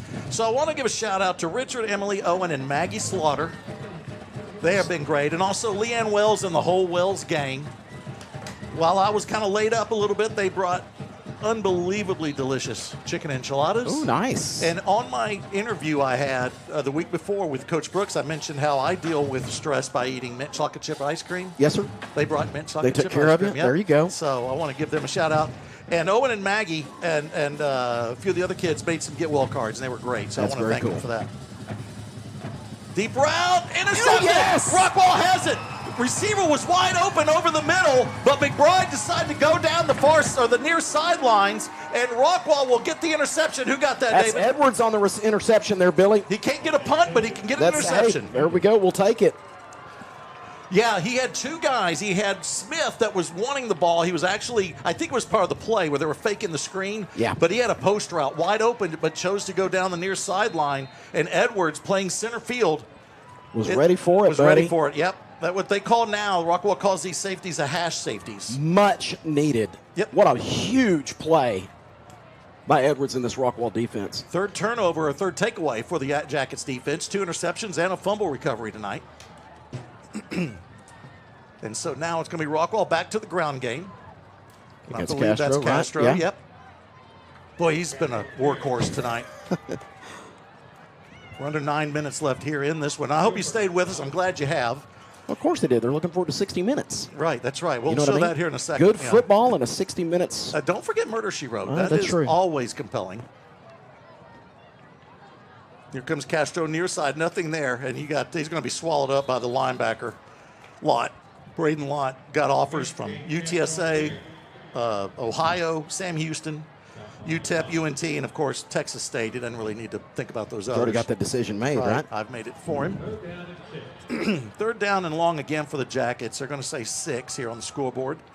They got to get to the 17 and a half. Move those sticks. Pretty deep in their own territory after the big interception from Edwards. Back in motion. Now they're going to have trips receivers. It's going to be a 5-receiver set. Empty backfield. They're going to throw a wide receiver screen. Intercepted almost. That was well read by the defensive back. Yeah, it was, again, that was a linebacker Lott. He read that all the way. Once you bring that back over there and you stack him with some other receivers, there's a good chance that ball's coming that direction. Absolutely. Hey, here you go. Here's a cool shout-out. Rayco's asking us to take care of. How to shout out to Andy Florence here watching with Amy and David. All right. Offensive lineman on the 81 state semifinal team with Brad Lambert. Yep. So glad to have Andy. Andy, well, you got Joey, you got Andy, you got, all them Florences. Andy seems like he's the, I don't know, Amy's pretty quiet. I was going to say, what about Amy? Yeah, Amy's pretty quiet. Andy's pretty quiet. And then you got Joey that's just a tornado. He's just not quiet. Just always loved that Joey, when he'd come into the booth with us and then he'd turn our sound off. Yeah, he would just mute us. Just mute us in the middle. Come in to hang out, and then when he'd leave, he'd just turn things off. He literally told me when we went on that trip, he goes, "You know so much about nothing." That's what he told me.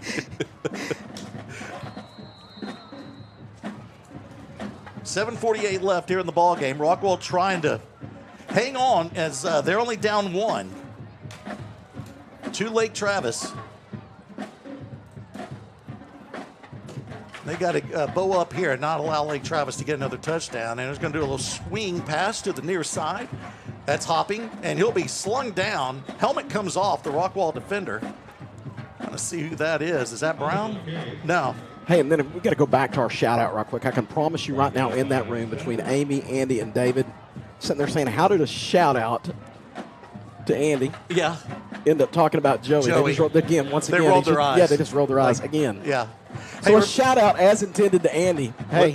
I'm going to bring something up that you were a part of that is one of my favorite memories. McBride looking for a receiver again. Throws it late over to Hopping, and coming in and closing fast as Jerry Castro came close to an interception. You talk about another one well-read. Great job there by Jerry. Go ahead. I'm sorry. Well, we were there for a 4th of July deal. We used to always go to the 4th, and they did a big family photo, and me and you snuck into the family photo. We're in the back of that one. I'm sure that's framed, and you know what I mean? Either framed or one of those big pictures in several of the family's living room. Oh, we're in the Florence Willis Rayco family photo. I love that. Like we were supposed to be. Yep. Dressed nice. You know what I mean? Oh, we were always dressed nice. You know what I mean? 3rd down and 12 for Lake Travis. They got to get to the 38-yard line. And we got a whistle. We have a timeout.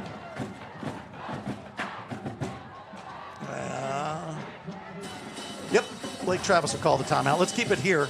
Kind of set the table here a little bit. Rockwall had the lead for most of this ball game. If they didn't have the lead, they were tied. But then Lake Travis takes the lead when Rockwall goes up 20-14, but it's 20 because of the missed extra point. And so Lake Travis gets their score. They get the extra point, and that's why we have the 1 point difference. And by the way, a couple of opportunities, 2 possessions before that, Rockwall had an opportunity to take a 2-touchdown lead, after scoring and missing that extra point before they allowed that Lake Travis to score and convert the extra point. So big 3rd down here for the Rockwall defense. Hey, Billy, I got to go back to the fact you were talking about July 4th. That's not the July 4th story that I thought you were going to tell. I thought you were going to talk about the fireworks show the last time. The last, before they came into the city limits. Yeah. 4th of July at the Rayco house. Everybody, families, and everybody enjoying themselves on the porch. And what happened? Fireworks went in a little different direction than they were. They shot fireworks onto the porch. Onto the porch. Of the Rayco household. The Rayco household, so. Still a lawsuit pending on that one. Looking to throw is McBride. Here comes the rush for Rockwall, and he's got a man caught. What a play. Oh, my gosh.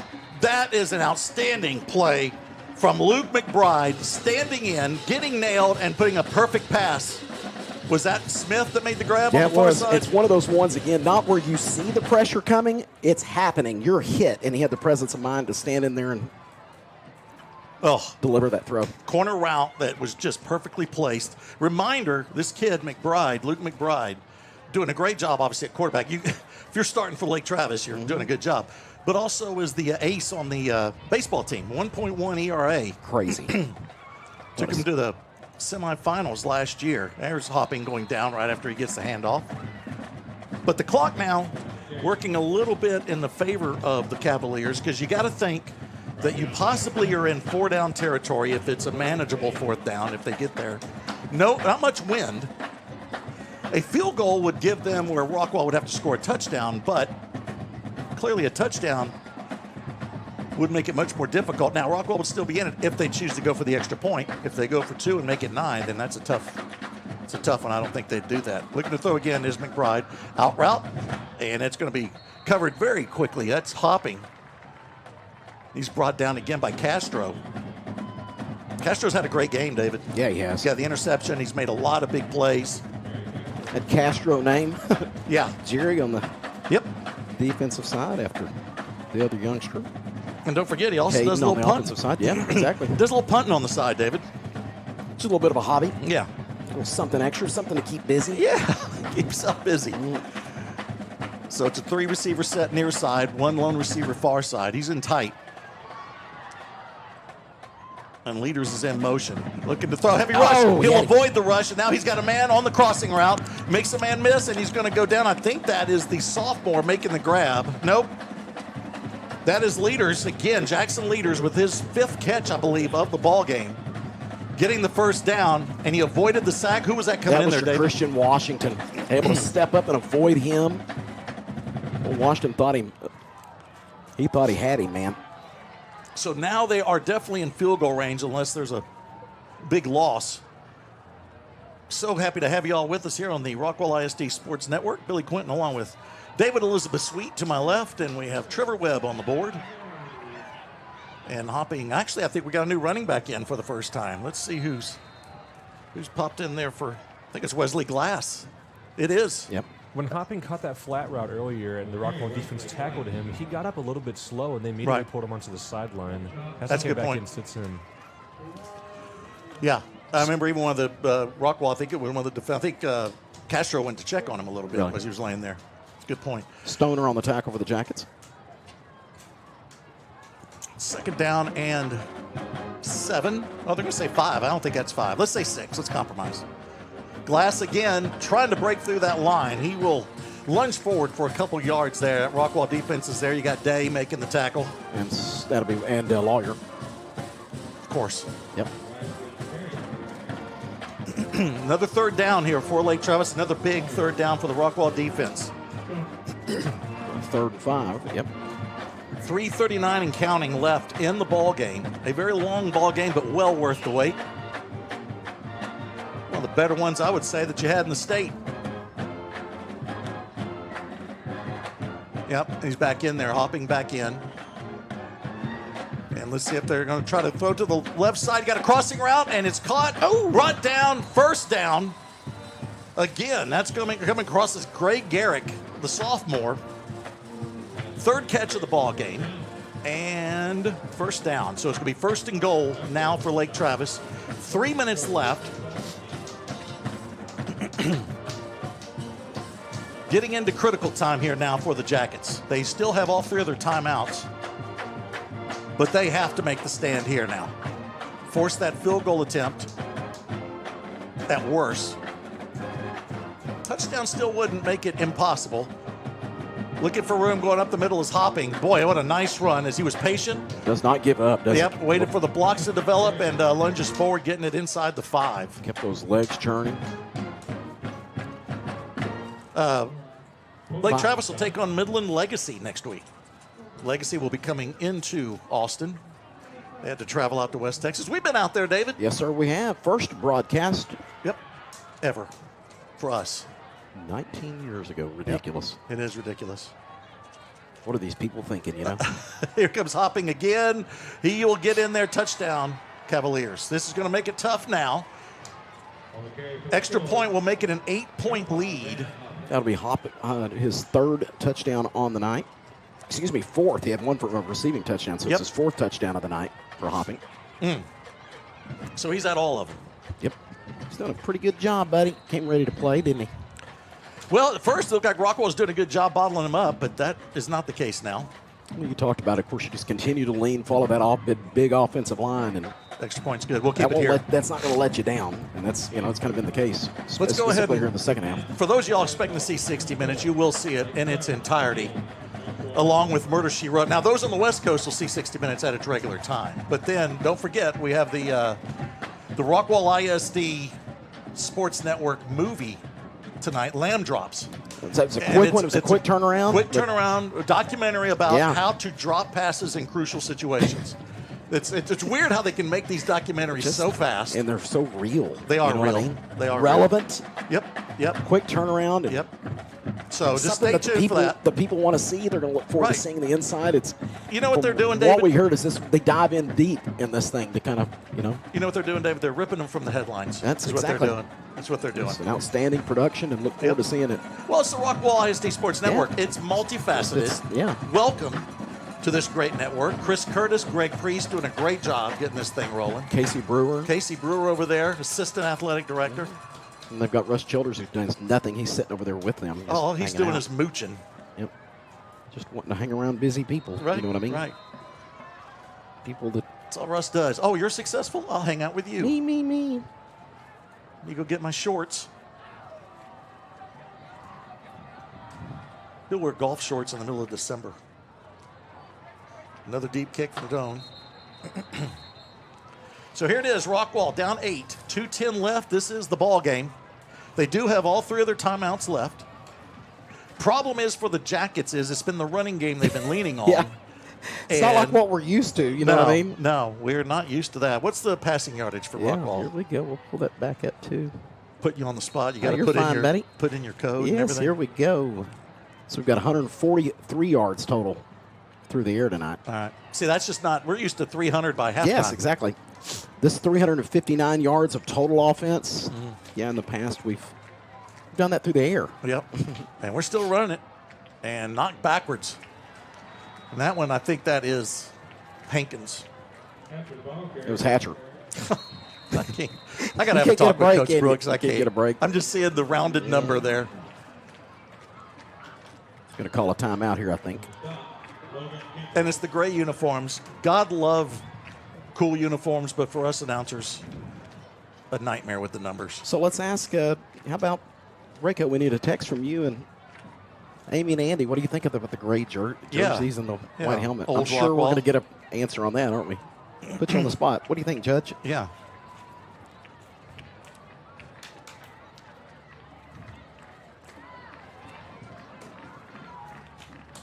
Again, shout out to Gracie Webb and Colin. Get that baby going. Let's get that baby out. You're officially calling for that baby? Calling for the baby. Yeah.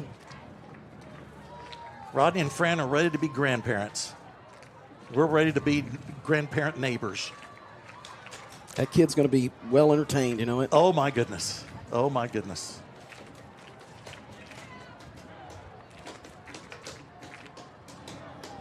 But you got to be happy. You don't have to be, but you got a great effort last night from Heath. They end up losing to Prosper. A lot of positives in that one. Rockwall still looking to try to get this one in the win column. They got a shot. But if they don't, still a lot of positives with this one, too. That's pretty good. Oh. Pretty funny. All right, now Rickard looks to throw. All right, corner out, a little too far. Caught, but ran out of real estate was Leach. Kind of following the idea there, but. Yeah. Now we got a. Personal foul, bud. There we go. That'll help. We'll take the free 15 and the first down. We'll take it. All right, 1:54 left. Trevor doing a good job here on the board. Chris just bailed. He did. Just took off. And he told Trevor where he needed to be and where and when, Trevor. I'm on speed dial. He had me as backup. Well, he was telling you how to butter your bread, my friend. You know, don't try another run up the gut. Not there. That Lake Travis defense, man. We got a gray jersey fan. How about this? Bill McCowan text in, said, I like the gray uniforms. Bill, you're not calling the game. With a couple of exclamation points. We hear you, buddy. Yeah, I'm with you. And the most important thing is that players like it. Yeah, they're cool. Yeah. All right, here we go. Post route caught. Think that's Puffer. No, it isn't. That's Petrino. Yes, sir, it is. Well, we hadn't heard from Great Petrino in a catch. while. He had some catches early in the ball game. Glad to get him back. 120 now, counting. Little hitch route to the far side. I guess Petrino once again. Yep. So that would be Petrino's 6th catch of the night. Had one, he almost got in the end zone. That first drive. Rockwall's going to take a timeout here. Leave him with 1. I believe that's an injury timeout. Oh, is it? Yeah, you're right. We have an injury timeout. Good call, Trevor. So, and heck, they're you know showing the what? Jackets with 3 timeouts, Billy. Now they're switching up. Oh, there they are. Yeah, it is. It's a 2 on this side. It's a 3 on the. Yeah. I believe it was because of the 2-minute warning. A moment ago. Yeah.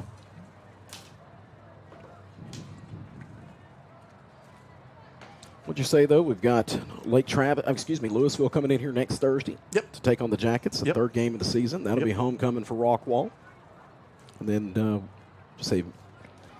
Lake Travis gets to go back home and They take on Midland Legacy. Midland Legacy will head down to Austin. And then they travel to San Marcos, my old stomping grounds. San Marcos Rattlers. Rattlers. Then Rockwall, of course, after Louisville, just a little bit of a cakewalk against North Crowley. Going to North Crowley. Sure. Now, they did not get their transfer. Did you see that? No, really? Yeah, the quarterback that Are was you trying to serious? transfer. Really? Yeah, it was denied. All right, here we go. I didn't think that young person moved into that community for just to be a member of the. Just employment. That's all it understand. was.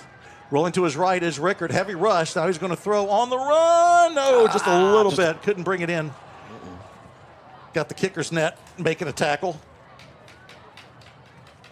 And that was Leach trying to reel that one in.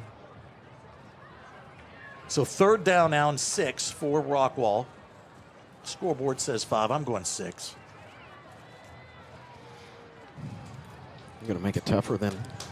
Well, you know, I don't always want to just go with the flow. The man's not going to get me down, David. That's what I'm telling you right now. Not going to push you around, tell you what to do. Here we go. Here we go. We got, there it is. Grice grab there by Petrino as he just does the stop route. Just take 2 steps, turn around, wide open, get it past the first down marker. Set up a new set of downs at the 25-yard line. 50 seconds left. Rockwall quickly comes to the line. They're going to fake the jet sweep. Hurry, get rid of it. Step up. Oh, that could be a fumble. Yeah, run that one. They're going to let it play. Yep, and the clock keeps running. That thing did go backwards, so that is a fumble and a run here. There's a lateral, excuse me. Good heads-up play by Petrino. Yep, absolutely. And I think you take one of the timeouts, all 3 again, 37 seconds left, so good use of the timeout here to settle things down and get organized. Welcome, everybody, here to Cameron Webb Field. Rodney Webb thinks it's named after him. We had to tell him no. It's not. Randy Talley thinks the baseball field's named after him. We all know it's named after Cole Talley. So, another character. Oh, Randy? Mm-hmm. Yeah. Now his grandson. Yeah, Gunner out Gunner there. talent, yeah. I'm required to mention his name 5 times each broadcast. It's in the rules. Yeah. Part of the agreement. No, Gunner's great, man. He is playing well. 6'2", 270-pound senior. Yep. Second year on the varsity. Pretty cool. Now, old Randy played a little offensive line too, so, and he coached it. Play action. Rickard throwing, got a man on the, could not bring it in. A little bit too high. Another corner route. That was Puffer they were trying to, no, excuse me, that was Wiley they were trying to get it to. 3rd down and 11 now for the Jackets. 32 seconds left. They're trying to get this thing knotted up. Down 8 against the number 5 team in the state. I think that is Castro in the backfield with, it is Castro in the backfield with Rickard. You're going to go with the 3 receiver set. 1 receiver to the near side is Johnson. And Rickard's got to get rid of it. He's going to throw it deep, and it's out of bounds. with that heavy rush really got on him quick, David, and he could not set his feet. Now you got a big 4th down. Kind of good pressure at the beginning there to force him out of the pocket a little bit, and then a good burst right in his face. You're right. Now you sit here, this is the 2nd year in a row that you come down to the last play facing Lake Travis. Rockwall defeated them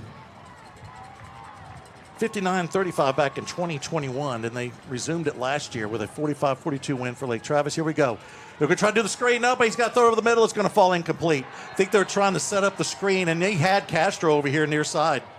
Could not get it to him, and that'll do it. All Lake Travis has to do is kneel down and run out the last 20 seconds. So Rockwall will go to 1-1 on the season, but what a ball game. Lake Travis will go to 2-0. They had to fight for this one, They sure did. Both back-to-back. You're right. Both seasons last year, of course, as we mentioned, going down there, you could again down to the last play, last minute. And I told you when we were leaving that stadium, the respect that those guys had for Rockwall. They definitely came in here into Rockwall tonight and picked up a hard-fought ball game. Yep. Hard-fought win. With the telethon ball game, we're going to have a very quick post-game show. Yeah, we can knock this out. Yeah, in fact, we can start it now. There's a kneel down from McBride. That should do it. David, give us some quick numbers here. here. Let's talk about Lake Travis first of all. 428 yards of total offense, 224 on the ground with 204 through the air. McBride, the quarterback, was 19 of 34 for 204 yards, threw for 1 touchdown. Did have the 2 interceptions. Leading receiver was Van Hopping. By the way, no surprise. His accolades will continue here in a moment. 5 receptions for 69 yards and a touchdown. Weston Smith had 5 catches for 59 yards. Jackson Leaders had 5 catches for 41 yards. Seidel had 2 catches for 18 yards, 2 catches for 17 yards for Greg Garrick. Leading rusher, no question, 25 carries for 223 yards, averaging just under 9 yards a carry, was Van Hopping tonight with 3 touchdowns. Glass had 2 carries himself for 5 yards. For the Yellowjackets, 382 yards of total offense, 163 through the air with 219 on the ground. Rickert was 14 of 32 for 179 yards. Had 1 touchdown, did have the 2 interceptions. Leading receiver, Petrino had 7 catches for 123 yards. Braden Puffer had 3 catches for 37 yards, 2 catches for 14 yards for Luke Leach. Caden Castro had 1 for 4. And Wiley had the 1 catch. It was only 1 yard, but it was a big one. It was a touchdown. Caden Castro, leading rusher tonight for the Yellowjackets, an outstanding game for him. 17 carries for 180 yards and 2 touchdowns, and an averaging just a little bit under 11 yards per carry. A.J. Hatcher had 12 carries himself for 35 yards. Jacoby Hankins had 3 carries for 16 yards. So again, for the Yellowjackets, 382 yards of total offense with 219 on the ground, 163 through the air. All right, so Yellowjackets go down 28-20. They had this thing. They had the lead or were tied a majority of the ball game with Lake Travis. Could not get that last umph to get it across that winning goal line. But you know what? Great effort. Really good to see. Not into moral victories, but boy, you like seeing the fight in this team. And you know Lake Travis is going to head home going, well, we were in a battle. They knew they're going to leave here knowing what what happened when they were in Rockwall tonight. Yep. So we'll see you next week. It'll be a Thursday night game next week. It's homecoming. So Rockwall will take on the Fighting Farmers of Louisville. That game also starts at 7 o'clock Thursday night. And then that Friday night on the Rockwall Sports on the Rockwall ISD Sports Network, it's going to be Heath, and I'm forgetting who they're taking on Friday night. They've got the California team. Yeah, I don't forget it. Well, yeah. Yeah, right. So anyway, so y'all tune in next week, and you're going to get both games on Thursday and Friday, just like this week. Thank you all for hanging in there with us. This was fun. I'm so happy to be back, and thank you for all the sentiments. For David Sweet, for Trevor Webb, for Chris Curtis, and everybody at the Rockwall ISD Sports Network, I want to thank you for joining us. Good night, everybody.